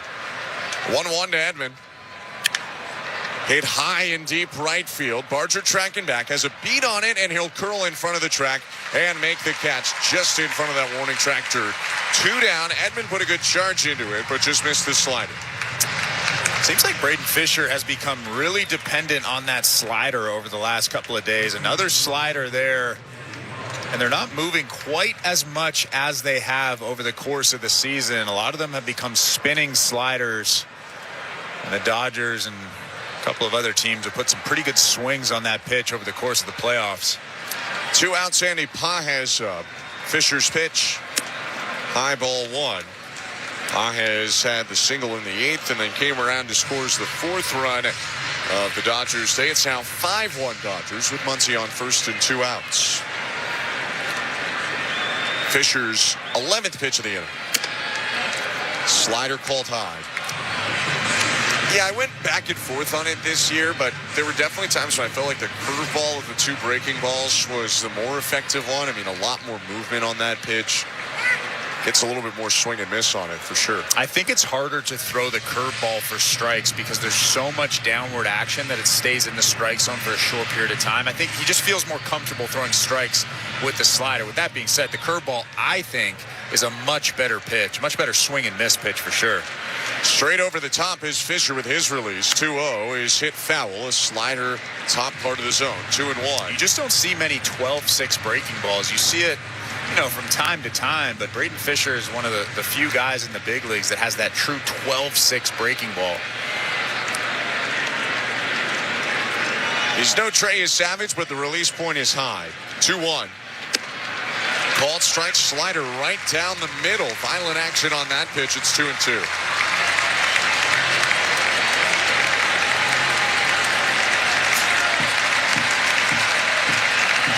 2-2 count, 2 outs, top of the 9th inning. 5-1 Dodgers with a runner on. The kick and the pitch is hit well left center, but he got under it. Varscho with a beat on it. Stops, makes the catch, and we go to the bottom of the 9th inning. 5-1 Dodger lead. Guerrero, Kirk, and Varscho as Yamamoto looks for a second straight complete game. Back in a moment. You're listening to Blue Jays World Series Baseball, brought to you by your local family-owned Crown Rust Control Center. Streaming at sportsnet.ca and the Sportsnet Radio Network. Hey you, while we've got your ear, let's talk about what's catching everyone's eye. Could it be your faucet that drips all night long? Or your toilet that never seems to flush right the first time? Don't worry, help is always within reach at Home Hardware. Get everything you need and turn those side eyes into second looks at the Bring Beauty Tone Home Reno sale. Save 20% on select Moen faucets and save 10% on American Standard toilets. Earn and redeem Scene Plus points at the Bring Beauty Tone Home Reno sale on now until October 22nd. Only at Home Hardware and Building Centers. Locally owned, genuinely Canadian. It's time to face your fears. Are you brave enough? Screamers! Toronto's original haunted attraction awaits you. Don't be scared. Confront all 7 haunted mazes, and if you survive the gauntlet, capture your terrified expression at our bone-chilling photo ops. Book your tickets at screamers.ca. Never go alone. Hi, this is Tyler Heineman. This is Toronto Blue Jays postseason baseball on the Sportsnet Radio Network. Welcome back to Blue Jays Baseball. Show Adley with you at the Rogers Center. The Blue Jays trail the Dodgers 5-1 in Game 2 of the World Series as we head to the bottom of the 9th inning here at the Dome in downtown Toronto. Don't forget, we do have Jays Talk on tap for you tonight. Jeff Blair and Kevin Barger have the postgame show. They are here in the booth. They will take your calls and your texts. Jeff and Kevin will throw out the numbers for you to call after the final out. You can text them as well, including right now if you like. 590-590, name and location. The People's Text line, it is always open. Standard data and messaging rates may apply. Blue Jays Baseball is brought to you by Crown Rust Protection. It's the bottom of the 9th inning at the Rogers Center. Game 2 of the World Series on the Sportsnet Radio Network. Yoshinobu Yamamoto indeed on the mound. Here with the call on the network, here's Ben Schulman and Chris LaRue.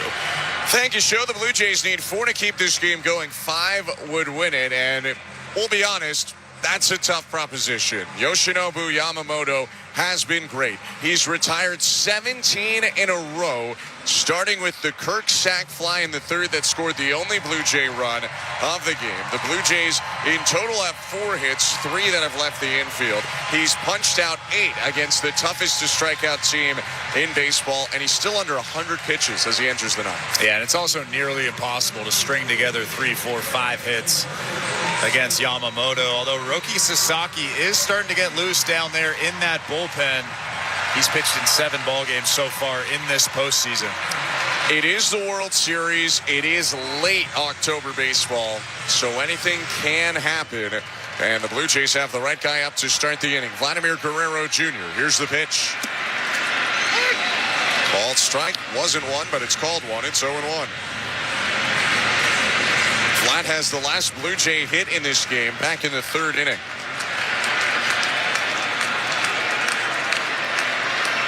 0-1 pitch. Grounded foul, 0-2. And I know some will feel the Blue Jays at-bats didn't go on long enough today.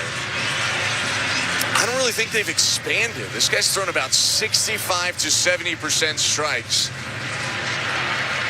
He's just coming right after them. His 0-2. Guerrero grounds it foul, bounce back up into his midsection, maybe just below the belt. He's in a crouch right now, using his bat as a cane as he stands a little bit taller Still 0-2. Yeah, Yamamoto's thrown 96 pitches, 67 strikes. I don't know the exact percentage, but that's about 68, 69%. Yeah. And that's high. Once you get closer to 70% strike rate, that's elite. And Yamamoto is showing why he's been so effective this season. And then you mix in the fact that he has elite stuff as well. And that's really the answer as to why the at-bats haven't been as deep as obviously they have been for the majority of the season. Jose Minestrala to check on Vlad with John Schneider. Vlad is standing up tall now. It appears to be all right. But yeah, could they have punched in a run or two in the first? Sure. I could see that being something that might get discussed after the game. It was first and third, no outs, and he got out of that jam. But after that, what else could they have done? I'm really not sure. Like you mentioned, though, Sasaki is warming up in case of a sign of trouble. 0-2 pitch to Vlad. That one probably hit the zone, but awkward received by Smith, and after a bit of a generous strike earlier, that's the baseball gods evening the count at 1-2. Kick in the pitch. High, check swing by Vlad. That yell was from him, using all of his force to hold up the swing on 96, 2-2.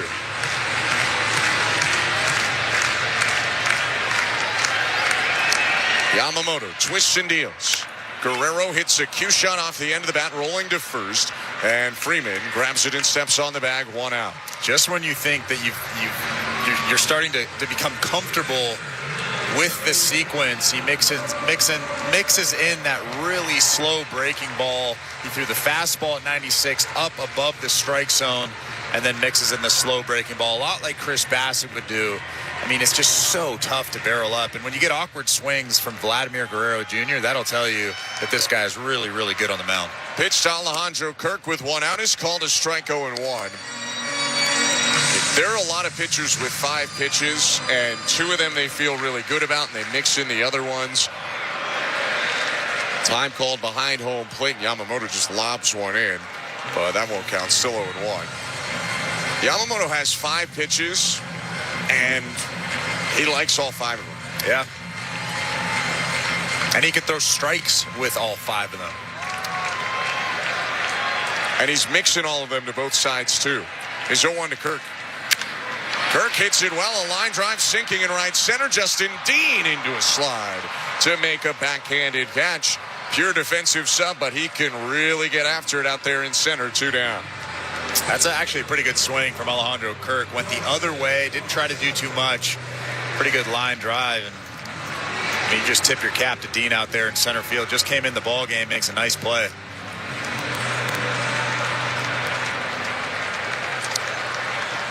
Last chance for the Blue Jays in this game is Dalton Varsho with 2 outs in the pitch. Swing and a miss, strike 1. Yamamoto has retired 19 in a row. Looking to make it 20 straight to end the game. The last Blue Jay to reach was Vlad with a single off the wall in the third. 0-1. Swing and a miss, 0-2. Well, the good news for the Toronto Blue Jays, you get Tyler Glasnow in the next game, and you can be patient with him. And I know that that sounds funny, but you can be patient with him. Your game plan will work a lot better against a Tyler Glasnow than it would against a Yamamoto. Can I say it's at least a good news, bad news situation? Because that guy can really throw. Wind, 2 out, space is empty, and the 0-2. In the dirt, ball 1. The fans to their feet, and credit to the crowd in Toronto.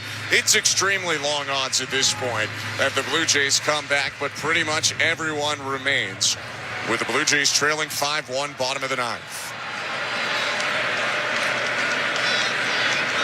The 1-2 to Varsho. Popped up back of third, and this will do it. Muncy under it on the turf, hands in the air, makes the grab, and the Dodgers punch back. Yoshinobu Yamamoto punches back with one of the great playoff performances in this ballpark. He goes the full 9, a complete game, allowing only 1 run, and the Dodgers take it today. 5-1 the final score. Well, we knew this would be a tough matchup coming in. In his last start against the Brewers, went 9 innings, 3 hits, 1 earned run through 111 pitches. And then this guy's the real deal. The good news for the Toronto Blue Jays is you won't see him for another 4 or 5 days. And I think that getting that first win yesterday makes this a series. Really, you're going to LA. You split the two games at home. I think you can still feel good about yourself. And look, it's a tough ball game. You didn't put together a ton of good at-bats, but you have to tip your cap to that guy out on that mound. He was absolutely phenomenal tonight.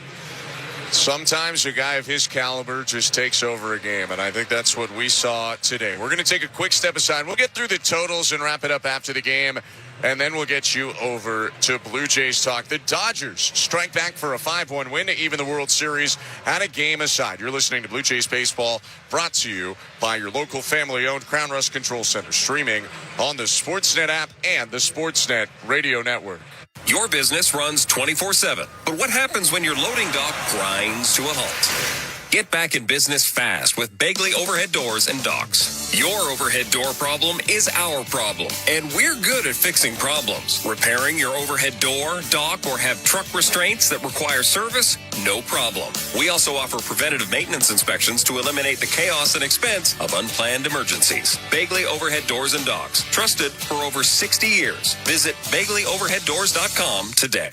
At Capital One, we're more than just a credit card company. We're people just like you who believe in the power of yes. Yes to new opportunities. Yes to second chances. Yes to a fresh start. That's why we've helped over 4 million Canadians get access to a credit card. Because at Capital One, we say yes, so you don't have to hear another no. What will you do with your yes? Get the yes you've been waiting for at CapitalOne.ca/yes. Terms and conditions apply. This is Toronto Blue Jays postseason baseball. Blue Jays win the pennant. They're going to the World Series. On Sportsnet 590, The Fan, and the Sportsnet Radio Network.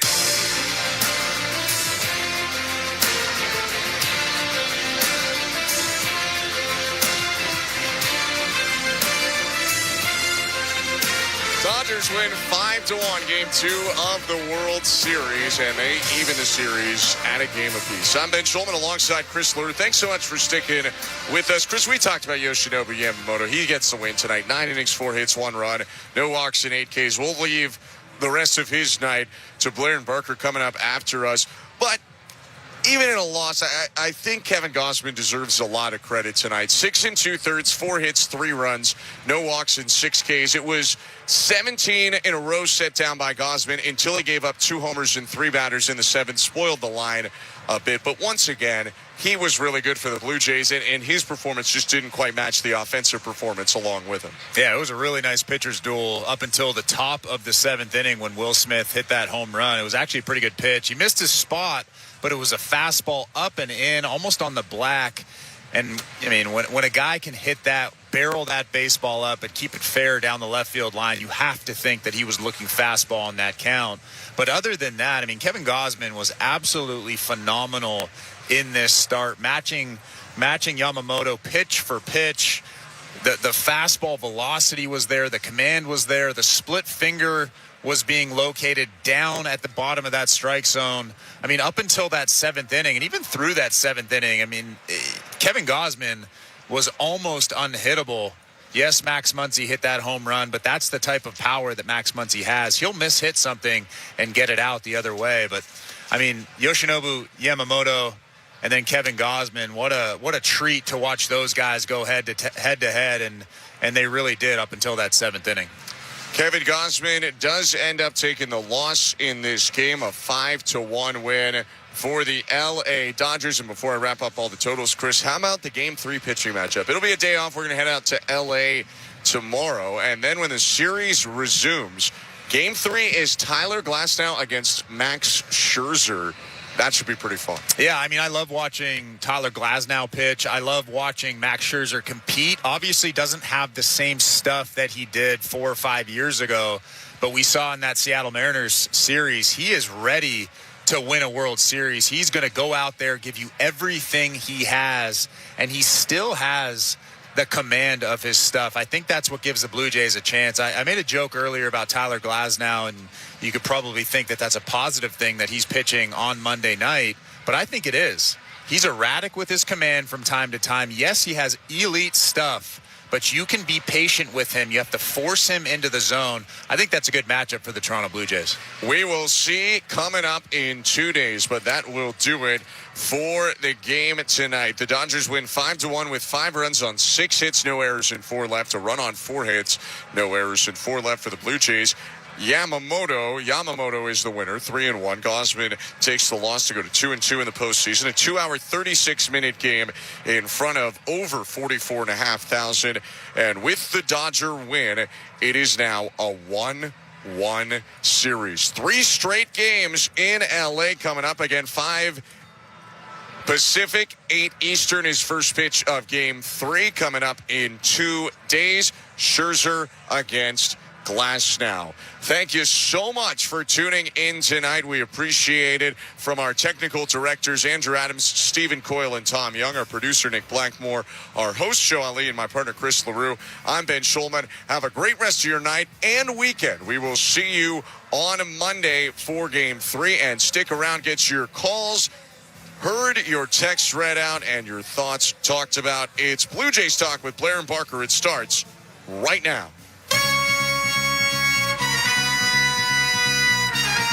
All right, thank you, Ben Schulman, and you and Chris have a safe flight out to the West Coast. Game 3 of the World Series, Monday at Chavez Ravine.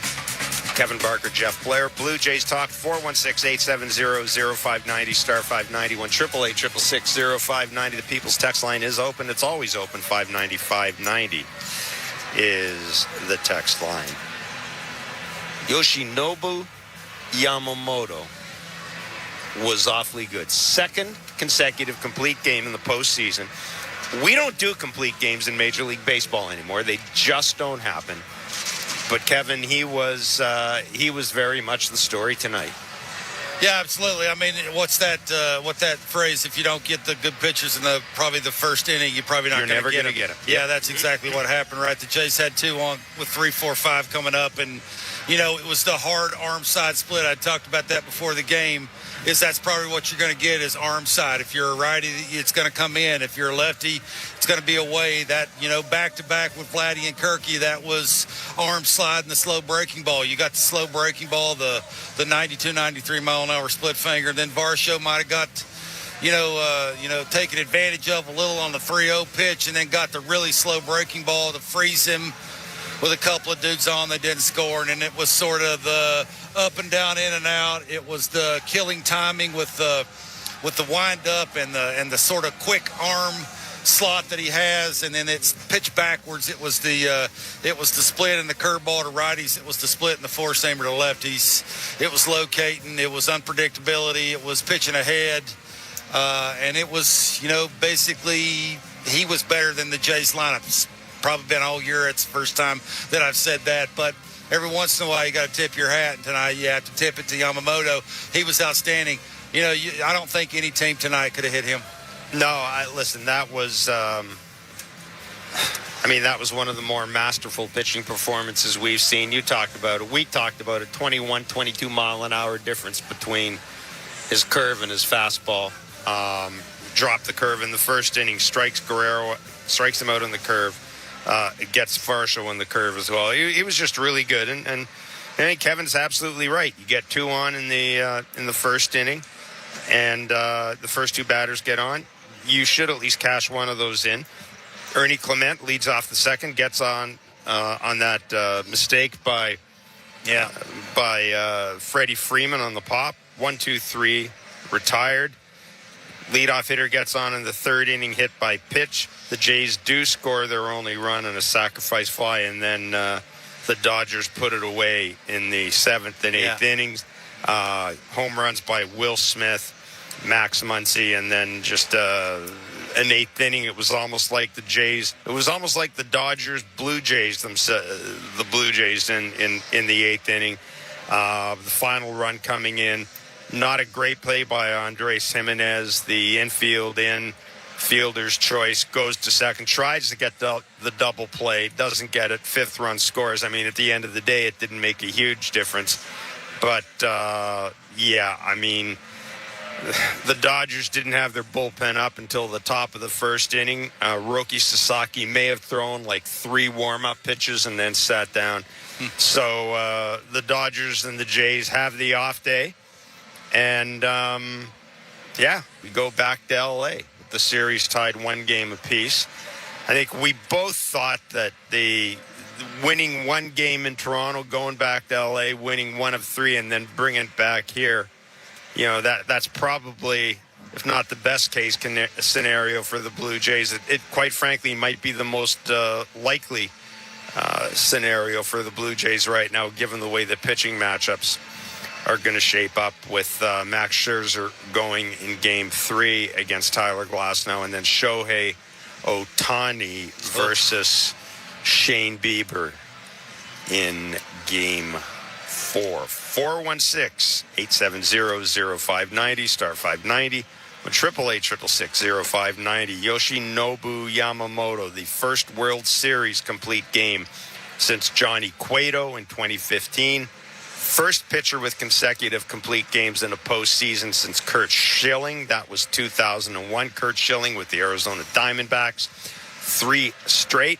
And the first pitcher with multiple complete games in a postseason since Madison Bumgarner in 2014. Again, the Blue Jays losing 5-1 to the LA Dodgers. Despite Yamamoto's brilliance, this game was tied at 1 going into the top of the 7th, and that is when the Dodgers scored their 2 runs on homers by Will Smith, who had a really good game, not only offensively, but also catching Yamamoto. And, Max Muncy, we kind of looked at each other. Max Muncy's going to do something at some point in the game, in the postseason. He generally is.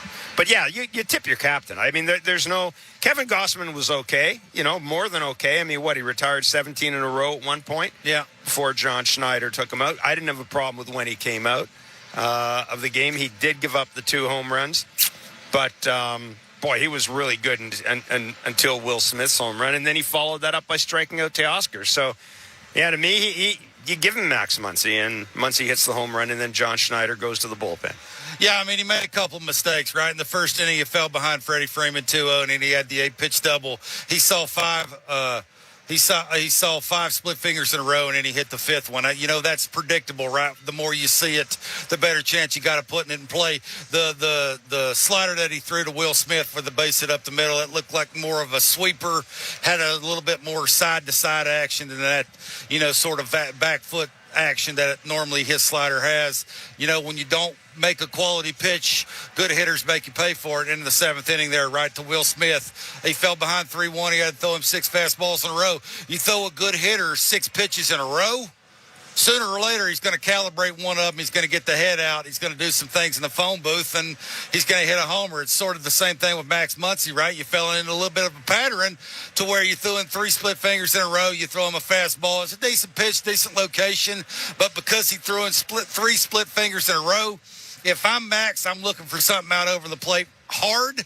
He got it and he didn't miss it. That's his 16th career postseason homer in 75 games. I'm with you, Max Muncy. That's what he does, right? He's one of them guys that hits somewhere in the middle of the order, goes up there and tries to hit homers. A lot of times because he has power at all fields, he does it. And sort of the Dodgers way, right? We said this coming into this thing, the rotation for the Jays and as a pitching staff as a whole, you almost had to be perfect. Sequencing and locations, and if you didn't, because of how smart and how talented that lineup is for the Dodgers, they're going to make you pay for it. And that's exactly what happened. In the first inning and in the 7th inning, you do it in a couple of innings because of who that pitcher is on the other mound.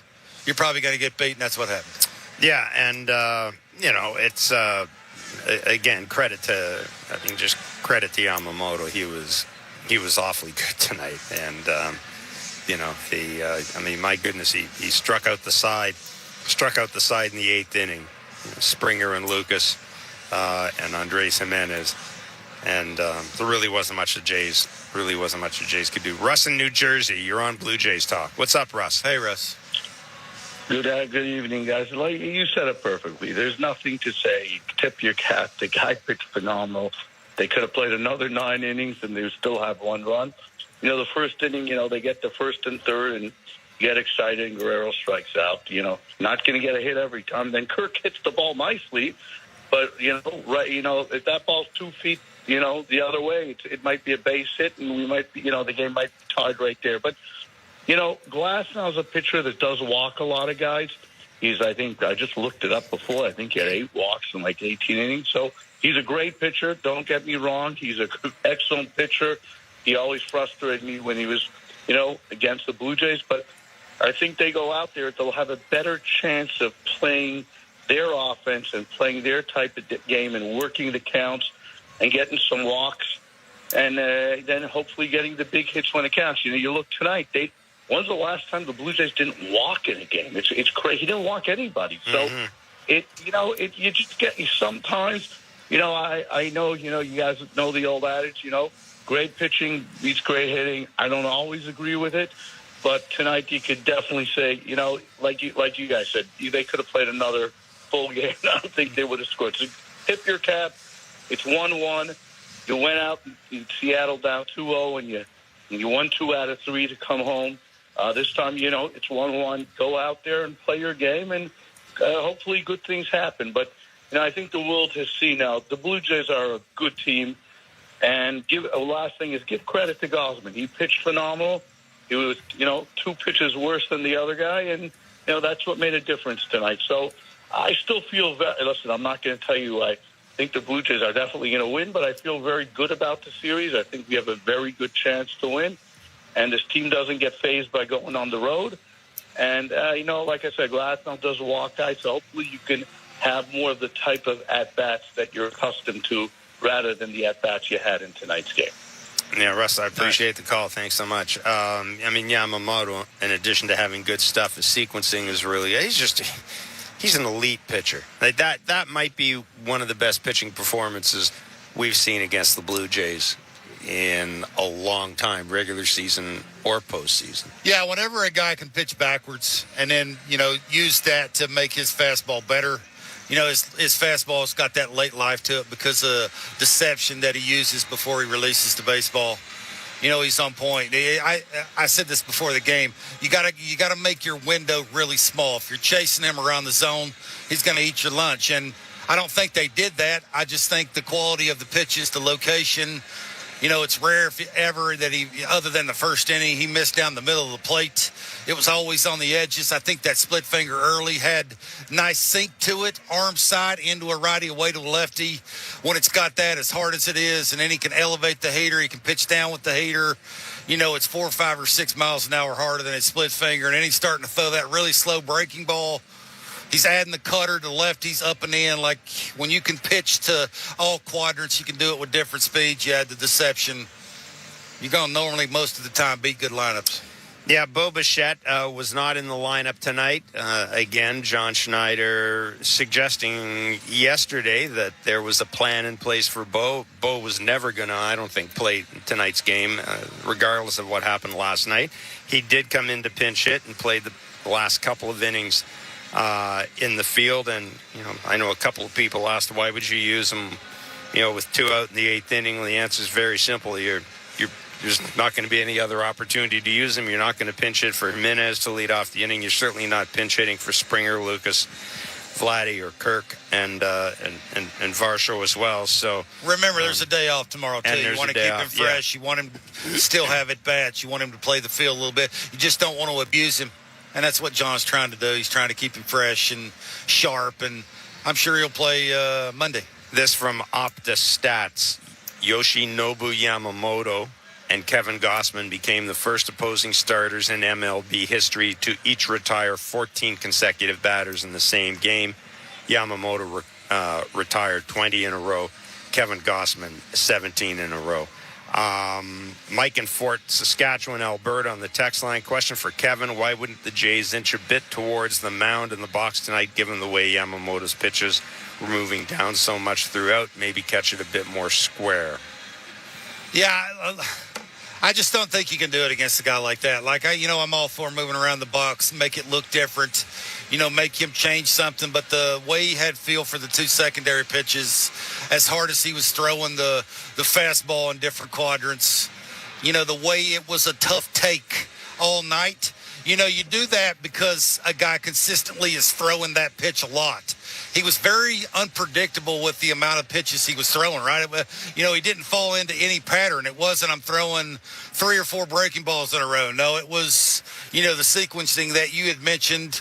He was very unpredictable with that. You only do that, I think, when you're moving around in the box because a guy is throwing it a bunch because it's working. Well, all of them were working, right? And he throws a bazillion. And when you throw a bazillion like that, it's just very hard to, because when he sees you moving around the box, what's he going to do? He's going to crouch. He's going to throw it harder. Like he's going to combat what you're trying to do against him because he can. That's the difference. A lot of the times when you're moving around the box, it's because you want to take away a dude's strength because he don't have a lot of other things to combat that with. This dude tonight, he had 3 different pitches for both sides of the plate when you got that. You're just hoping that he hangs you one, he throws it down the middle, and you can do damage that way, and he just didn't. Give him credit. Guy and Maple, you're on Blue Jays Talk. Yeah, this was the game that I didn't think they had a fighter's chance, I'll be honest. This guy's pitched incredible since June 19th. I think he's had 1 bad start against the Angels. And pitcher of the month in the National League in September. He's in a pitching heater right now. There's no other way to put it. And I totally agree. Would have been nice if we put in a couple runs early when we had the chance. Then, the old saying, if you don't get them early, you're not going to get him, and he was unhittable. But a couple of things I just wanted to say. Firstly, I'd like to see the pitchers. I thought there was a good opportunity maybe to come inside and a couple of their players, because they've been sick and tired of them pitching inside to the Varschos, Bargers, and Springers of the series. I thought we would have been well served to give some chin music to Shohei or Muncy or one of those guys. And, I would have liked to have seen that. But saying that, Game 3, I think, is really interesting, guys. I think Game 3, if the Jays win the World Series, it's going to be because they win Game 3. And it's just, you go up 2-1. You're setting yourself up so beautifully with 2 more games in L.A. You're coming back home no matter what. And if you steal 1 more, imagine coming home 3-2 and you got 2 shots to take it home. So I'm really hoping Scherzer has the start of his life. At least for this year anyway. So I just want to know your thoughts on Game 3 and the relative importance more for the Jays than the Dodgers. I'll hang up and listen, boys. Yeah, listen, I'd be lying if I said I had an immense amount of confidence in Shane Bieber in Game 4 based on what we've seen his last couple of starts. I don't know what Max is going to give you. I'm sure Max is going to go out there and battle his ass off. 4 2/3, 5, I think, if you're really lucky. I don't see how the next 2 pitching matchups necessarily favor the Blue Jays. Otani is going in Game 4. He's going to be awfully good. I think your best opportunity to win, frankly, is Game 3, and then you go from there. But I just don't know what to expect from Max. I really don't. I'm sure he's going to give everything he has, but I just don't know how this Max Scherzer matches up against this Dodgers team. Yeah, I guess. For me, I think it's more about the quality of the at-bats on the road got to go up. The first of the next couple of guys you're going to face, they throw hard. You got to get it ready. Glasnow has the max extension. The ball's going to get on you in a hurry. You got to get it ready to hit. Can they slug on the road against a dude that throws hard with great extension? That for me, I think Max will do enough to keep him in it. How good?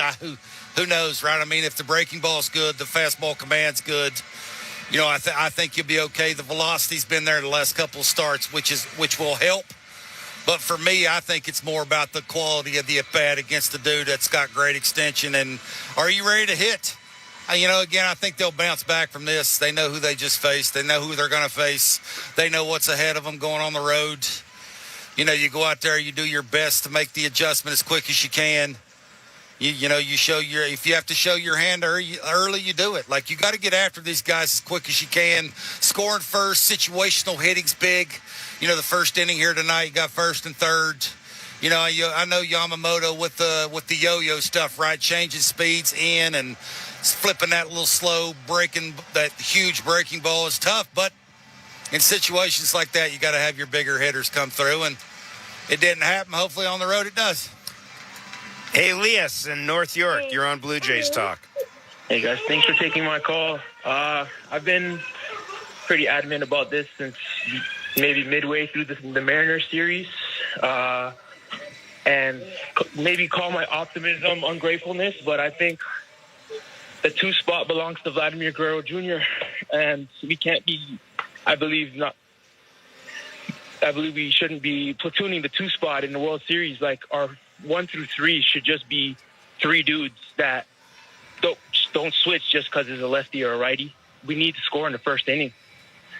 I think Vladdy behind Springer with Bo or Kerr coming after. If Bo's in the lineup, our first 4 should just be Springer, Vlad, Bo, Kirk, and then the rest we can match up and platoon all what we want. Because ultimately I feel like we score in the first inning, just like in Game 7, it's a go-ahead run in the 7th and not a tying run in the 7th. Same with Game 1. We scored in the first inning and we won because we got momentum. Snell wasn't his best, but Yamamoto wasn't as good in the first inning as he was in the 7th. So these guys, before they can get going, we need to just blitz them, in my opinion. And I'm born in 1995. I'm just way too eager to contribute, and I just really want the team to win. So what do you guys think? Yeah, I appreciate the call. I mean, I have a really hard time complaining about anything this lineup has done so far. It is the World Series. It's game, they've lost Game 2. Nathan Lucas has been awfully productive out of the number 2 spot against right-handed pitching. That to me is a pretty dramatic move, and I don't know why he would do that. Vladdy's having a terrific postseason. I mean, tonight he was 1 for 4, had 2 ground ball outs, but again, that was really good pitching. I like the lineup the way it is. I don't have any problem with it. Yeah, look, I know when Vladdy, I think they went to Philadelphia and they were on the plane and they landed and Vladdy went to John and said, I don't want to hit second anymore. And he hadn't hit second since. It ain't happening. Like, I think that's your best player. Don't want to hit second. I mean, I'd be shocked if that happens. And going forward here, I don't think they're facing any more lefties, are they? So it's going to be Nathan Lucas. Nathan Lucas had a really good bat in the first inning. He was one of the guys on base. It was the guys after that in the 3, 4, and 5 spot, and that's 3 of your better hitters. So, yeah, I'm with you. I mean, it is what it is when it comes to the lineup. Again, every once in a while, not all the time, I think you got to tip your hat to the guys standing on the mound and the other team. And tonight, Yamamoto was just better than they were. Happens. Yeah, I don't have any. I mean, I don't think there's any lineup magic you need to do, or quite frankly, you can do with this team. It's worked. We knew this coming in, that the rotation was really, really, really, really good for the Dodgers. This was going to be some heavy lifting, and we knew. We looked ahead. I have to admit, this game bothered me more from a Blue Jays point of view than last night's game does. Blake Snell's awfully good, but this guy's been good for 6 weeks, and he's been healthy for 6 weeks. And he's right-handed too. Yeah, that's exactly. He's right-handed, and as good as Blake Snell has been, the old Blake Snell, he had command issues, and this Blake Snell was coming off 11 days, 10 days off. So I expected of these first 2 starts, I thought you had to win the first game. I thought if you won this game, this was going to be something else, and that's no disrespect to Kevin Gausman, more than it is a huge amount of respect to Yamamoto. I just thought this was the toughest get for this lineup. Yeah, I mean, you did what I think they wanted to do, was gain a little momentum with the win, get some confidence, go out and compete against a really good pitcher. Just so happened it didn't work out tonight. You move on. You enjoy the day off. You go to L.A. and you figure it out. I think that's where they're at in their season. They've been that way all year. They handle sort of these kind of games very, very well. They'll throw it in the garbage. They'll forget about it when they're getting on the plane. I'm sure they'll go and they'll compete, and hopefully Max does his thing and they score a few more runs. Scoring early will help, for sure. John in Toronto on the text line, Yamamoto was great, and with Blue calling the low strike, it was bound to be a tough night. Too many outs early in the count. I'd like to see Jays pitchers using the fastball for a strikeout pitch more often in 0-2 and 1-2 counts. Why is Varland throwing 3-2 curves to a guy who hadn't flinched at the 3 previous curves when you throw 101? You go ahead, Jeff. Well, I mean, Louis Varland got 5 pitches. You know? Don't look at me. I'm just wondering. Look, they love Louis. Yeah. You're going to keep seeing Louis. Yep. Louis, for me, needs to set up the 101 or 98 or 99. If he's throwing that in fastball counts for whatever reason, that ain't working. And the knuckle curve, a lot of the times because he shows it too much, the more you see it, the better chance you got of either laying off of it or hitting it hard somewhere. That's what I said. If you got him, use them. And a lot of the times you don't do that for whatever reason. I have no idea. I mean, it's, Louis is what Louis is. So hopefully the next time he gets the ball, he can go out there, use all 5 and dominate. Yeah, I mean, it's a little bit the same thing. Well, Yusavich last night, we know he didn't have the feel for the splitter. I think sometimes there's almost a natural tendency to outthink yourself and maybe think because it's a World Series, you've got to step outside the box a little bit. I don't know. But you're right. We talked about this. Varland throws hard. I've come to the conclusion that Louis Varland, that there will be every 3 games or so, he's going to have a game where you just kind of scratch your head and try to figure out what's going on. And Louis a good pitcher when he tries to pitch. When he wants to go out there and show that he's a powerful, big kind of guy that can throw the ball by you, it never works. I mean, let's be fair. You've talked about it often. There's a lot of velocity in the fastball. For whatever reason, there are times where it just doesn't play. It doesn't. And, it is what it is. It's one of them games, you move on. Yeah. It's more about Yamamoto than it is anything else. Absolutely. Michael in Toronto, you're on Blue Jays Talk. Michael. And he's gone. Michael in Toronto, gone. What about Josh in Mississauga? Hey, how's it going, guys? Good. Hey, buddy. Is this Josh or Michael? This is Josh. Good. Hey, Go ahead, Josh. Yeah, I definitely agree that there's not a whole lot that you can do against a guy who's dealing. But, everybody's professional when you're in the major leagues, right? Like, as hitters, you got to adjust even when a guy's dealing. I thought that some of the pitches that they were letting go were really good ones to take advantage of. Rule of thumb as a pitcher is if you hang a breaking ball, it leaves the yard. He did that a few times, and he missed a few times right down the middle, and we didn't do anything about it. I think it was the Jimenez at bat where he left it right down the middle, and the very next pitch, I think it was a split finger in the dirt, and he swung out of his shoes. At the end of the day, when a guy's dealing, he's dealing, and hitting's the hardest thing to do in sports. But, as a professional lineup, I just wanted your opinions on how you adjust when a guy's dealing, especially, with today and how today went and with letting those pitches go that they did. What I find interesting is he had similar success against the Milwaukee Brewers, and we talked a little bit about how the Brewers, like the Blue Jays, don't strike out a lot necessarily. Yeah. They are a team that sort of lives and dies with contact. 2 games in a row now against teams with that MO. He's pitched a complete game. Kevin, I don't know what adjustments you made. Yeah. Well, I think it's like the 3rd inning when they scored the run, meaning the Jays. Vladdy had the single where in his first at bat he saw 7 pitches in. You could tell he went up to an at bat in the 3rd inning looking in.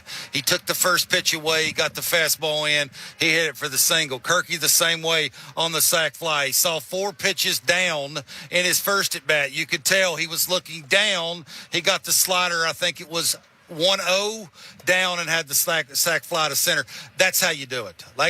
It's at bat to at bat because of the way he can control all of his pitches, the variance and speeds, deception. It's very hard. He has power up and down, in and out, and then he could sprinkle in the touch and feel with the slow breaking ball and do that thing with the cutter that he likes to throw that he can elevate to lefties. It's heavy lifting. This dude's legit for a reason. You knew coming into this thing that every game plan had to be on point. They tried it in the 3rd inning. It worked. You do something, you see it play out in your first at-bat. You go up and think he did this in his first at-bat. It worked.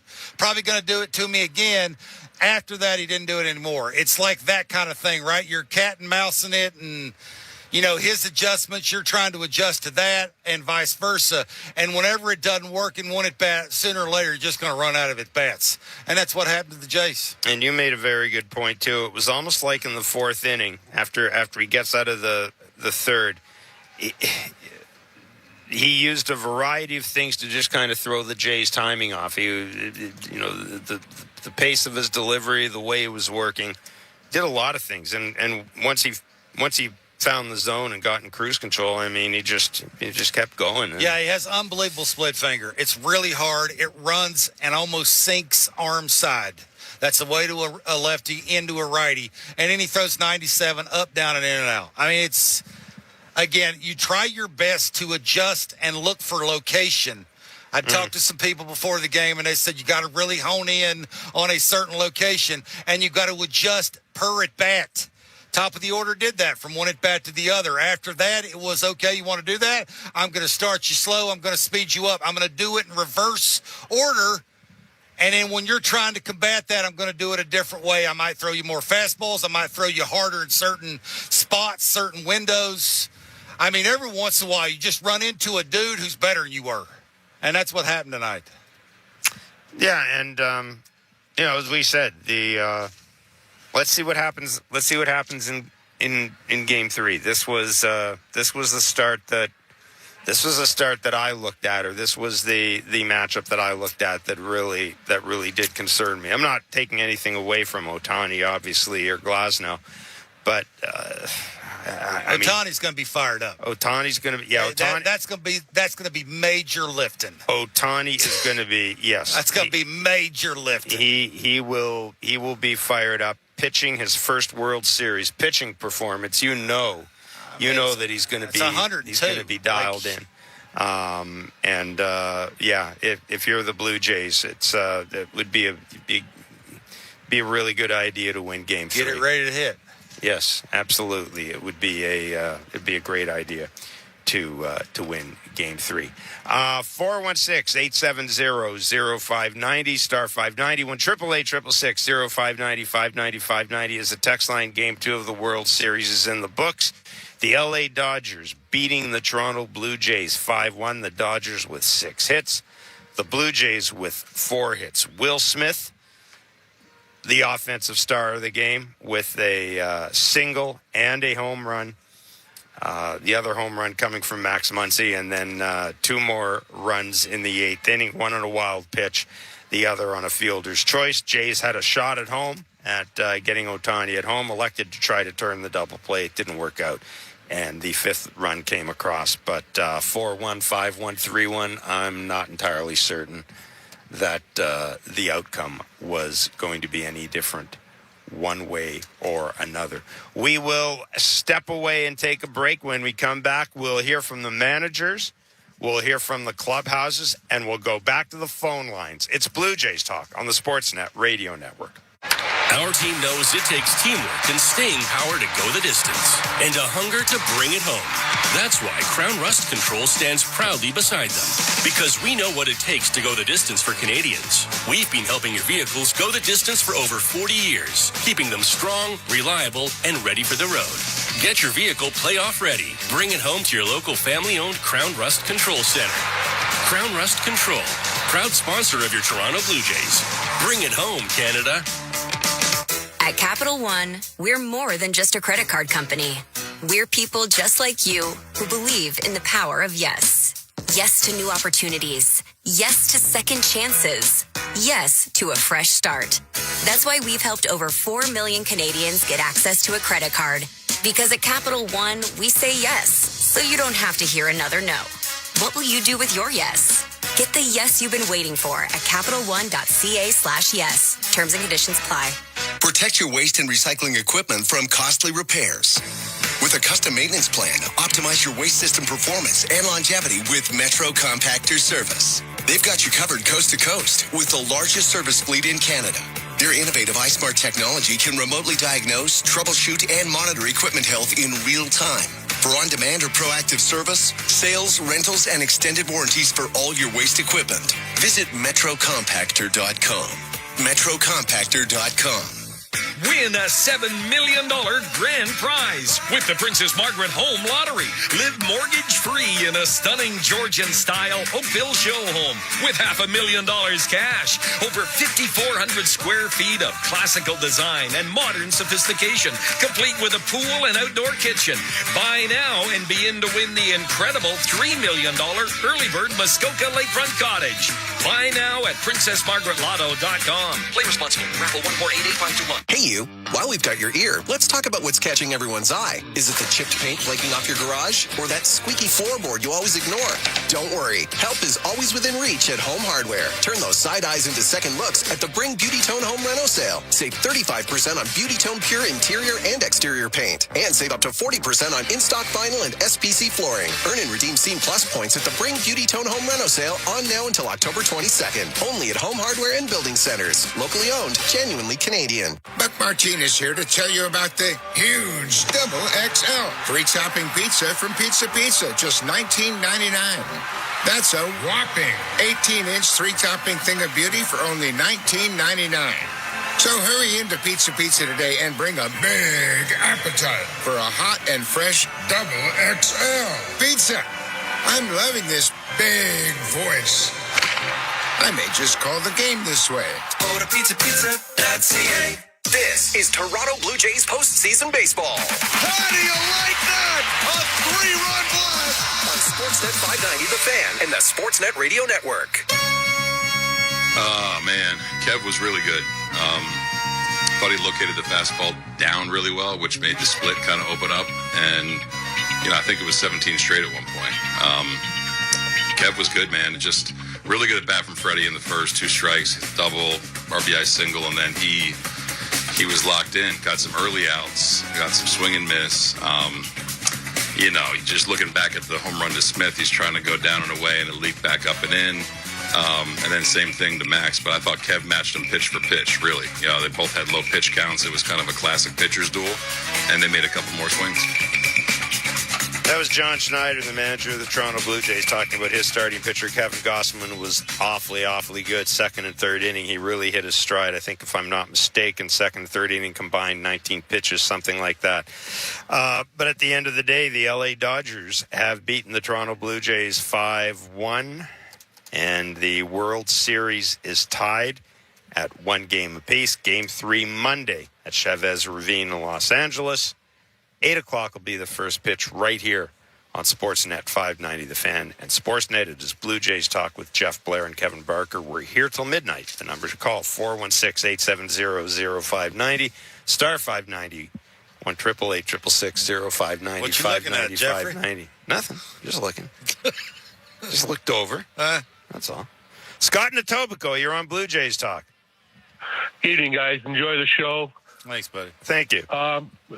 Yeah, Yamamoto, you tip your hat. Great game he pitched. The only problem I have tonight is Springer gets hit again, and there's no response.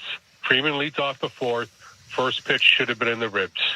Send the message. Stick up for your teammates. I know they're a close group, but you got to send a message.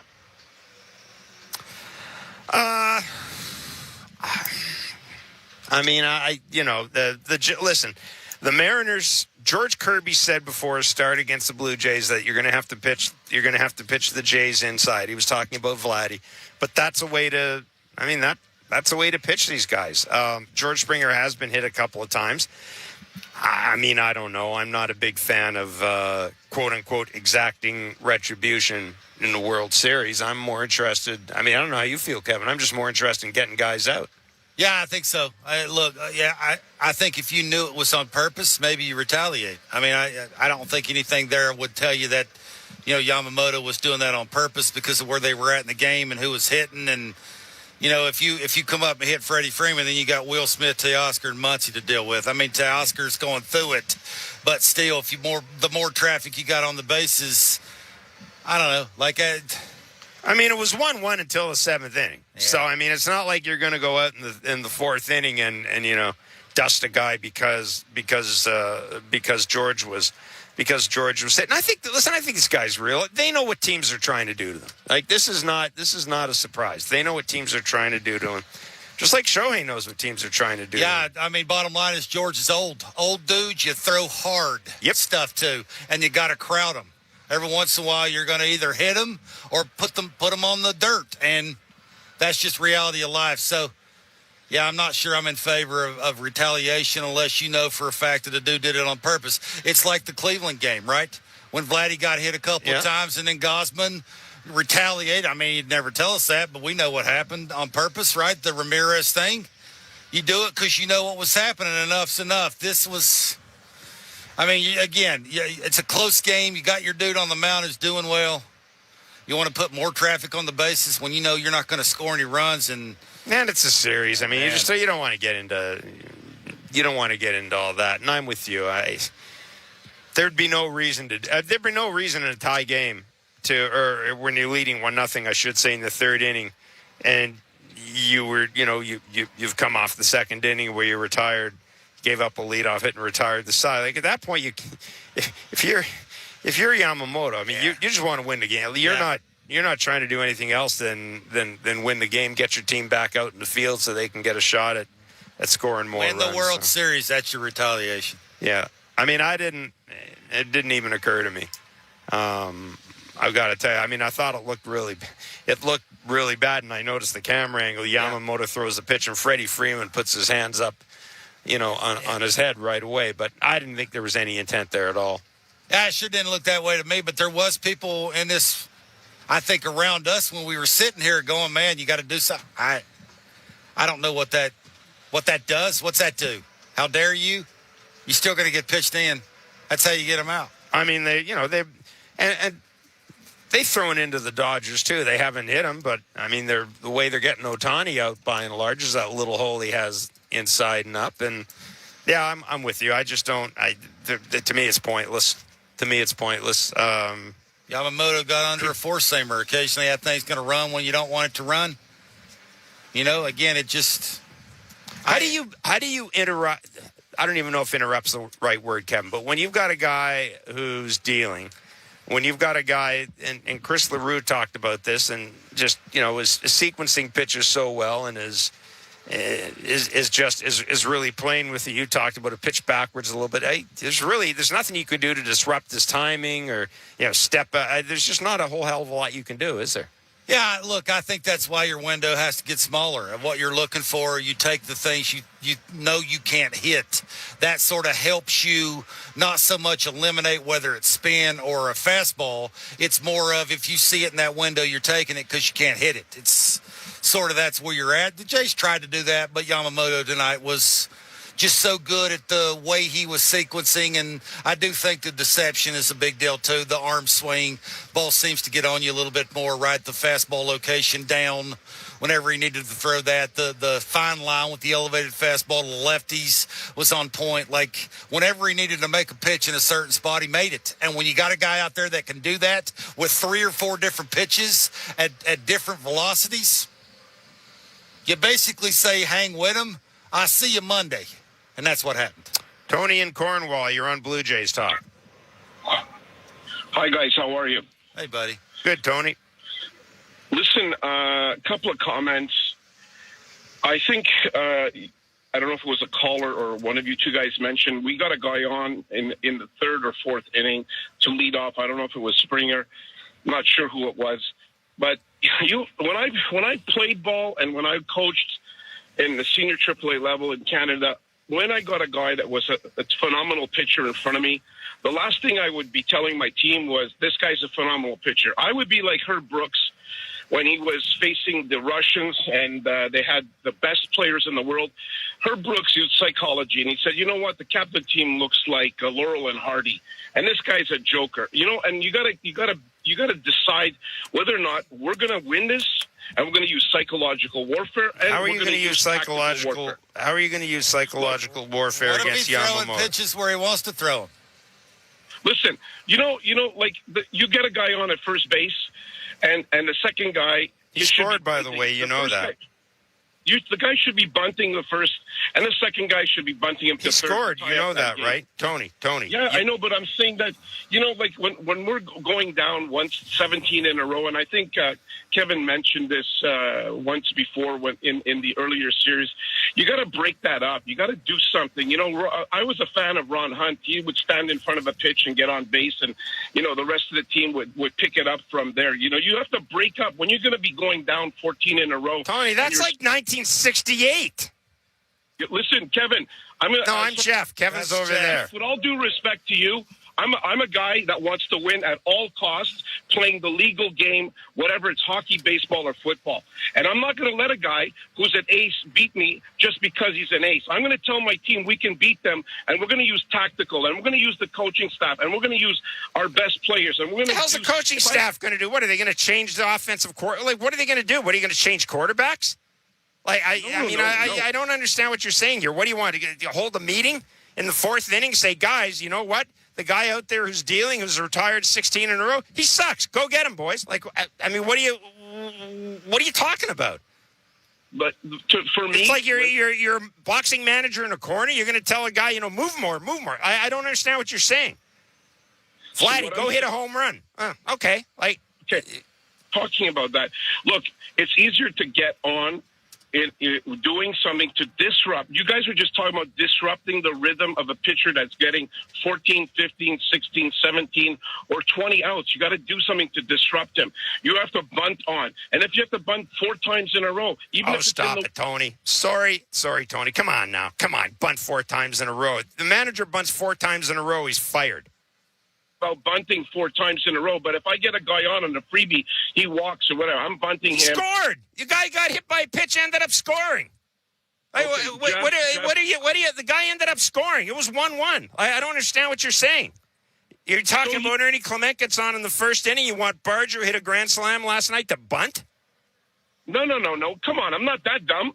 Well, it sounds like it because, you're saying the guy gets on, you want to move him over. And I'm telling you, third inning guy gets hit by a pitch. Lucas strikes out. Vladdy singles, goes to third, scores on a sacrifice fly. It's 1-1. Like, you're making it sound like this was 16-0 and the Jays sat there, their thumb up their ass all night. The guy pitched well. I don't understand what you're saying here. Well, he pitched well, but I believe that we can get to any pitcher in any type of game if we use strategy, and we can't always rely on a double base hit.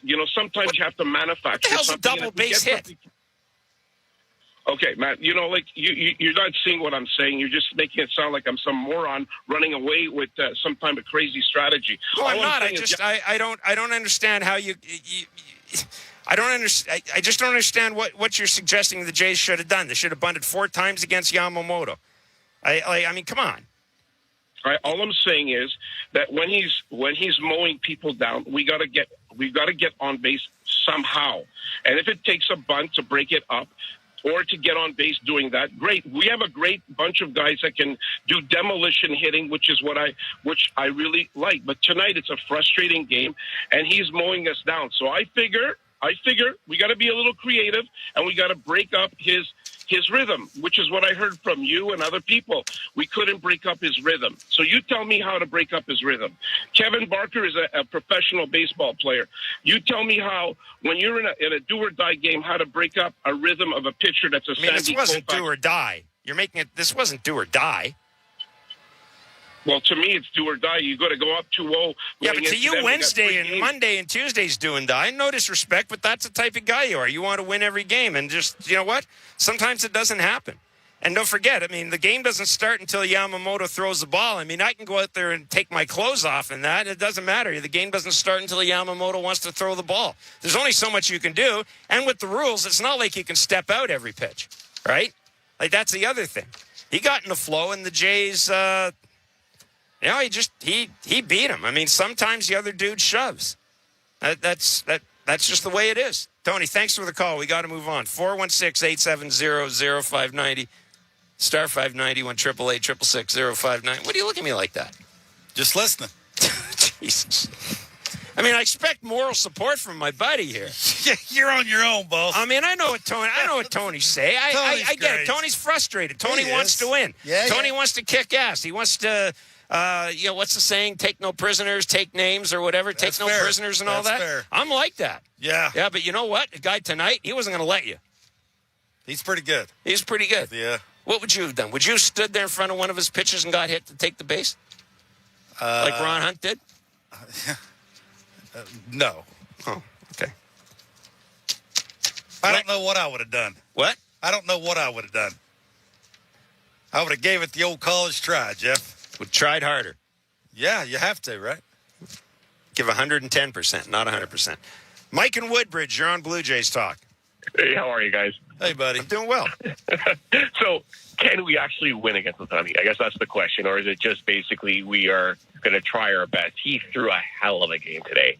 And it seemed like no matter what we tried to do, we couldn't get any rallies going. So, like, are we looking at the next time he's on that mound, we're basically just trying to survive? And what do we do to get some type of rally going? Because nothing was really going tonight. Yeah, listen, again, you have to hope that you can. You have to hope that you can get Glasnow. Same thing as with Snell. I mean, these guys haven't pitched for a while, so you've got to hope they're a little wild. You got to, the Jays have that nice combination of aggressiveness and patience. You got same thing. You got to get into this bullpen. You absolutely have to get into this bullpen. Now it's a rested bullpen. In some cases, maybe it's overly rested because they got an off day now. They haven't played for a while. Yeah, but yeah, you got Mike. You have to win Game 3 because otherwise you're going to get Otani. You got to play a tight game. Your pitcher has to match their pitcher. Your game plans from at bat to at bat have to be on point. You have to adjust them. You can't be predictable with those, right? They're going to adjust to you. Why do you think Blake Snell came out after the game last night and said, "I learned a lot"? Yeah. Well, that's what he's talking about. I saw what you were doing. I didn't do a good enough job of combating that. Next time I face you, I'll do that because I can, because I have. The layoff has nothing to do with it. That's what he's talking about. Yamamoto actually did it tonight. Yes. That's the difference. So you just have to be really good at this. They all knew this coming into this series, that rotation was going to be a handful. And your pitcher had to match. Kevin did tonight. The lineup just didn't do enough to win a baseball game at home. And, you did, I think, what you were supposed to do. You won one of the two first games.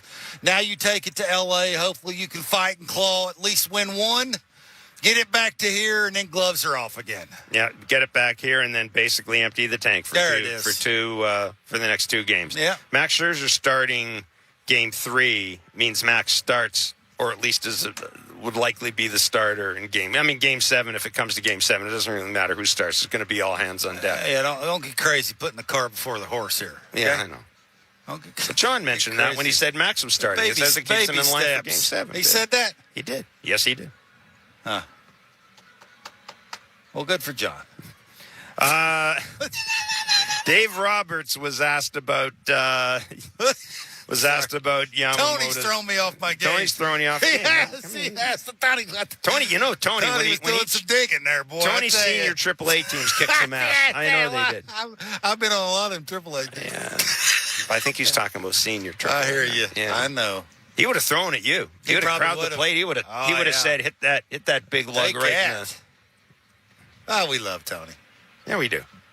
Dave Roberts was asked about Yamamoto's outing. Outstanding, uber competitive, special. He was just locked in tonight. It was one of those things he said before the series, losing is not an option, and he had that look tonight. He's pitched in huge ball games in Japan. He's pitched in the WBC. And, players that have the weight of a country on their shoulders, that's pressure. And so I just feel that part of his DNA is to just perform at a high level in big spots and control his heartbeat and just continue to make pitches. So, he could have won another, 30, 40 pitches tonight. Ooh. It's a scary thought. But he's not wrong. Well, if I'm Dave, I'm thinking, thank God I don't have to use my pen. Way to go, buddy. This was the first time the Jays saw Yamamoto. Now I know they got the Treject machine and everything, but they get a redo against this. Yeah. still not going to be easy with this guy's stuff, is it? I don't think so. But, expectations about, sort of what you can look for, where you can look for it at. You've seen now the little late giddy up that he has when he jumps towards you, right? The fastball command down. We saw that a couple of times with strike 3. We saw the elevated fastball jumping at you like it did. You saw the slow breaking ball, where it started, how much it broke. You saw how he throw the cutter up and into a lefty. The late movement, he threw it away to a righty occasionally I think he threw it to Vladdy a couple times, the cutter, to get him off of certain location in, right? I mean, he wants to get him out in, arm side, so you have to set that up the right way. They'll be a little bit more prepared for that. Yeah, they'll have a little bit better of a idea of what he's trying to do, but if he execute like he executed tonight, still going to be a handful. Like you're going to have to hope that you get enough traffic on the bases, put him out of the stretch enough that you can see the ball a little bit more consistent out of his hand to give you a chance to move the ball forward with authority. And situational hitting has to be on point. You get dudes on base, you gotta cash in. If you don't, you're going to get beat. Like, you can't have first innings like you did tonight against him again. If you do and let him in a groove, he's going to beat you. He's that good. He feels it right now. So, Jason in Brampton, you're on Blue Jays Talk with Blair and Barker. What's up, Jason? Hey, buddy. Hey, I love the show, guys. Thank you. I want Jays fans just to breathe. I know I'm going to sound like a homer, but if you asked me back in June if we would be in the World Series, Game 2, going to Game 3 tied 1-1, I would have taken that all day long. Hey, that kid Yamamoto, he was dialed in tonight. Nothing we could have done was going to throw him off his game. And on top of that, we have to remember that this Dodger team is the best team in baseball, and we are hanging with them. And the question I have for you, Blair, is why did Schneider go against what he did all playoffs long and not allowing his starting pitching to go through the third time? Well, he did tonight. He did. I know. Why did he do that? Oh, why did he do it? Why did he? Because Kevin Gossman was dealing as much as Yamamoto was. He retired, 17 in a row at one point? Yeah, he had 59 pitches. He threw 44 strikes. Yeah, he was awfully good. He was dominant. It was 1-1 until the seventh inning. That's a fair question, and I did ask John before the game when I was standing on the field, what's it going to look like third time through? And he said, if Kevin's dominating, I'm going to get out of the way. That's why. Yeah. So that's a good question. It is a great question because it's something, we always talk about that going in. Because we're so used now to the third time through being a thing, we always talk about it. But no, it is a thing. Yeah, tonight, though, it wasn't. It'll be a thing with Max. It'll be a thing with Shane. Oh, it'll absolutely be a thing with Max. Second time through might be a thing with Max, to be honest. Well, come on. You never know. I mean, But yeah, no, I didn't have any problem with that. And once you give up, you give up the home run, you're still only down 2-1. You're thinking you can get through. You're thinking you can get through that seventh inning. But Max Muncy does what Max Muncy quite often does in the postseason. It hits a home run, and at that point, and that was I think it was on a 2-2 pitch. At that point, you make the move. But no, I didn't. That thought didn't occur to me at all. I just thought Kevin was so good, and as Kevin said, that was John said before the game. This is the one game. John knows he's going to have. He's realistic. He knows he's going to have to use his bullpen in the next two games. Even with the off day, you're going to see a lot of funky stuff. You're probably going to see Chris Bassett at some point in those games. All that. So John knows that, and John knows John's up 1-0. He's got his best guy on the mound in the second game. Why wouldn't you stand out of the way? Like, why wouldn't you stand back and let him go? I mean, there's no way you're taking him out. Third time through. I mean, I think it was 9-1-2. Yep. 59 pitches. Yes. Many strikes that he was throwing. The way he was locating his fastball. What was that? I just wrote that down. Threw 49 fastballs. He had 25 swings and 17 called strikes. Basically, every time he threw it, he was getting action with it. When you see that and the way the arm speed and the location and the swings they were getting on the split finger because of the location of the fastball and the action with the fastball. Yeah, I mean, John ain't dumb. No, and I'm looking at what he did to Otani tonight. He got two pop-ups. They know how to get him out. Yeah, they really do. And Fred got to execute it. Mookie Betts, you got the same thing. You got to pop up. Yeah. So, yeah, no, I didn't have any issue with that at all. Again, I thought John managed a game like a manager whose team is up 1-0 in the best of 7 series. He got his best dude going on the mound. I thought he managed. It would have been fun to watch if he would have went up a run. How would he would have used Bassett? That would have been interesting. Yes. Yeah. If it had been 2-1 or had gone to 3-2 somehow, that would have been interesting. I hate to say this because you've been tooting this for so long that you knew sooner or later it was going to happen. That he's fallen in love with Chris. The stuff, the attitude, where he can throw him in a game. I mean, he can close him.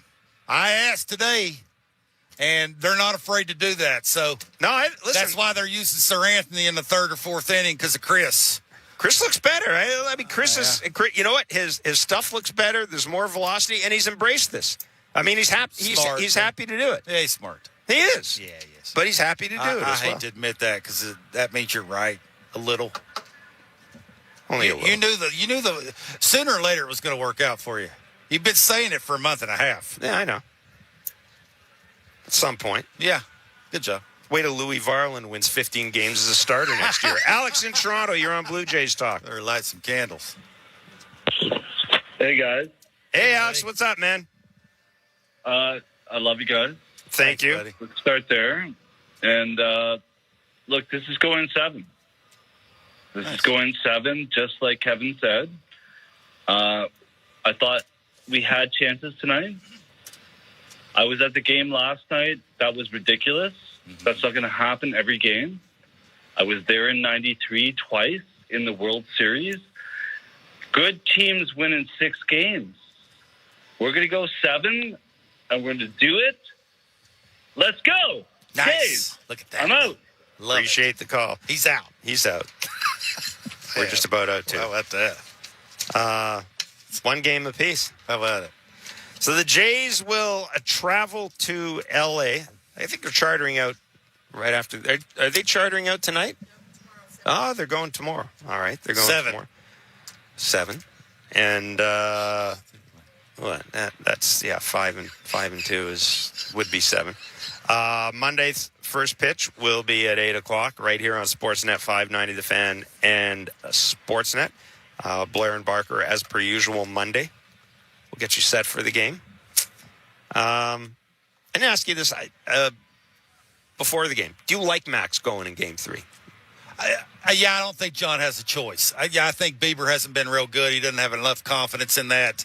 He knows that's sort of a swing game, right? We talked about swing counts. There's swing games that can give another team momentum. I think he thinks he has a better chance of winning with what Max showed him in his last start with the velocity, the location, the spin was better. He maintained all of that throughout his entire outing. I think it's more about he felt like he had to do it than he wanted to do it. Mm-hmm. I think that's where he's at. And how dare I even think twice about second guessing John Schneider? Don't look at me that way. No, I'm not looking at you anyway. You looked at me like, yeah. I was looking at the clock. No, you didn't. I was looking at the clock. Jeez. 5-1, the Blue Jays have lost to the Los Angeles Dodgers. The World Series is knotted up at 1 game apiece. Heading back to Chavez Ravine again Monday, 8:00 will be the first pitch. We'll have the usual pregame show production, and Blair and Barker will be on. You have you covered all day Monday leading up to the game. So thank you for listening to Blue Jays World Series Baseball. Canada's team is making history in your local family-owned Crown Rust Control Centers in Quebec City, Lévis, Montreal, and all across Quebec are proud to be a part of it. For over 40 years, Crown has protected vehicles from rust, keeping them strong and ready for the road, just like a great playoff baseball team. Crown Rust Control, proud sponsor of your Toronto Blue Jays radio broadcasts.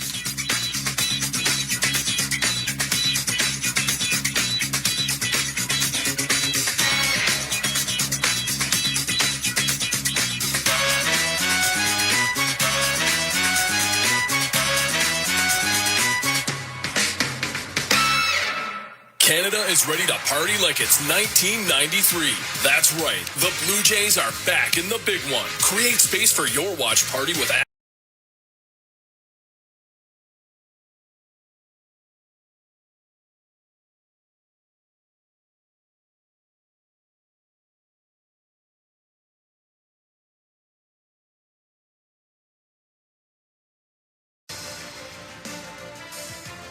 Game 2 of the World Series about to get underway from downtown Toronto. We welcome you to Rogers Center for more of the Fall Classic. I'm Ben Schulman alongside Chris LaRue, the former Major League pitcher. Joe Ali is our host. Nick Blackmore is our producer.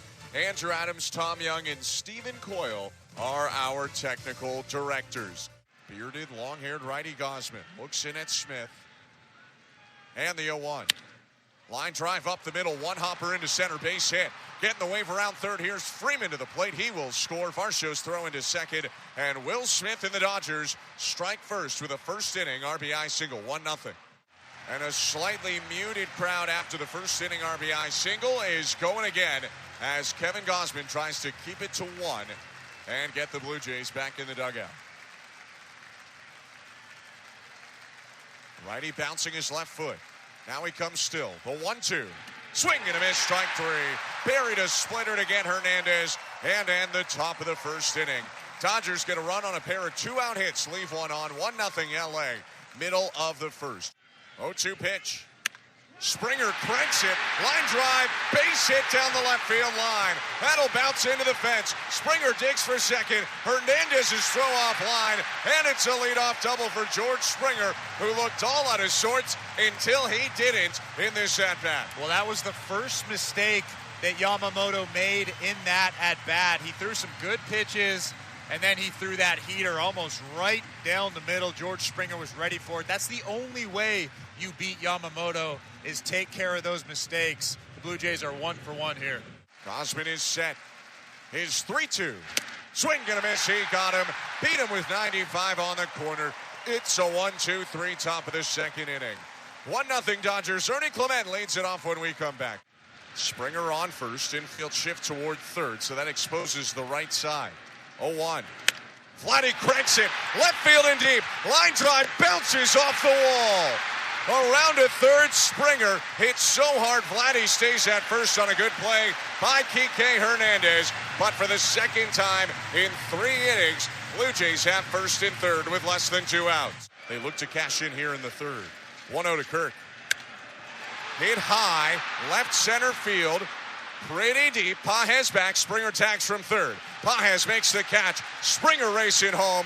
Throw cut off by Freeman. And we're tied at 1. Sac fly. Alejandro Kirk drives one in to make it 1-1, bottom of the third. That was a great job from Alejandro Kirk. That is exactly what he was trying to do. He got the slider. It was a little bit elevated.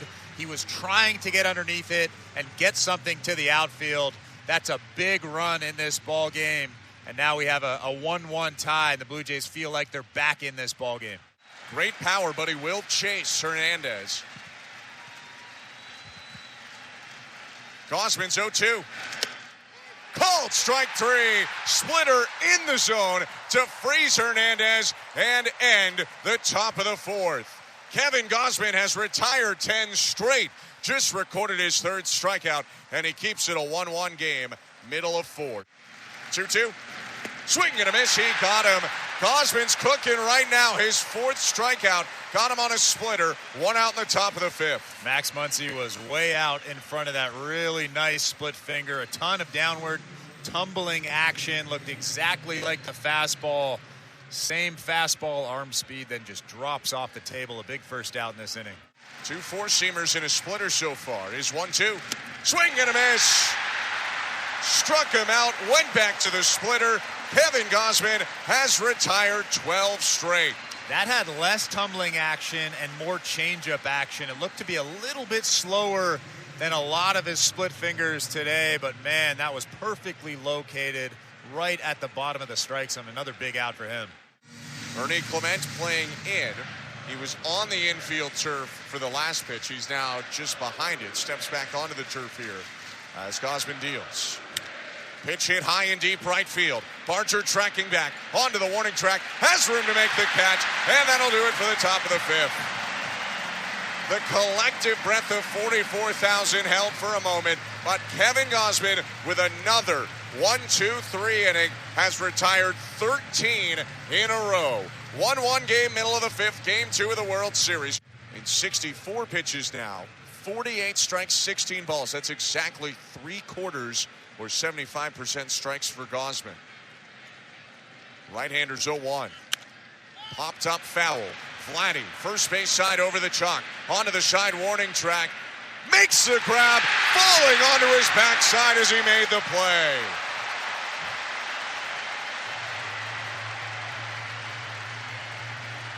Make it 16 in a row, set down by Gausman. 1-1 game, and guess who starts off the inning? The guy who made the great play to end the last one. Vladimir Guerrero Jr. will lead off for the Blue Jays in a 1-1 game when we come back. Right-handed hitter holds his hands high and off of his body. Gausman's payoff pitch. Hit high and deep left field, hooking toward the foul pole. It's into the second deck and gone. Home run, Will Smith, his first of the postseason. That snaps the streak of 17 consecutive hitters retired, and it's 2-1 Dodgers. Yeah, I literally just said it. That was a challenge fastball from Kevin Gausman. 94 miles an hour, four-seamer, and Will Smith was ready for it. He hammered that thing, wrapped it around that foul pole. It was fair by about maybe 5 or 10 feet down that left field line. A huge home run for the Los Angeles Dodgers. Gausman bouncing his lead left foot. Comes still. Rocks and deals. And he got him swinging on a pitch in the dirt. Struck him out on a splitter for the third time in the game. 2 outs in the top of the 7th inning. Yeah, all 3 of those strikeouts have come on the split finger. He's looked really uncomfortable on that pitch. Why throw anything else? Especially if you could locate it down below the strike zone like Gausman just did. Gausman set, glove at his belt. Kick in the 2-2. Hit high and deep left field. Lucas racing back, looking up at the fence, turns. It's gone. Muncy with a homer. 2 in the inning for the Dodgers. They lead it 3-1 now on a pair of solo shots in the 7th. He gave him time to try to get out of the 7th. That four-seamer was right on the outside edge, a little elevated, and Muncy powered it home. Not the end to the start Kevin Gausman wanted, but a deserved round of applause from the Rogers Center crowd after a strong 6 2/3. Hoffman with a breath and his pitch. Freeman takes in the dirt, bounces away from Kirk, who can't find it, and a run comes in to score. Wild pitch, and it's 4-1 Dodgers, and that is a tough start to the outing. A slider there that bounced down and in. Kick in the offering. On the ground to short. Jimenez flips for 1. Bichette to first. Not in time, and a run comes in to score. It's 5-1. Right-handers 0-2. Runner off from first to the pitch. Swung on and missed. Strike 3. Teoscar Hernandez goes to 0 for 4 Ks, but the Dodgers pick up a pair of runs. Only 2 hits, but a couple of walks and a wild pitch helped the cause. It's 5-1 LA. Middle of the 8th. The fans to their feet, and credit to the crowd in Toronto. It's extremely long odds at this point that the Blue Jays come back, but pretty much everyone remains, with the Blue Jays trailing 5-1, bottom of the 9th. The 1-2 to Varscho. Popped up back of third, and this will do it. Muncy under it on the turf, hands in the air, makes the grab, and the Dodgers punch back. Yoshinobu Yamamoto punches back with one of the great playoff performances in this ballpark. He goes the full 9, a complete game, allowing only 1 run, and the Dodgers take it today. 5-1 the final score.